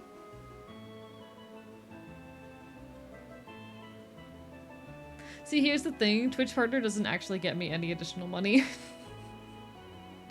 Our weekly shop is like 100 quid. This is for family of 5, so that'll skewer it. Oh yeah, because you're able to buy in bulk, and like when food costs, like buying food for a family, you spend less per individual than buying if you are just one individual. Aww. Hello, Jikage. Welcome on in, Bark Bark Bite Bite. Arrarara. Lovely to see ya. I hope you're doing good. We're yapping and watching paint dry. Thank you, Secret Soliloquy for the follow as well. I appreciate it. Bark, bark, bite, bite. How are you, Kage? I need to chat with you sometime. I've just been absurdly busy. I've just been absurdly busy.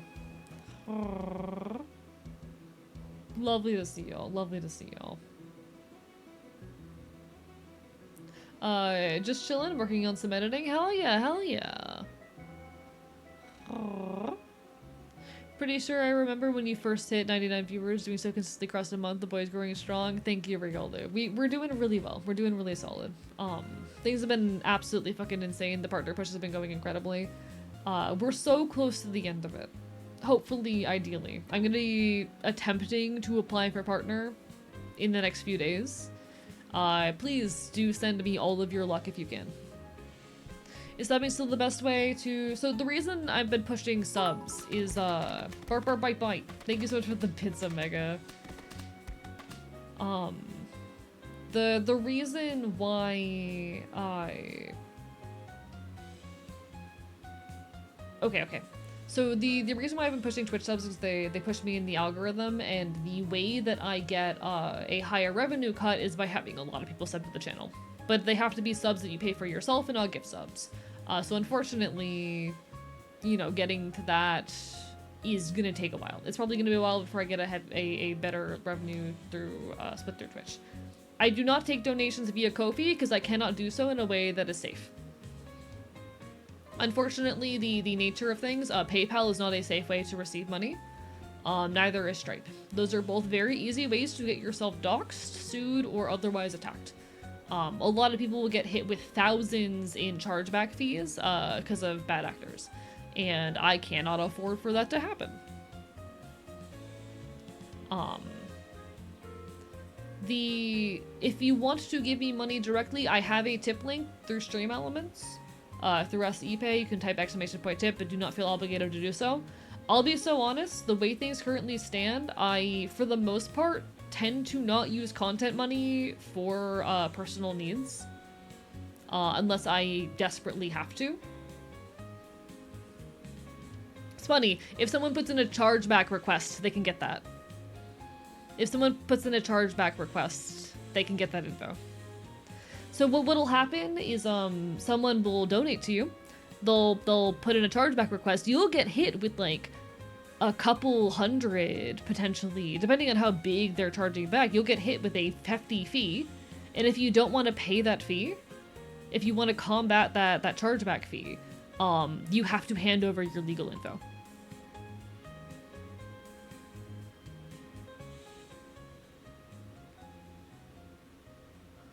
Aww. Give this boy all your money. I joke, but I really hope the application goes through. Thank you. I appreciate it. But no, don't feel obligated to give me money in any amount or any variety. I tend to not use content money for my personal needs if I can avoid it. Because I want to keep this money as both my emergency fund and put it back into my content. But that's the way of things. I'm trying to get to a place where I have a few months put away in case the worst happens, and we're getting there. I'm actually at a point right now where I could probably survive for like 3 months if something went horribly wrong and I lost my income. Which is pretty bare minimum in the modern economy. I've been told more recently that you should have like 6 months put away, but you know, it's what I've been able to gather in nearly a year. Can we use the snack service to buy vitamins and food for you? There is treat stream if you want to buy me a meal. There is also the throne, but I have not put any food up on the throne recently. It's pretty limited what you can do with that.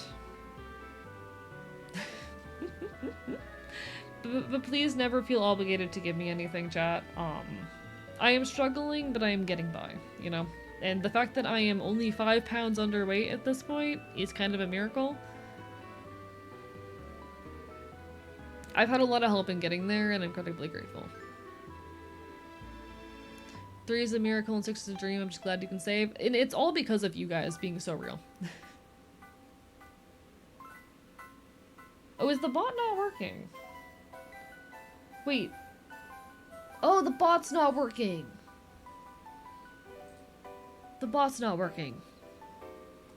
Give me a second, chat.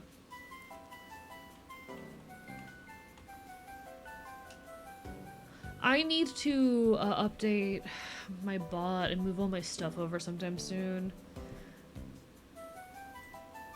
I have been neglecting to do that for a while. Mods, ban this bot. So true, so true. But no, please guys, like I'm in a position right now where I can take care of myself. Do not feel obligated to give me anything. Sure, I could always be doing better, but so could we all. And some of my struggle is honestly out of like the noble. It is a desperation just to save money and have a cushion, cause like, oof. Okay, bot should be back up now. Do I have like any test messages I could hit just to have the bot do the thing? There we go. Thank you, Lycan. He's up now.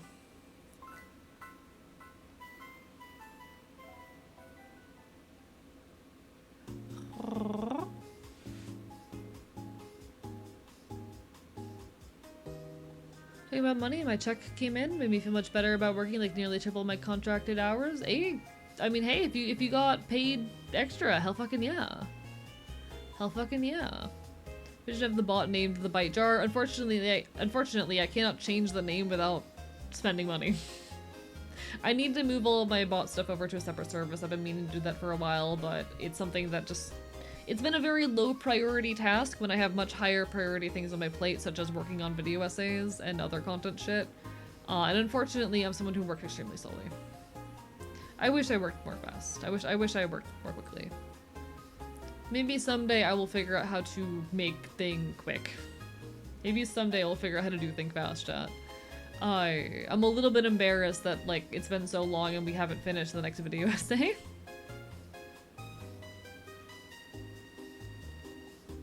I'm the tiniest bit embarrassed. Someday you'll be a big shot. Big shot. But nah. I do need to put more things up on the throne. I've been meaning to put more things up on the throne in preparation for my birthday, because that's in a couple weeks. I need to work on that. But again, it's been one of those low priority tasks on account of you know, the partner push and the next YouTube video. Just slow down time, dummy. I wish. Chat, I spent about 6 hours straight working on the video essay yesterday, and I think I wrote about 200 words in that time. And I don't know why this keeps happening, because I need this video to be done already. But then I need to move on to the next video, and it's just the never-ending bullshit, you know? So unfortunately, a lot of the lower priority tasks just have not gotten done.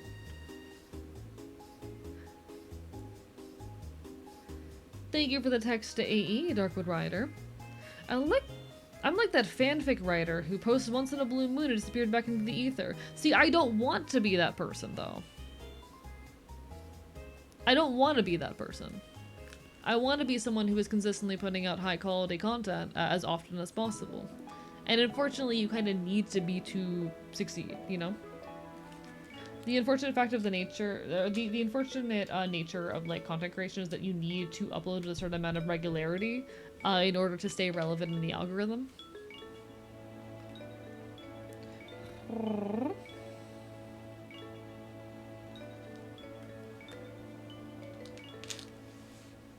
Giving you money one way or the other, the sub or tip or whatever you want. I mean, up to you. You could be the H-bomber guy of VTubing. I need to make more faster. I need to create more faster, chat. Hello, I am your manager. I'm here to help you. I think the vast majority of any given book gets written much faster than the remaining 10% of that's really hard to write. So the thing is, I'm still in the very early stages. I think I have less than 1,000 words of script actually written. Let me check. Word count. Yeah, I'm at less than 1,000 words on this script, despite putting probably over 40 hours into it at this point, because I'm not good at writing. I have a very, very hard time with the active writing if I'm not extremely locked in. And I just have not been able to lock in the past, like, month.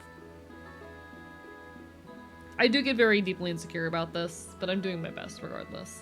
I'm hoping to have another video out relatively... You know, I'm hoping to get it out in the next couple weeks, and then I can turn my attention to my my October Halloween video, which will hopefully be a smaller and easier one.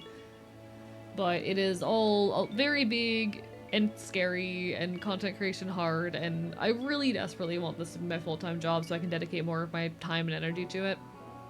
It's very frustrating for me when I get home from my other responsibilities and then I'm a little bit too exhausted to put actual work into things. But alas, alas, we keep doing the best we can. We keep doing the best we can, chat.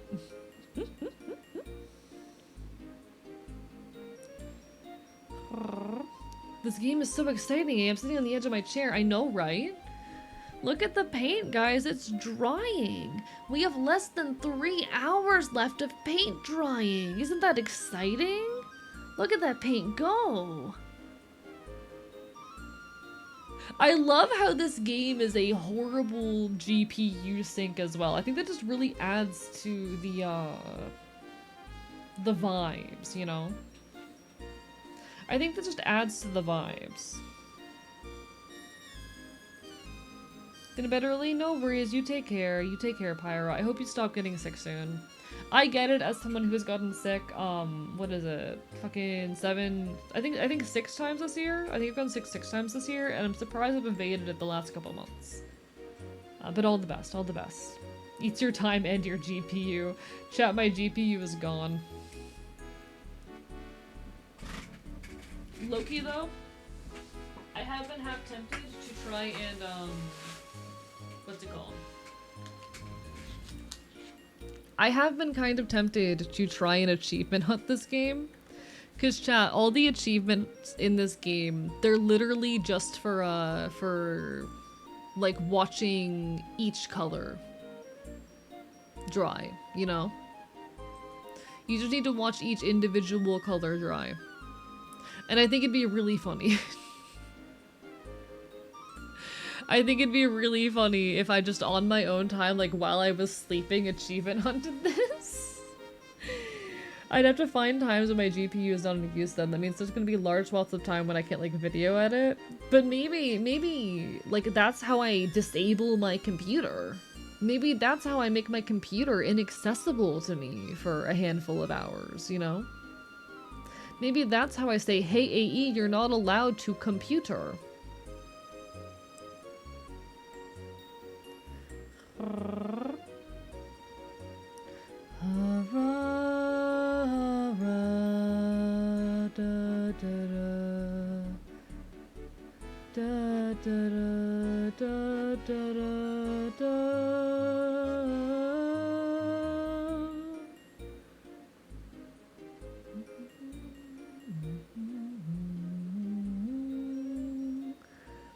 New background for all feature, just chatting, streams real.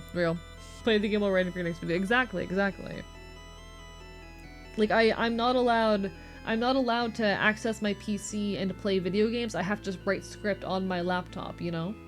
That might actually work. I might be stupid enough for that to function. I've needed something ever since the fatigue kicked in. I've been all but unable to work on this conlang. I feel you. I've been in that similar kind of fatigued state. And for me, it's what I need is a creative win. I need to finish something, but that sometimes I don't have the capacity to finish something, you know? I very much get stuck in these traps wherein like the thing that I know will make it better is finishing a project. But I don't have the capacity in that moment to finish a project.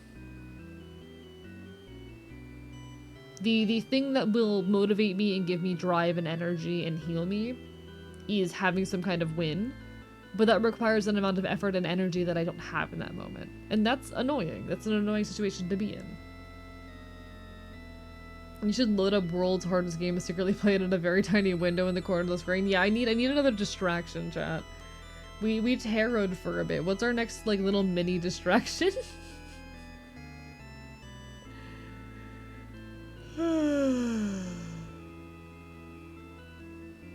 Twitch plays Pokemon? Hey, answering a Q&A. Have you tried locking your computer with paint drying to work on your creative projects? Not yet. Dang, I missed the tarot. I'm sorry, Wanderer. Absolutely not, Belladonna. I would not do a slur tier list. It's humor that I'm not very fond of, and I've had to ask people to not make that kind of humor in the community before. No tier list, please. It's not 2023. How would you feel, Spoonie, if I admitted that I did a tier list recently ranking how problematic common YouTube sponsors were recently?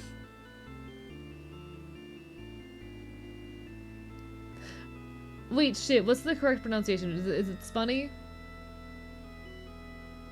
Because that's something I did do recently. Spunny, okay, Spunny. I am still a tier list enjoyer. I think they're a very funny format. The other day on stream, I just casually, like this was a middle of stream thing I just randomly decided to do. Took an existing template and made a tier list ranking how problematic YouTube sponsors were. So it wasn't like a super original idea. I was looking for a way to waste some time. You know? Make a tier list of femboys. I don't want to do something basic like that. Also, I don't know enough femboys for that, you know?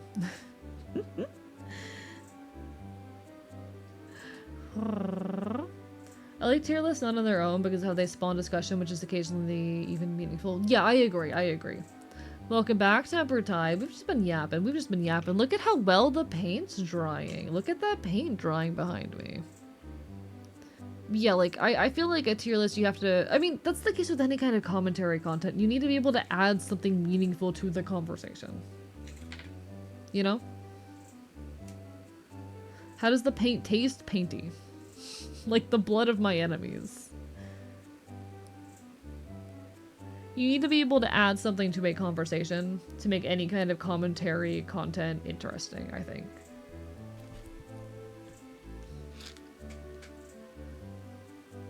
It's thoroughly in the tacky but getting there stage. Yeah, we got less than 3 hours left, chat. We have less than 3 hours to go. We can survive. We can persist. I will say, I'm getting to that 4-hour mark, which is usually when my yapping energy starts to die out. But we're still going strong. We can make this happen. What's the lead content of the paint? I like it spicy flavored. Chat, what does lead taste like? I wonder what lead tastes like. Send you a tip of a nice rest of your night going to sleep. You take care of the wizards. I appreciate you. There's never an obligation to help out, but I do appreciate it. Spicy? Lead is sweet, I think. Okay, so everyone's saying lead is sweet. Interesting.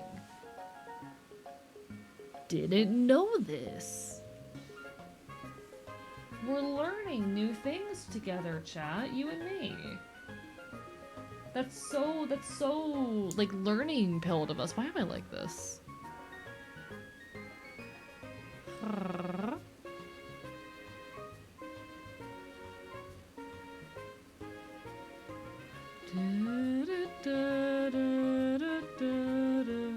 Speaking of FNAF, if you really want a 6-hour commitment challenge, you should try FNAF in real time. See, one,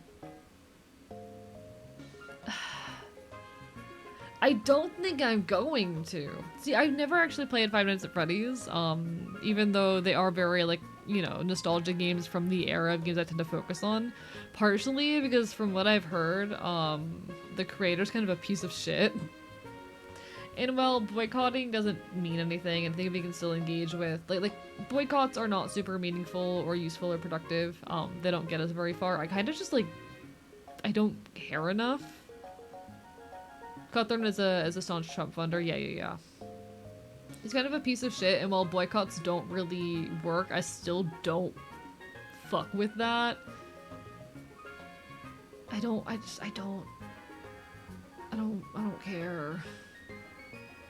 I don't care enough about I don't give a shit about the franchise.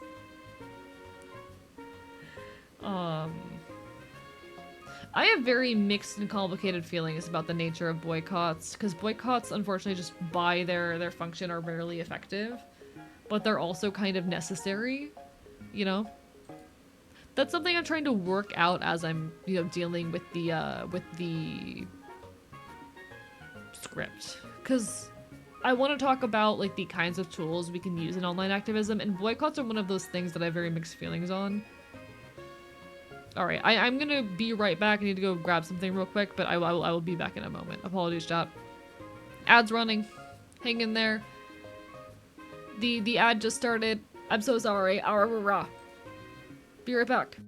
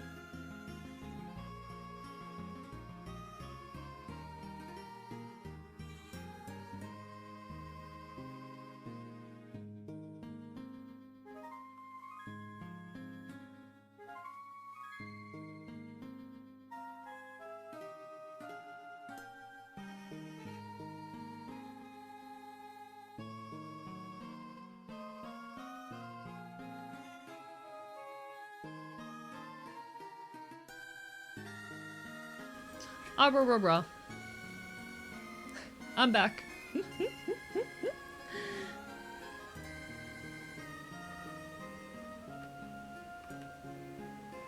Yeah, I think you hit the nail on the head there, Belladonna.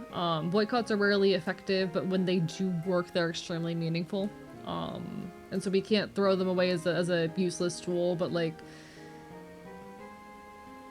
I think my biggest frustration is the tendency of people on the internet to turn to blackouts as a method of protest, and then I'll call it a boycott. A blackout and a boycott are different things. Blackouts don't do shit.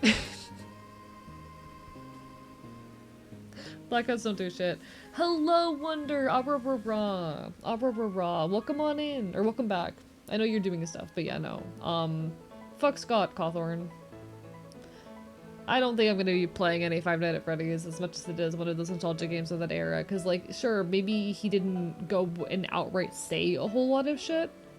Donating that much money to Donald Trump specifically is a big oof. A big negative.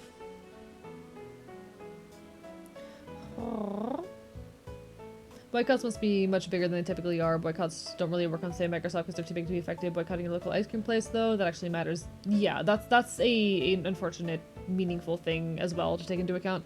Hello, Napalm Iguana. Welcome on in, Barper Bye Bye.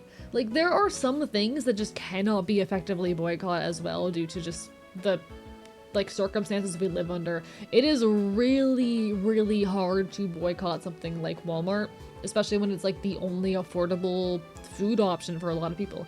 And it's really hard to boycott something like Amazon in an era where specialty shops are a dying breed and not when everyone has access to reliable transportation. Boycotts are meaningful tools. They are limited, unfortunately, in their usefulness. I think my biggest thing I can say, and one of the most like, okay. At a certain point, we have to be okay with the fact that proper revolutionary action needs to be disruptive. That we can't get by trying to make change following the like legally allowed mechanisms, if that makes sense. There is going to come a time where we have to sit down and say that things like boycotts and but what's the other word I'm looking for?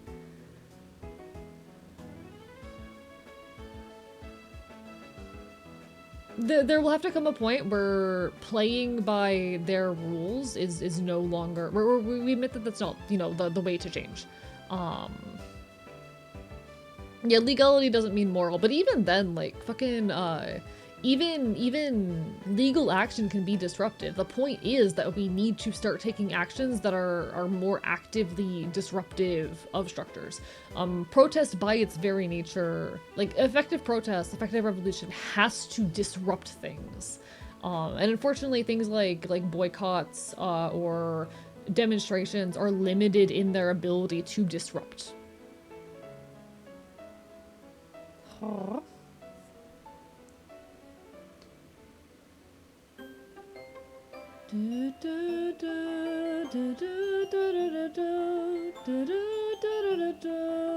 Hello. The paint's going well, luckiest man in the world. Welcome back. If you need government approval to organize a protest and said protest isn't allowed to be disruptive, then you can't protest effectively and legally at the same time. Exactly. That is a much better way of putting it. Sorry, I'm a little bit brain dead because it's been a long day. But recently I have been listening to the audiobook version. I keep mentioning this book because it's really, really good. But recently I've been listening to the audiobook for Starting Somewhere, Community Organizing for Socially Awkward People Who've Had Enough by Roderick Douglas, which is easily one of my favorite pieces of like modern leftist literature. It was released very beginning of the year. Definitely if you are interested in like, you know, doing community organization and starting to fight for change, I would recommend like go purchase it. You can get the audiobook and digital PDF over on Bandcamp. That's like the preferred way to get a digital copy for $7. I have been listening through it and reading through it. And it is an incredible mix of anecdotes, retellings, historical examples, as well as a lot of context or a lot of advice on how to effectively organize and protest. And a lot of it comes down to the fact that, like, we need to be willing to take risk and to be disruptive. We also need to engage more with our communities. Taking direct action and engaging with community building, mutual aid is always so important to actually making change. Yeah. I've been, working on my next video, a VTuber's Guide to Protest, and it has shifted a lot in scope as I have worked on it, as well as in what its, like, central conceit is. Because initially it was much more focused on, like, how do we safely protest on the internet? Here's the cool things people online are doing to create change. And then it became slowly a lot more about acknowledging the history and limitations of online protests, as well as pointing towards how it can be best utilized to create or to push people into physical spaces, I think I started the project to some extent as a sort of, like, forgiveness of myself. I wanted it to be a comfort to me. I wanted to create this project in some way to forgive myself and quell this feeling that I was not doing enough. And I think I have come out of it thinking, you know what, actually, no, I have not been doing enough, but here's how we can do better.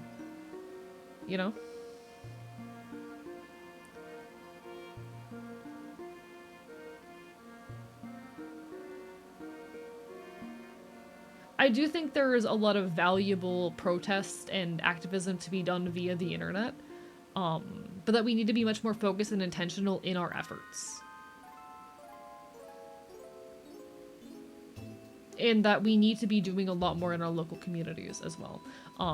The internet has an important place in activism. It cannot be where our activism and practice ends. And for a lot of people, unfortunately, their practice ends at getting in arguments all over the internet,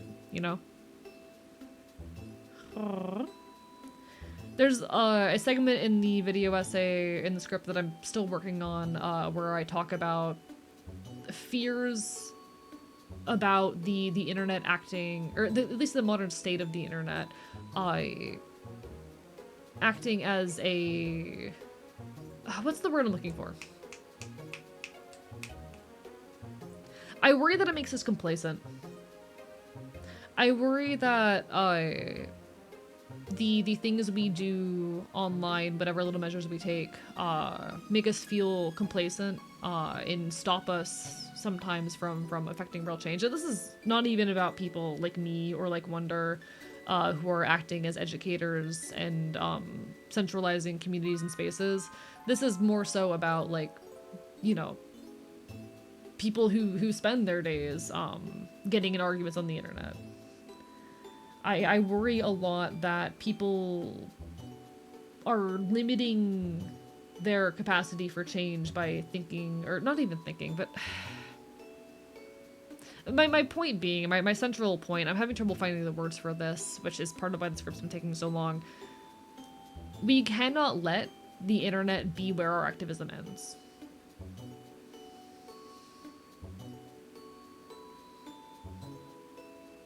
We cannot let the internet be where activism ends. There's meaningful practice to be done here, but one of the most useful purposes for online activism is getting people into physical spaces.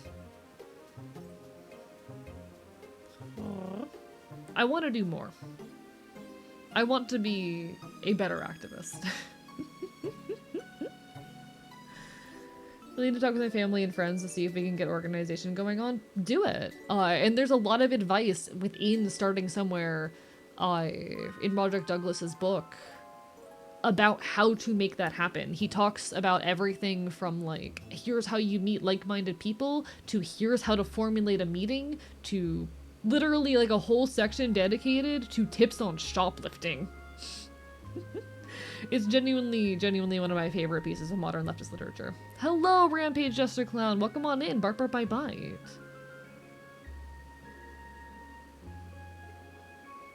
Ah, blah, blah, blah.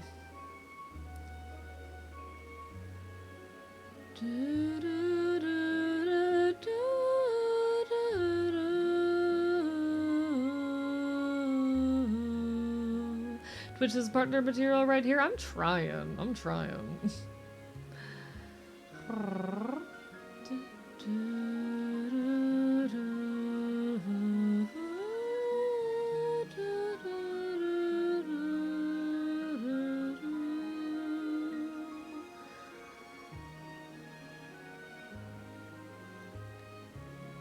How are you right now? I'm doing okay. I am a little bit like, how do I say? I'm a little bit tired, admittedly. I've not slept enough the last few days, and I've been feeling a little bit down about my lack of productivity, if I can be so real, but I think overall, I'm very in love with the world and life. I'm constantly wishing that I was doing more. I'm always going to be wishing I was doing more. But I'm trying not to let that hold me back. I was thinking about this the other day, and genuinely, 2025 has been the best year of my life. I'm still learning how to manage all of it, how to find the time to, you know, keep myself alive while also going to as many shows as I can and streaming and creating YouTube videos and doing art. And frankly, I don't know how to make that happen. But 2025 has definitely been the best year of my life, and I'm grateful for that, even if I'm still constantly trying to learn. A flame that burns twice as hot, burns twice as fast, pace yourself. No. No. Insomnia's a bitch, real. See, I've been spending a lot too much time recently in bed again. I've fallen back into that habit. This tendency to, when I don't have the drive to actively work on something, just lie in bed for hours, and I've been losing whole days to that. And that's a problem that I need to dig myself back out of. And I'm still trying to figure out what drives me, what motivates me. I just need another creative win, I think, is what it is. But that's hard.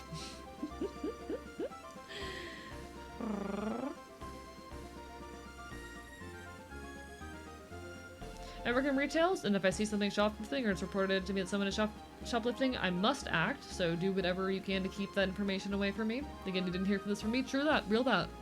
No, there's a whole section in Starting Somewhere that's about shoplifting and about the importance of it.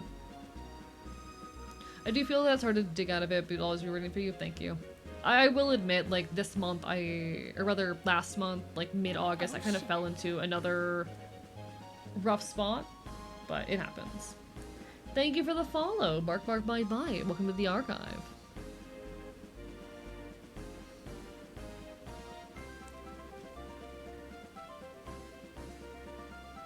Trying to be more intrinsically motivated rather than extrinsically motivated, because eventually no external reward is enough for me to want to be productive. I just need to finish a project, you know? I need to finish a project and ride that serotonin. Ride that dopamine. It happens sometimes we end up in ruts like this, and I'm trying to figure out how to make my content sustainable. But to take an edible on the clock? Hell yeah. I've been finding myself like craving moments of just like, okay, I'm really happy with a lot of shit in my life, being honest. And I daydream a lot about like getting high with my friends I daydream a lot about getting high with my friends and about working on content and about going to shows. It's just a matter of trying to fit that all in my life without exhausting myself and ending up with those days where I sleep for 20 hours, you know? Fell into a rough space mentally last week, but for the first time right now I'm actually trying to turn around. I'm glad to hear it. Boss makes $1 billion, hasn't paid us a dime. That's why we fuck around in company time, true that. True that.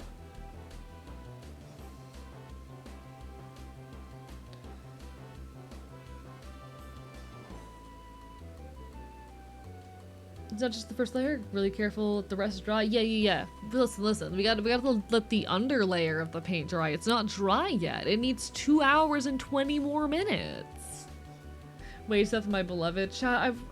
I really want to just like get high and chill with my friends, but at the same time, I want to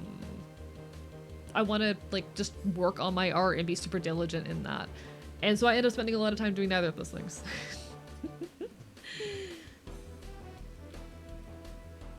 You can pregame the show coming up? Hell yeah, I'm down. I think I'll be down for that show. I think I'll be rested enough by then.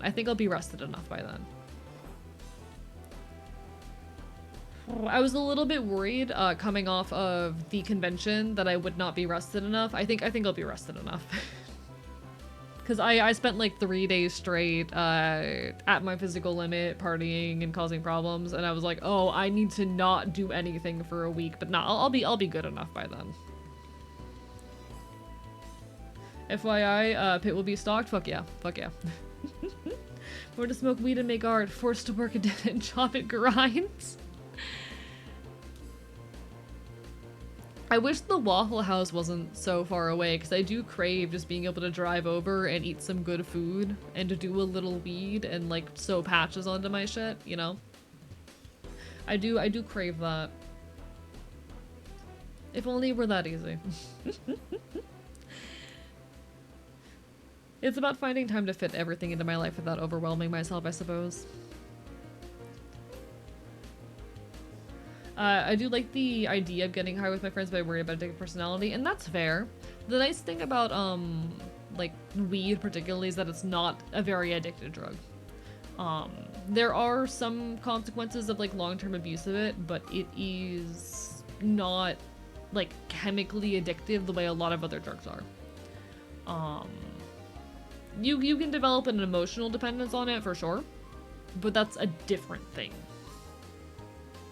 For me, I'm pretty good at setting limits with myself and my substance use. I know I am someone who has got poor impulse control and has had issues with that kind of stuff in the past, but I've gotten very good at like keeping myself in check in those regards. Thank you, Natalie Weiss, for the sub. I appreciate it. Oh shit. Breaking news, Floridian authorities found a mangy creature living in the dumpster behind the Waffle House. It smells of weed, says bystanders. But like smoking weed is not nearly as bad for you as say drinking is. You can develop an emotional dependence on anything. You just gotta be mindful of that. So I kind of set limits for myself of like, I'm not gonna do these things more than once a week, usually. So I only ever drink in like social situations, and I usually only get drunk once a week unless I'm like doing a big event.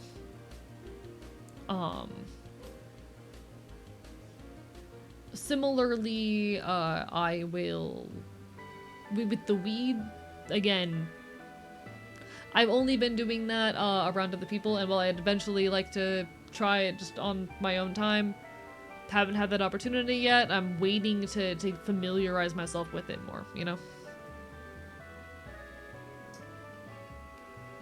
I don't like drinking much. I drink like every 3 months. See, I like drinking in social situations. Like, I like it when I'm around other people and I get horribly drunk to a point where I'm like stumbling and struggling to walk.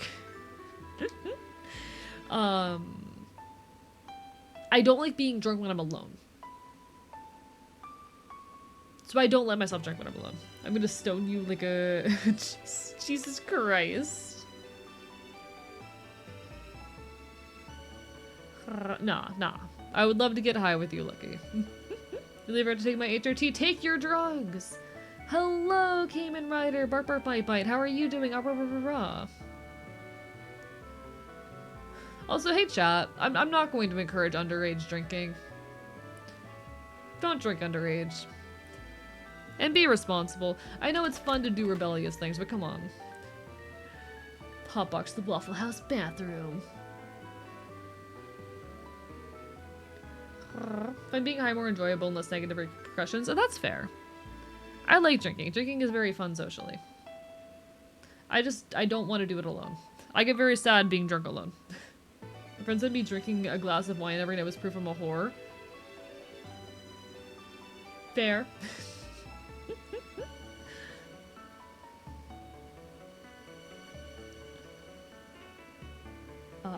The thing about if you tell me they're shoplifting, I have to do something about it, but Twitch can get your influence into the authorities if they must. Hands can be forced. It's about moderation.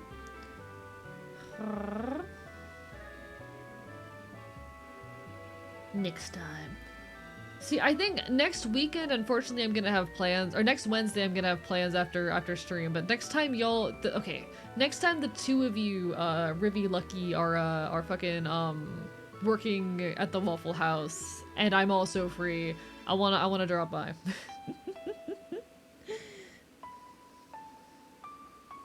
Rebelling is cool, but rebel responsibly. Exactly, exactly.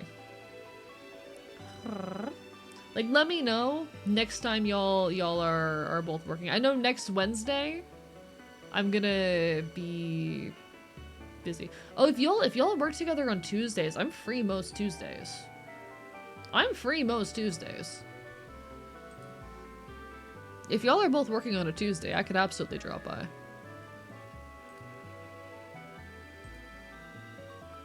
I don't got anything going on after work next Tuesday. Or after my responsibilities. We'll keep you updated. Fuck yeah, fuck yeah. Never been to a Waffle House? They're an experience. They're an experience. How many Waffle House employees are in chat? Exactly 2. And they're my friends. They're my friends. And we hang out and we smoke weed and we go to shows together.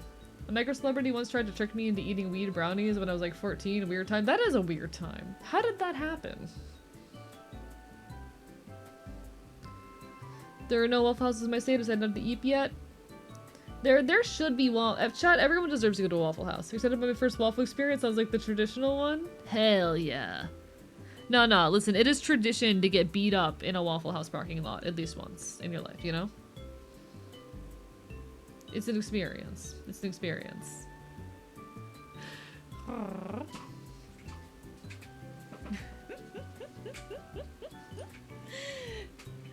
Listen, Lucky, you gotta save some of that shit for me. Silly affectionate.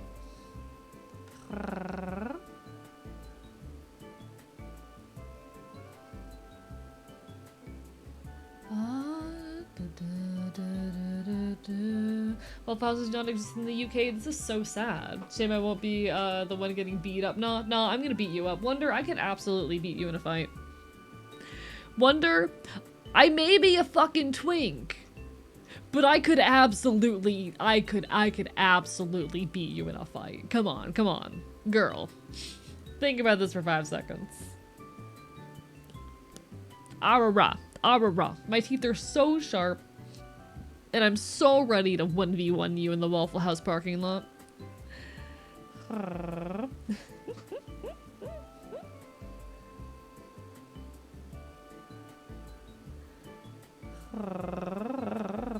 What the fuck did Review say? One sec, I'm trying to find this message.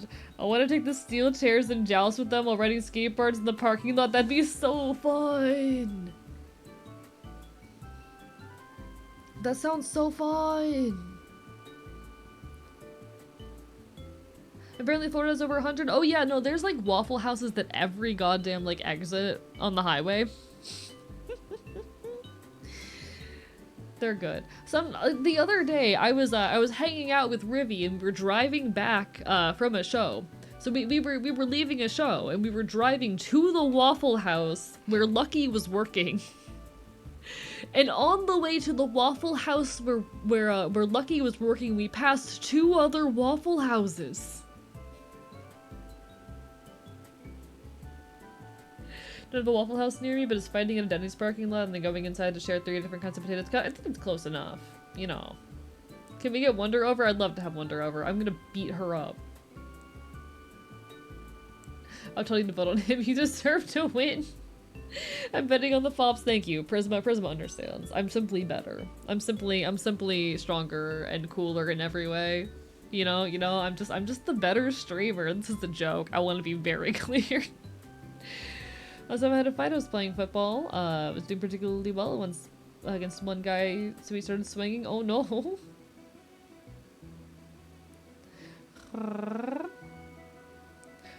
Closest Waffle House is 3 states over, and one of them is in a large state.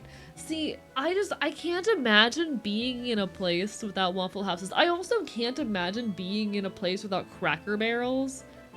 Like, I'll be so real. The Cracker Barrel discourse recently has been so stupid, but it actually makes me genuinely sad how many people just hate on Waffle House for having, like, the old Southern aesthetic when they're actually one of the handful of companies that has maintained their DEI initiatives and, like, and shit like that. Like, yeah, Waffle House, sorry, fucking Cracker Barrel maintains that old Southern, attitude and stuff, and its consumer base is largely conservative just because of it maintains that aesthetic. But, like, most companies rolled back their DEI initiatives when everything happened. Well, fucking Cracker Barrel didn't. And sure, that's like bare minimum, but that's bare minimum coming out of something that everyone writes off as being like a conservative hellscape pandery restaurant. It's kind of insane. Like, their rebrand was with the intention, in part, of trying to appeal to, like, the people outside of that demographic. It was for a lot of reasons. Part of it is because having more generic buildings makes them a lot easier to like resell and build new properties on and whatnot. So it makes it a lot easier for them to buy and sell property if they just standardize their design and make it less, you know, overtly old country store. But part of it was probably to try and get like some appeal from more liberal demographics, because like, I don't know. I think it's really funny that the conservatives are out here crying over a restaurant that like did not abide by their values already.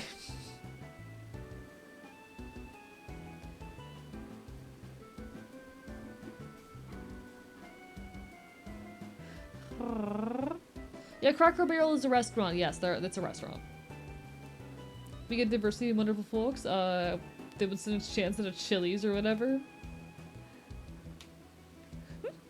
Got a little mad too. Like the move that Cracker Barrel made in trying to rebrand was stupid. Don't get me wrong, it was a bad idea. But like, Cracker Barrel maintained their DEI initiatives. And yes, that's bare minimum, but like, Jesus Christ. First of all, to all the conservatives crying, you should have been crying a hell of a lot sooner, but to all the leftists being like, oh, Cracker Barrel is a stupid, conservative hellscape, not really. McDonald's used to be filled with whimsy and joy. I do think it sucks how much whimsy and joy the world has lost. On to the next playlist, chat. On to the next playlist.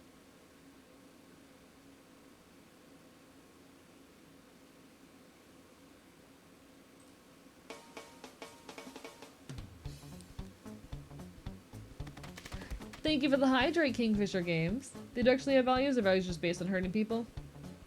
When I went to Florida, I didn't really experience popular southern chains because I felt so out of place in Florida, so I just stuck to Italian restaurants. Listen, as scary as it is, if you're like, especially in more rural parts of Florida, you need to stop by a proper southern diner and get some country fried steak. Trust me, that shit is fucking life-changing. Just trust me. Just trust me. That shit is genuinely fucking life-changing. Haven't heard this in ages. Where's it from? Let me check. What is this song from? Super Mario Galaxy 2. It's not our fault we're living through late-stage capitalism. Also true. Also true. Hello, Dr. Cruiser. Thank you for the resub. Heard Cracker Barrel? Is that one of the spawn points that other folks return to? Listen, I grew up on Cracker Barrel. Let me have this.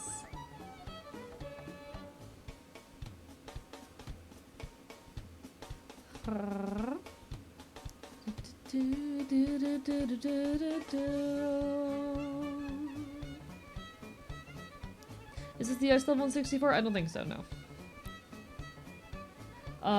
Is your model's tongue pierced? Yeah! One sec.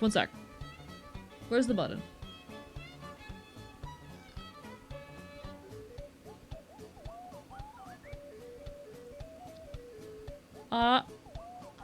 Why is my mouth not opening all the way?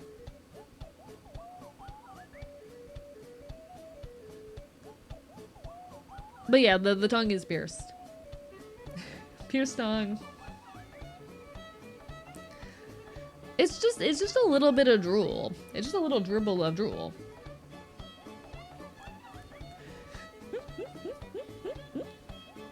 You eat fake meat raw, it's pretty awesome. I want to do that.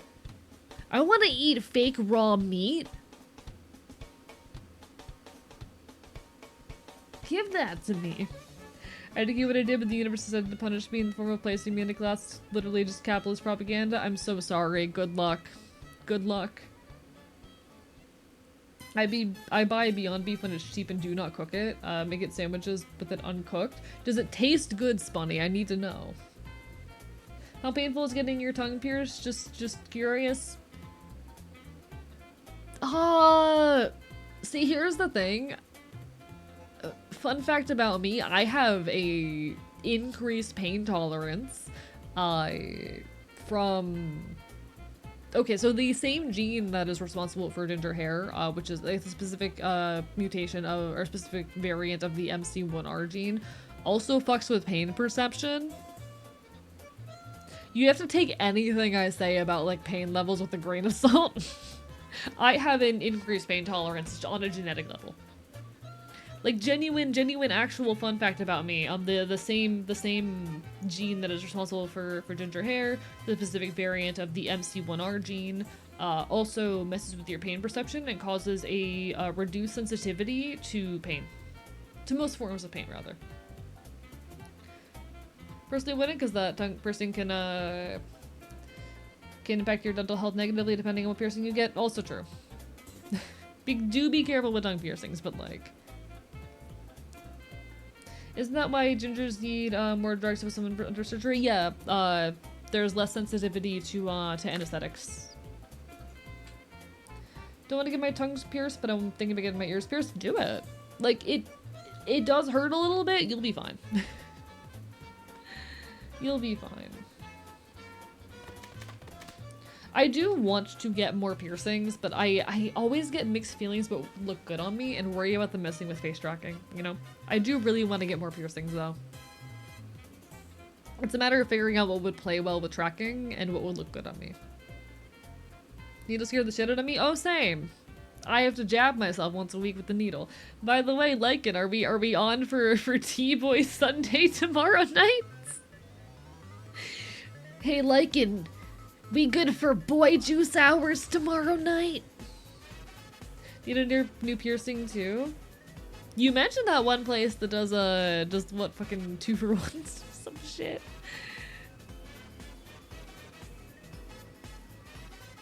Boys will be boys. Get your boy juice. Get your boy juice, gamers. I want to get some new piercings. I don't know what, you know.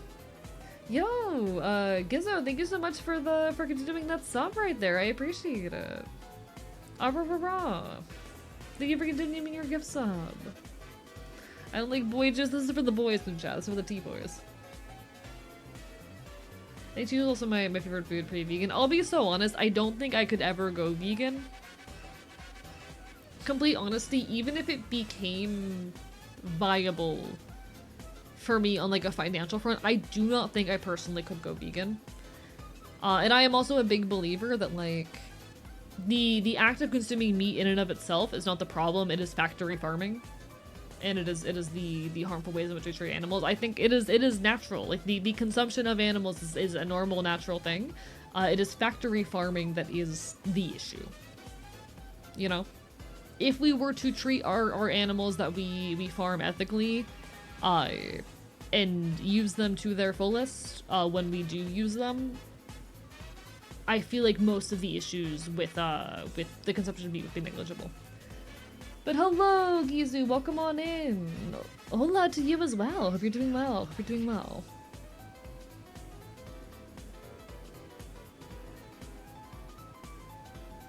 I eat on $100 per month, which includes buying water. I'm gonna guess you don't live in an urban area, because like food costs in urban areas tend to be much higher.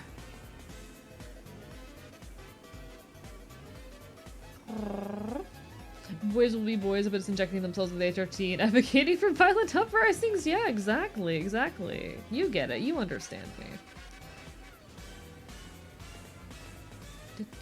But I also just, I am an enjoyer of meat. Eating vegan is not cheaper. I don't know what you're on about. Like, eating vegan is not cheaper unless you really like beans. The vegan movement hurts small farms, not factory farms, unfortunately, yeah. You know, to ear piercings, maybe a lip, tongue, and belly button piercing could be nice. Definitely start with your ears. Definitely the best place to start. I think systematic animal murder is wrong if you can live without doing that. I believe there are ethical ways to consume meat, and a lot of it just relies on treating our animals with more dignity. But it is normal. Like, animals eat other animals. That is the way of nature. The problem is that we treat our animals super unethically. I believe if we treated our animals with more dignity and respect, I don't see a problem inherently with the consumption of meat at that point. I was vegetarian for 16 years and it made me incredibly sick because I couldn't afford real food that wasn't meat or broth based. Best we can do is our best. Also true. Yeah. Got my ears pierced. Tip for those who want to get a kind of piercing, only do it if you know how to keep it clean. Also very true. Very true. Make sure that you are properly caring for your piercings. Live in an urban area, get food delivered. Okay, how the fuck are you eating for under $100 a month? If that's the case, because what the hell?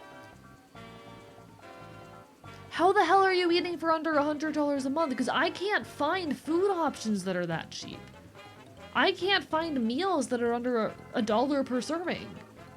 I eat cheap food, I can DM you a grocery list. I'd love to see it at that point because Jesus Christ, I need cheaper food. I eat absurdly cheap as well. But like, what the hell? Bear in mind, I am a Floridian, but...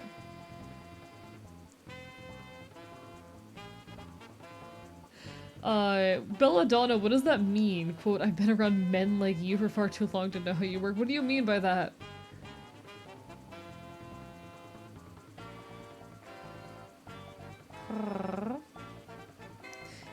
We have some good vegan stuff here in Germany. Already did cut down my meat consumption by a lot. I do believe that, like, we do need to decrease our meat consumption in general. I do genuinely think we need to decrease our meat consumption in general, but, like, I don't think it is viable or worth it to completely cut it out, and I believe there are ethical ways to consume animals. There's no reason to be sensualist about it. We have the capacity to not rely on killing animals for food, so it'd be good not to. I disagree. Animals are still gonna eat animals. And I don't think that's inherently wrong.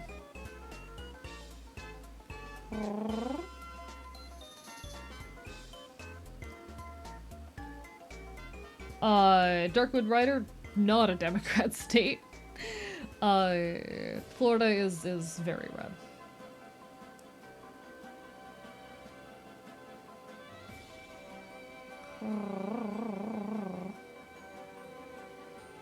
Reminds me, hey, welcome to the Discord, Dusklight Wanderer.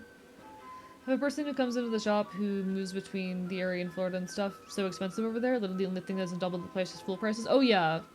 Okay, interesting, interesting.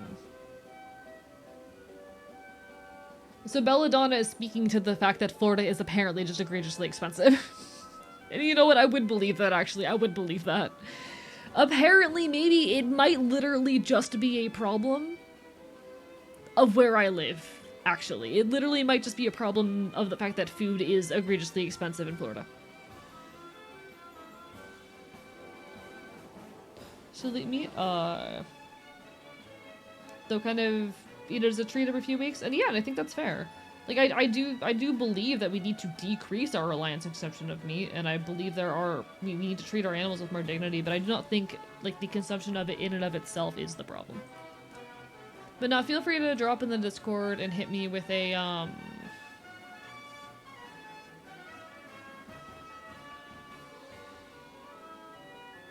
brain.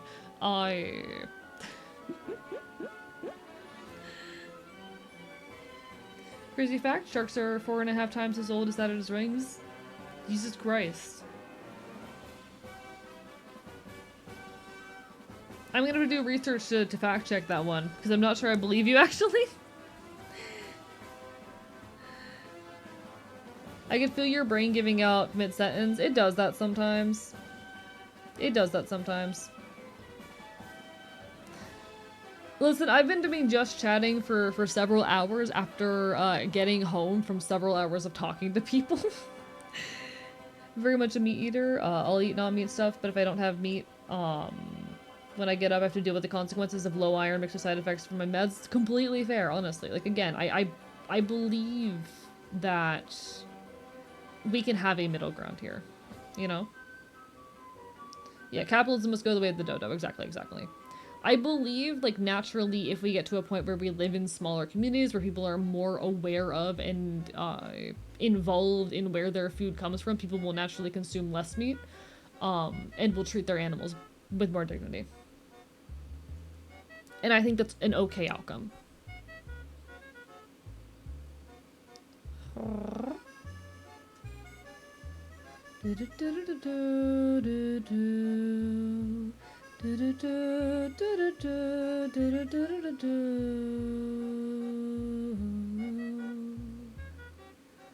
Saturn's rings have age estimates varying between 4.5 billion and 10 million years. Thank you, Danger Safety.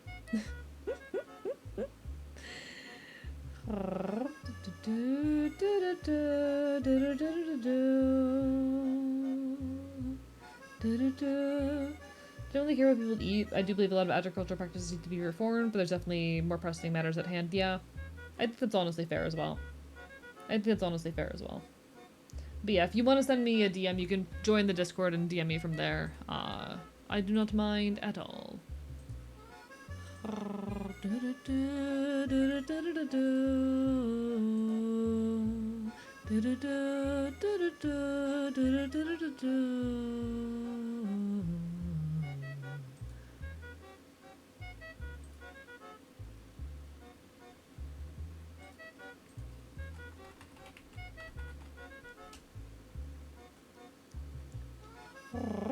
Animal Crossing music is so calming. Real.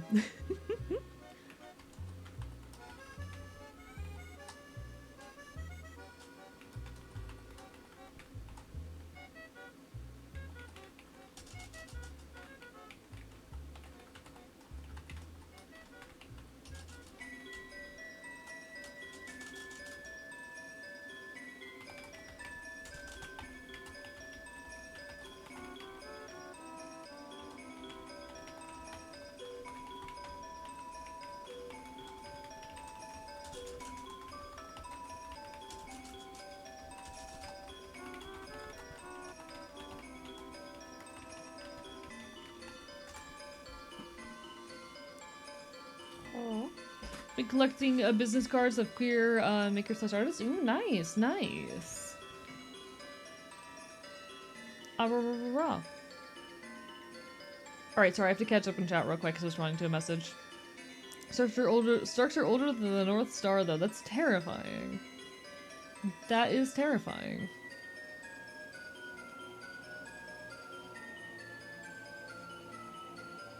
In about 15 minutes, I'll have to leave because it'll be midnight for me and I have a timer. No worries, do what you gotta do. Do what you gotta do. It is almost midnight, Jesus Christ. Chat, we've got about 2 hours left on the fucking paint drying.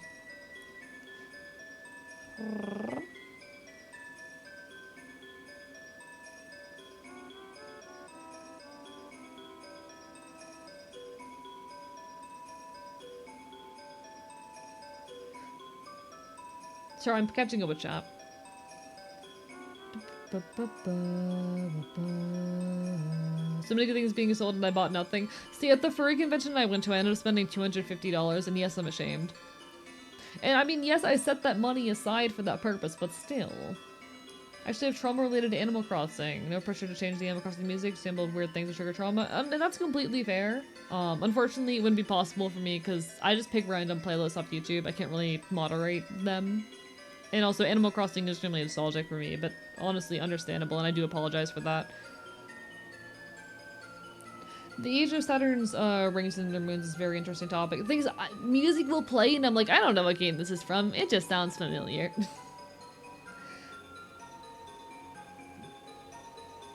Most recent consensus that the rings formed shortly after Saturn, and the inner moons have been continuing to form from them since that time. And the best age constraints is that the moon Mimas might be under 1 billion years old due to stability constraints. Wild. Wild. After licking the blood sauce panic and vermin's dryer, thank you, Aloe. Checo, Brie, you're too popular. I'm too popular. How was the con, bro? It was amazing. It was one of the best times I've had in my life. It was my first furry convention. I enjoyed it so much. It was really fun on Sunday night, just getting terribly drunk and jumping between room parties. It was really nice. It was really healing. I got to critter brain with people and be an animal and vibe.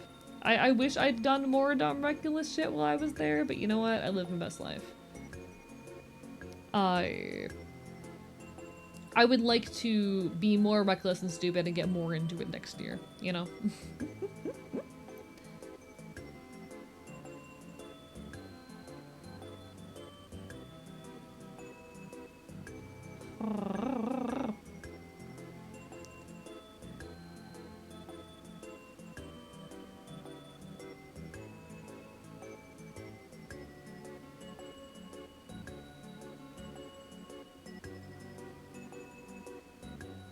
Ah, rah, rah, rah. Ah, rah, rah, rah.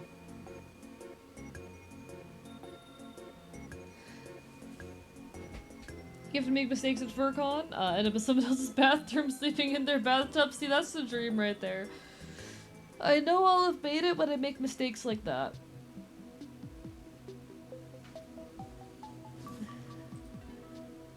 But I think ultimately, like, it is just an unfortunate fact that,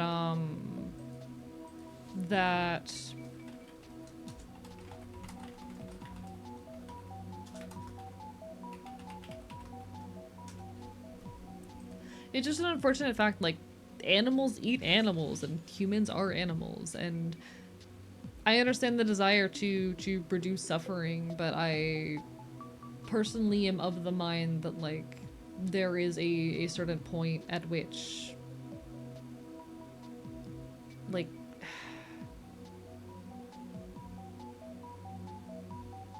I'm struggling to find the words here.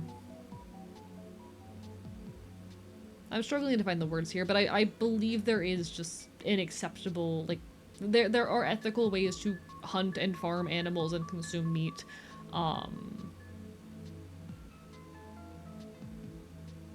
And, you know, those who live, who are able to comfortably exist as vegan or vegetarian, good for you, proud of you, happy for you. I personally can't, you know? I personally can't. How intelligent would an animal have to be before it becomes unethical to eat it? That's an interesting question.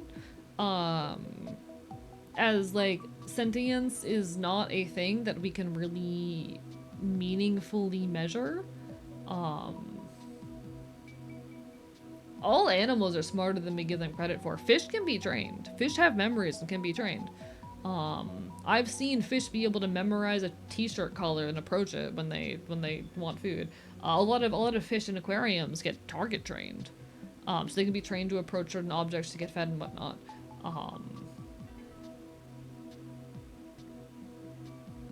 But at the same time, like, animals eat animals. That's just kind of a part of existence and nature.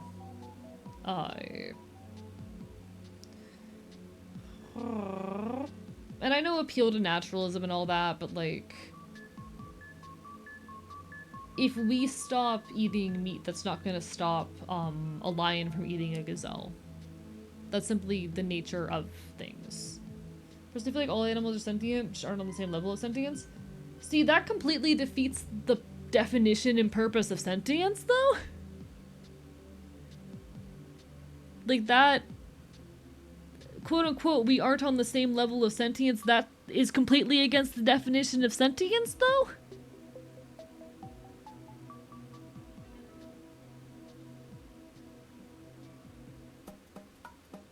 Hello! Amazing day. Thank you for the raid. Bark bark bite bite. Hey, don't be mean. Don't be mean, Jelly. Shout at. Mazy Day, thank you so much for the raid. Welcome on in, folks. Hello, hello. Hope you all had a wonderful stream.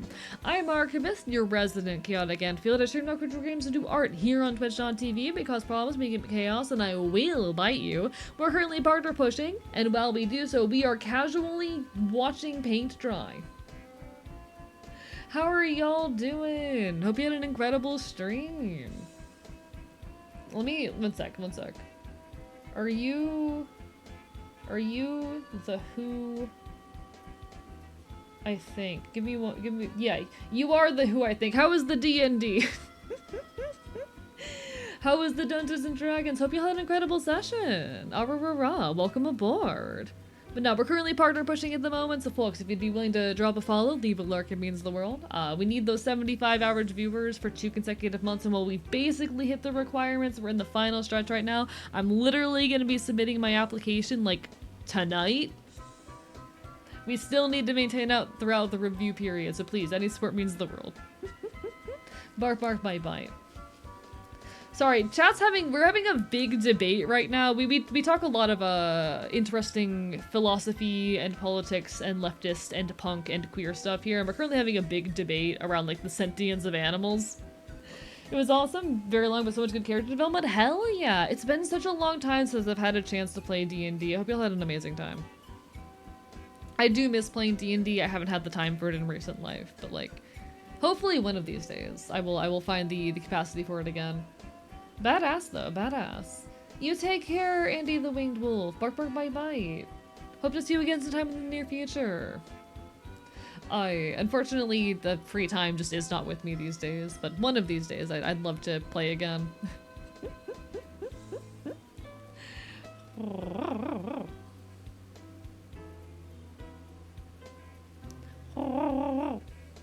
But no, everyone go give some love over here to Mazy Day. Absolutely go give love. Go give love. Ah, rah, rah, rah. Bark, bark, bite, bite. Attack! On my orders, Ashen. I just managed to squeeze this one in, so worth it. No, completely fair. I'm kind of unfortunately in a situation where I've got a solid, like, 30 hours of responsibility a week, followed by streaming for 20 to 30 hours. So trying to fit in, and also I do YouTube, so trying to fit in things on top of it, it's rough, but we do our best. We do our best. Chat's biting you. We do that around here. Apologies. What am I fucking saying? That's like my entire shtick. It's a pleasure to have you in any case. Ah, rah, rah, rah. Ah, rah, rah, rah.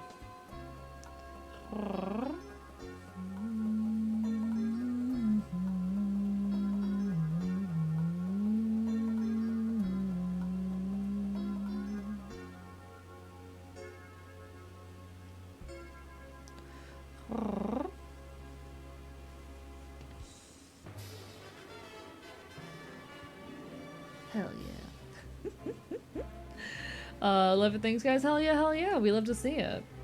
Okay, so someone was asking like about animal sentience, and the issue with that is like sentience requires a level of self-awareness, and it's hard to measure that without the ability to, you know, directly communicate.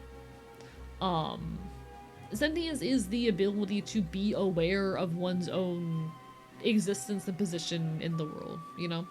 It is a level of conscious thinking that does require, like, our best measure for measuring any of this is honestly just brain scans and looking at brain development, but even that is a flawed and complicated measure because we cannot understand the subjective experience of, like, any kind of critter. But yeah, like, just our best understanding that neuroscience allows us, and I have a background in neuroscience. I will not elaborate on what I mean when I say I have a background in neuroscience, but trust me when I say I have a background in neuroscience. As particularly in neurogenetics. I've done a lot of neurogenetics work in the past. Yeah, like, to our best understanding from what we can gather from brain scans, from looking at brain development and the neurogenetics underpinning neurodevelopment, The kind of higher thinking that we would qualify as sentience is pretty unique to like it requires a higher level of functioning that we don't see outside of like humans and maybe like octopi and dolphins.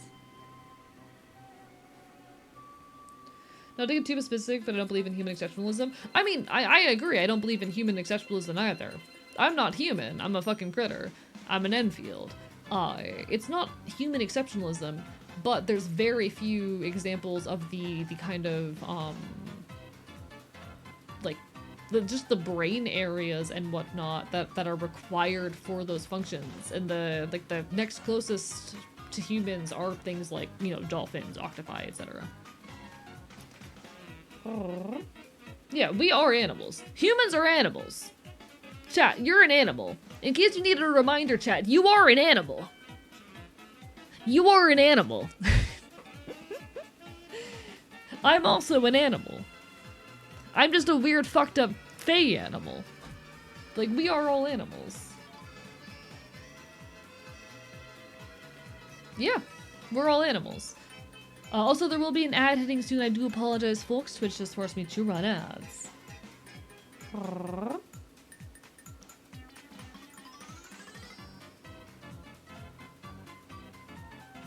Where was I in that thought?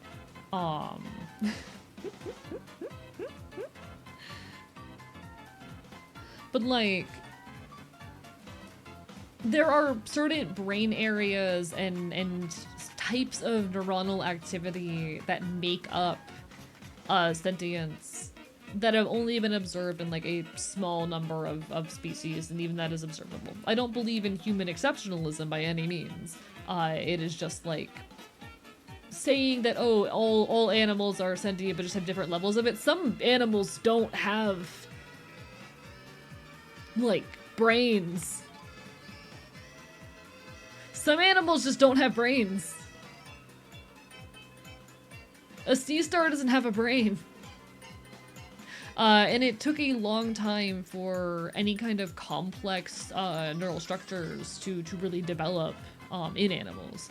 I did some research, particularly in gopher tortoises, looking at brain-derived neurotrophic factor and its development, things of that nature.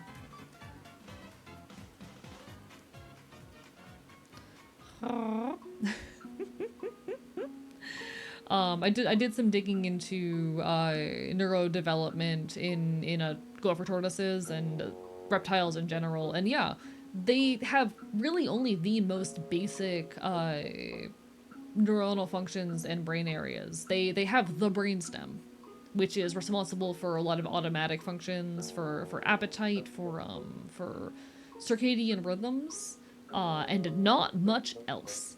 They're able to form extremely basic memory, and they have the most simple like experience of learning. Brain-derived neurotrophic factor, which is the primary gene that I was interested in gopher tortoises, is particularly responsible for learning and memory. They had the most basic activity of it, but they don't have the higher level brain function responsible for like awareness. Aww.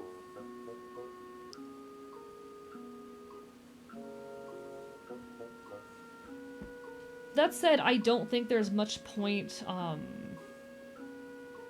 don't think there is much point trying to define, like, at what point is an animal acceptable or unacceptable to eat. We're all just animals. And we're gonna occasionally eat each other. I never heard the term Therian outside of this chat. So Therian refers to people who identify in some capacity with animals. Mal the God, thank you for the raid. I'll explain what Therians are in just a second. / shout out. Am I doing this wrong? Chat, I'm so bad at being a streamer. Shout out. At Mal the Goth. Alright. Welcome on in, folks. Hello, hello. I'm Archivist, your resident chaotic enfield. I stream not quite retro games and do art here on Twitch.tv because problems become chaos and I will bite you. We're currently watching paint dry. We're also currently partner pushing here on Twitch. We're working really hard to try and hit partner status and we're so absurdly close. I'm literally going to be submitting my application like tonight. But hope y'all had a wonderful time, wonderful stream. Whatever you've been up to, I'm biting you aggressively. I'm biting you aggressively.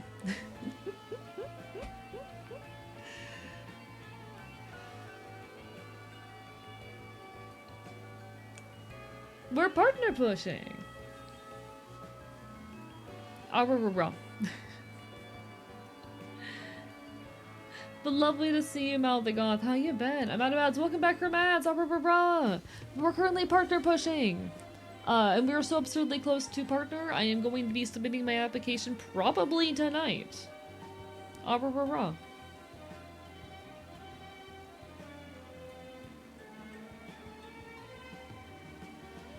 Your brain fascinates me. I'm just an animal. I'm just an animal. Hello, UE, bark, bark, bite, bite. Started with Fallout New Vegas and ended with a bit of Minecraft. Valid.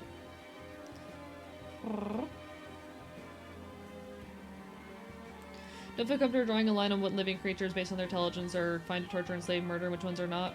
If I'm drawing this line, I would recommend trying to also draw that line on humans, because I have bad news for you about young and disabled humans. I don't believe there's any point drawing a line intelligence, just a fact of the matter. Like, it's just a fact of the matter that animals eat animals. It's just a fact of the matter that animals eat animals. Like, should we prevent a lion from ever killing a gazelle because it is doing harm to another living creature? I just don't think that's a thing we can do. Zoomy! Welcome on in! Thank you for the raid! Bark, bark, bite, bite! Mods, can we get a shout out for Zoomy? Welcome on in, folks! Hello, I'm Archivist. I'm your resident chaotic enfield. I stream not quite retro games and do art here on Twitch.tv, but we're currently yapping and watching paint dry. Chad, this is peak Archivist content. This is the best Archivist stream you'll ever see. It does not get better than this. There's so much action happening behind me.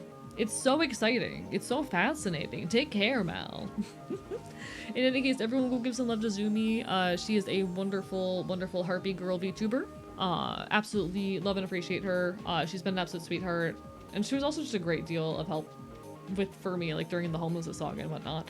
Make sure you give her all your love, alright, folks? Make sure you give her all your love. Rah.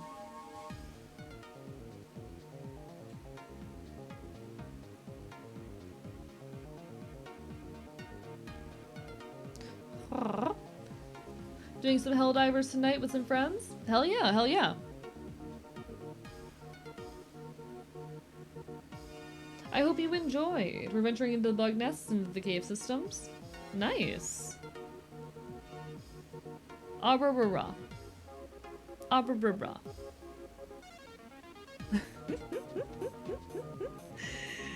No, I hope you guys enjoyed. I hope you had a wonderful time. We're just yapping over the paint drawing. I'm here. I'm a little bit brain dead, but you know what? We're vibing. We're vibing. I don't believe that humans are entirely superior to the rest of nature, but it's undeniable that humans are the most advanced species intellectually, have established themselves the dominant species. The rest of nature works in survival of the fittest, and humans are not outside of that.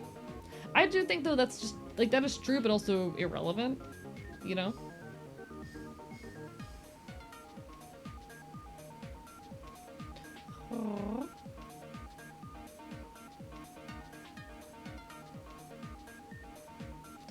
See, Darkwood Rider, that's literally not true, though, because there are cases of animals doing similar shit.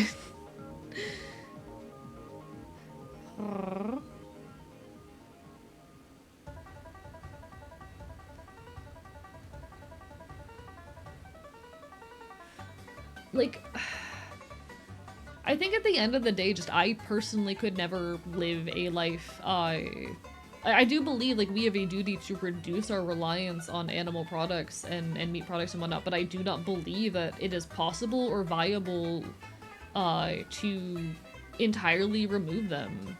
And therefore we need to find the most ethical methods if possible to consume meat. We need to reduce our reliance on our consumption of it, but we can't cut that out of our lives entirely. And I don't think it is... Like, for those who are able, sure, go ahead, do it. Reduce what you can, but like, as things stand,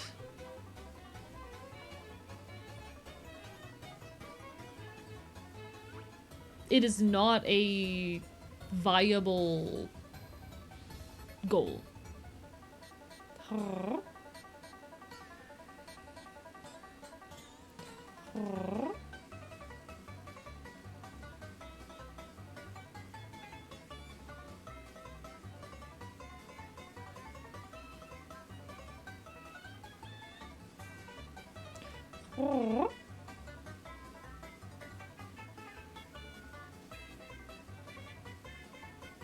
Sorry, my head's getting a little full.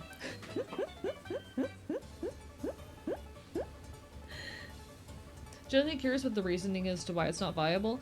I mean, there's a lot of reasonings behind that. Like, for some people, it is literal necessity. Like, I mean, I've already stated it. Hello, Golden Retriever. Welcome on in. Bark, bark, bite, bite. Bark, bark, bite, bite.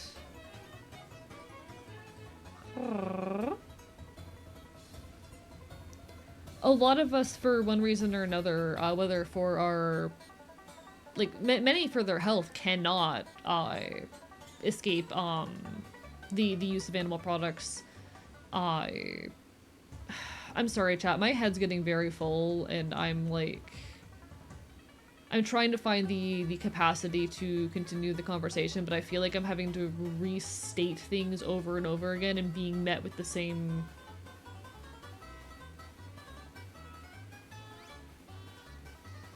Ah.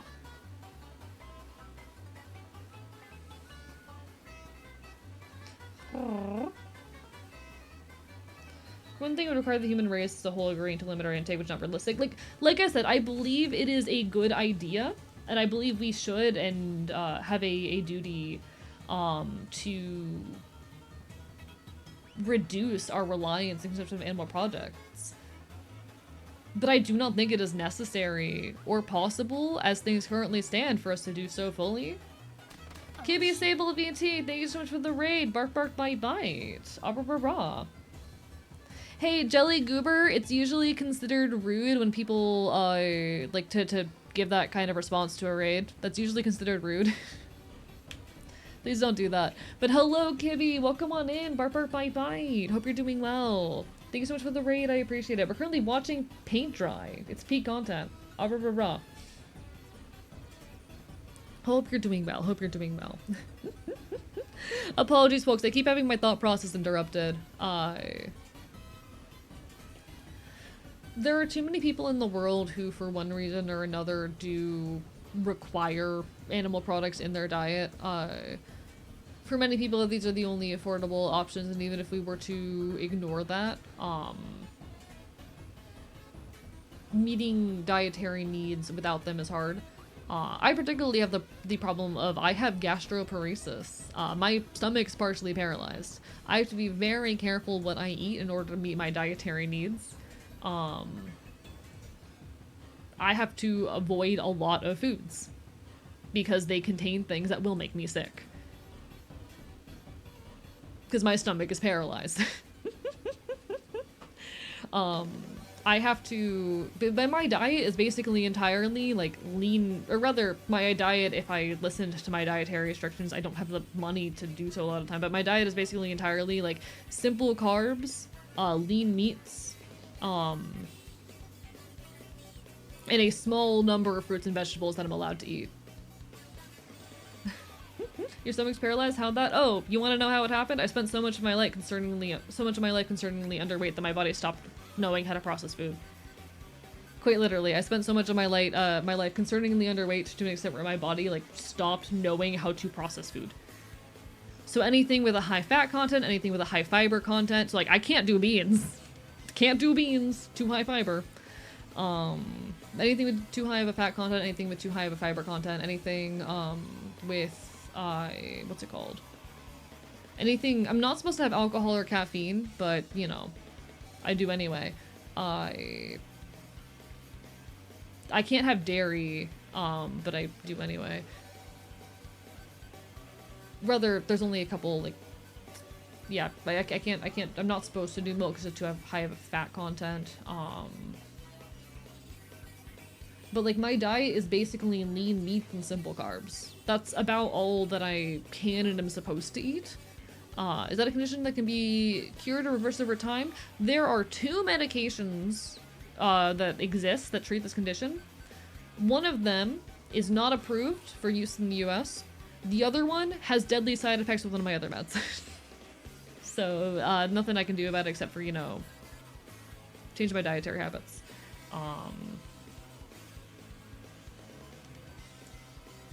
It's treatable but not curable. Exactly. Oh shit. Zeb the Zebra, thank you for the follow. Bark bark bite bite. As far as like the fruits and vegetables I can eat, I have to look back at the list that my friend sent me. Because honestly, I don't remember this.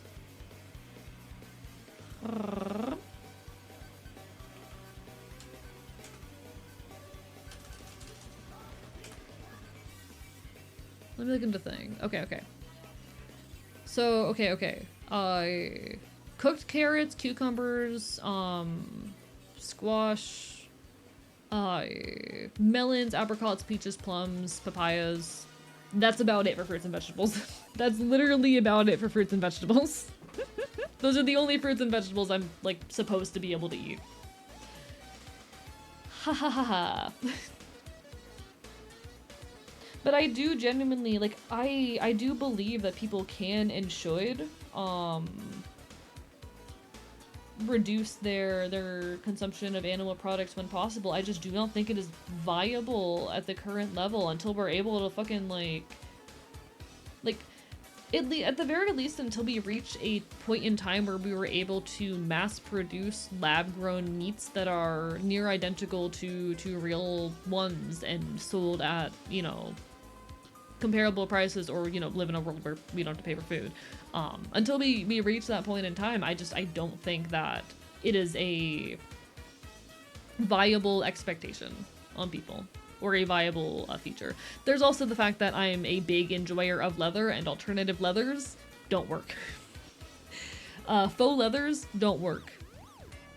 Leather is a very flexible, long-lasting material that is honestly way less environmentally destructive than the use of any alternatives. I have a pair of leather boots that are over 40 years old that are still in incredible condition that I maintain very well, and they will probably outlive me if I continue to take care of them as well as I have. They will probably outlive me.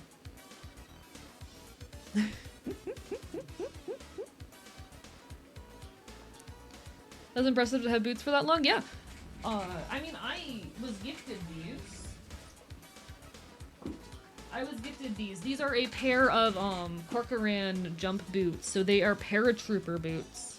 They are, again, over 40 years old. They are older than I am, by a wide margin. They're about double my age, chat. These are about double my age. I do have a picture of them. One sec, let me find it. I do have a few pictures of them. But I keep them in very good condition. I clean and polish them bi-weekly. And I fully intend that these will last for, like, my entire life, if not outlive me. And they've treated me very well ever since I got them. Because leather products, nothing's gonna last you as long as a good leather product will if you take good care of it. So these... Where is it? Where's the button? These are my Corcorans. They're also designed to be resold, so they can be very easily resold at, like, any one who resells boots. Like, these are boots that belong to a goddamn soldier, and now they're mine.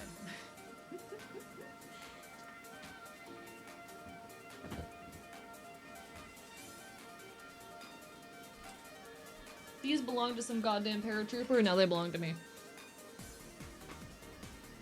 We no longer need animal products as a society, we need to change what is produced as a society, and the only way that can happen is through collective state control means of production. No, not necessarily. Some people just have, like, medical needs that require the consumption of animal products that cannot be met until we are able to sustainably produce those through alternative measures. And also, I am very attached to leather as a material. God, every single leather alternative is like horribly pollutive to the environment. Every single leather alternative is terribly pollutive to the environment, either filling the world with microplastics or like dangerous goddamn chemicals. It's very saddening. I'm very, very attached to leather as a material as well.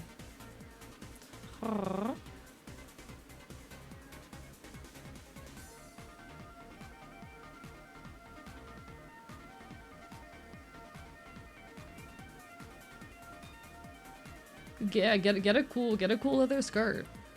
And leather is just a byproduct of our meat consumption. But like ultimately, we would have to find ways to meet the medical needs of people who like don't have alternatives, and also make those needs affordable to those people, which would probably require no longer needing to pay for food.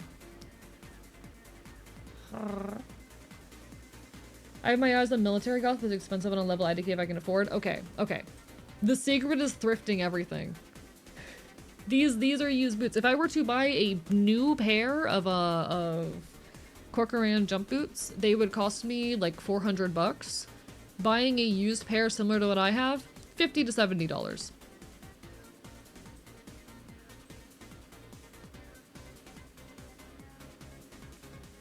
Y'all able to find a cobbler? There are a couple cobblers in my city.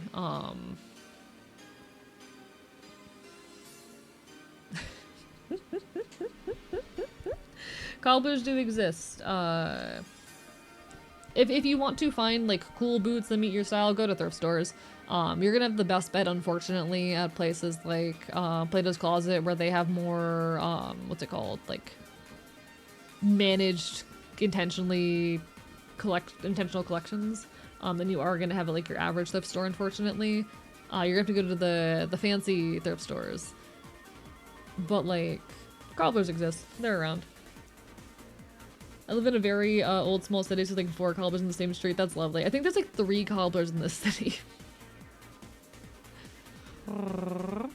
They're out there. I do want to do thrifting and charity shops more, but it does require some travel because I live in a small village which doesn't have any thrift shops. I see, that's unfortunate.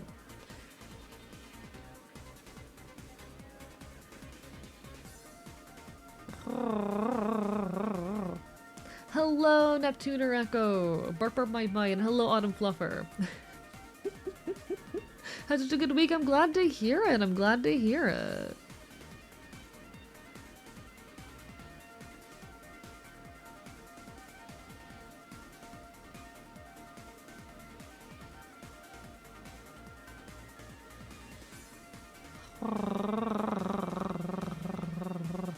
I don't know what that means, Temper Tide. I'm brain dead, I'm a little guy, okay? Literally the population of my old secondary school is larger than the population of the village I live in. I see.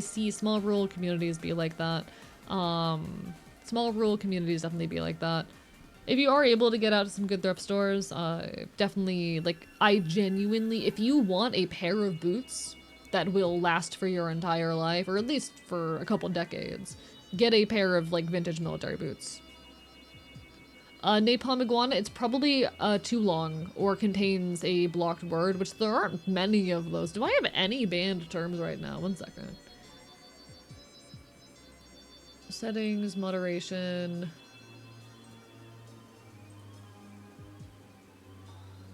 Blocked terms or phrases. Yeah, I don't have any blocked terms or phrases, so it's probably too long.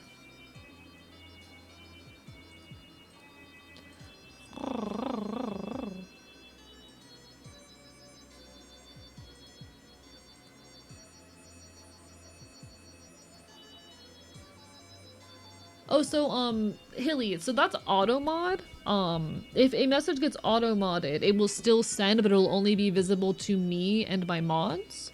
But if I have a blocked term, the chat message will not even send, I won't even see it. So there's a difference there. However, Twitch does have a character limit.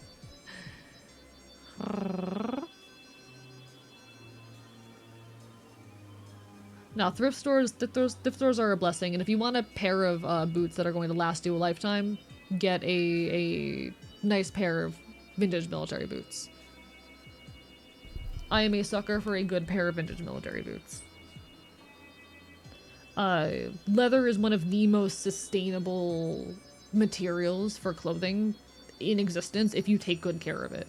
Please take proper care of your leather, chat. I am fucking begging. Please take proper fucking care of your leather.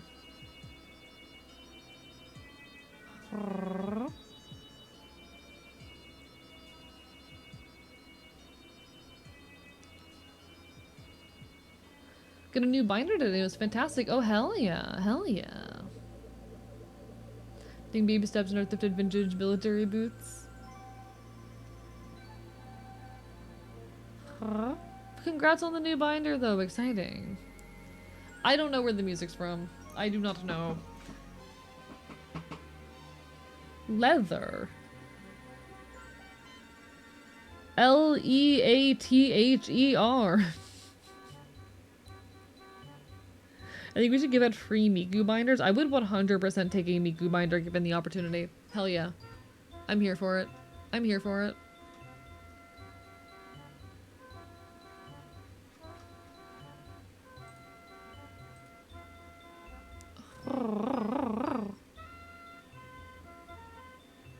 Hatsune Miku binder lives rent-free. I love Hatsune Miku binder. Hatsune Miku binder makes me so happy. I love Hatsune Miku binder so much. Give me...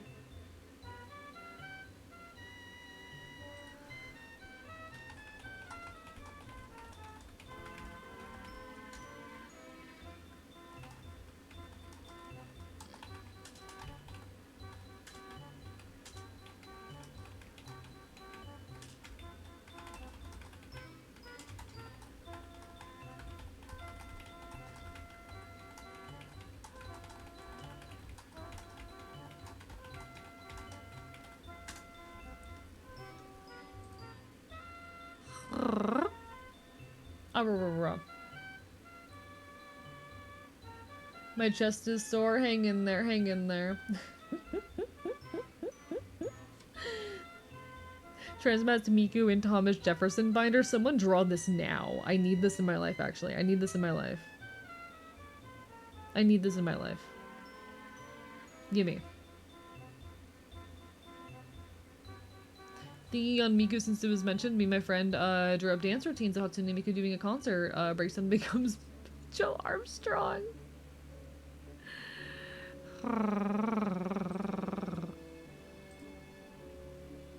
You know what? Real. Real and valid.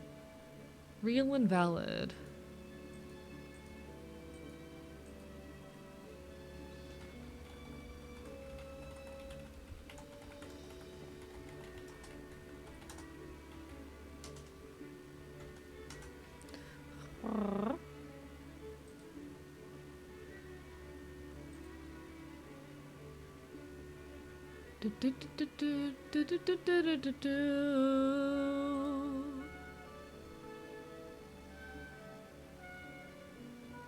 Please forgive the link in chat, but I found the pic. Oh, whoa. Oh my god. If Transvest Miku wore a binder, would he wear them like this? Or I love this. I love Hatsune Miku and Thomas Jefferson binder. That's so good. I have no clue. White Flower Black Song. I don't know where the music is coming from. It's a random playlist. Apparently this is from The Legend of Zelda Skyward Sword. I don't know where the music comes from. I'm just playing the playlist, chat. I don't know what I'm doing, okay?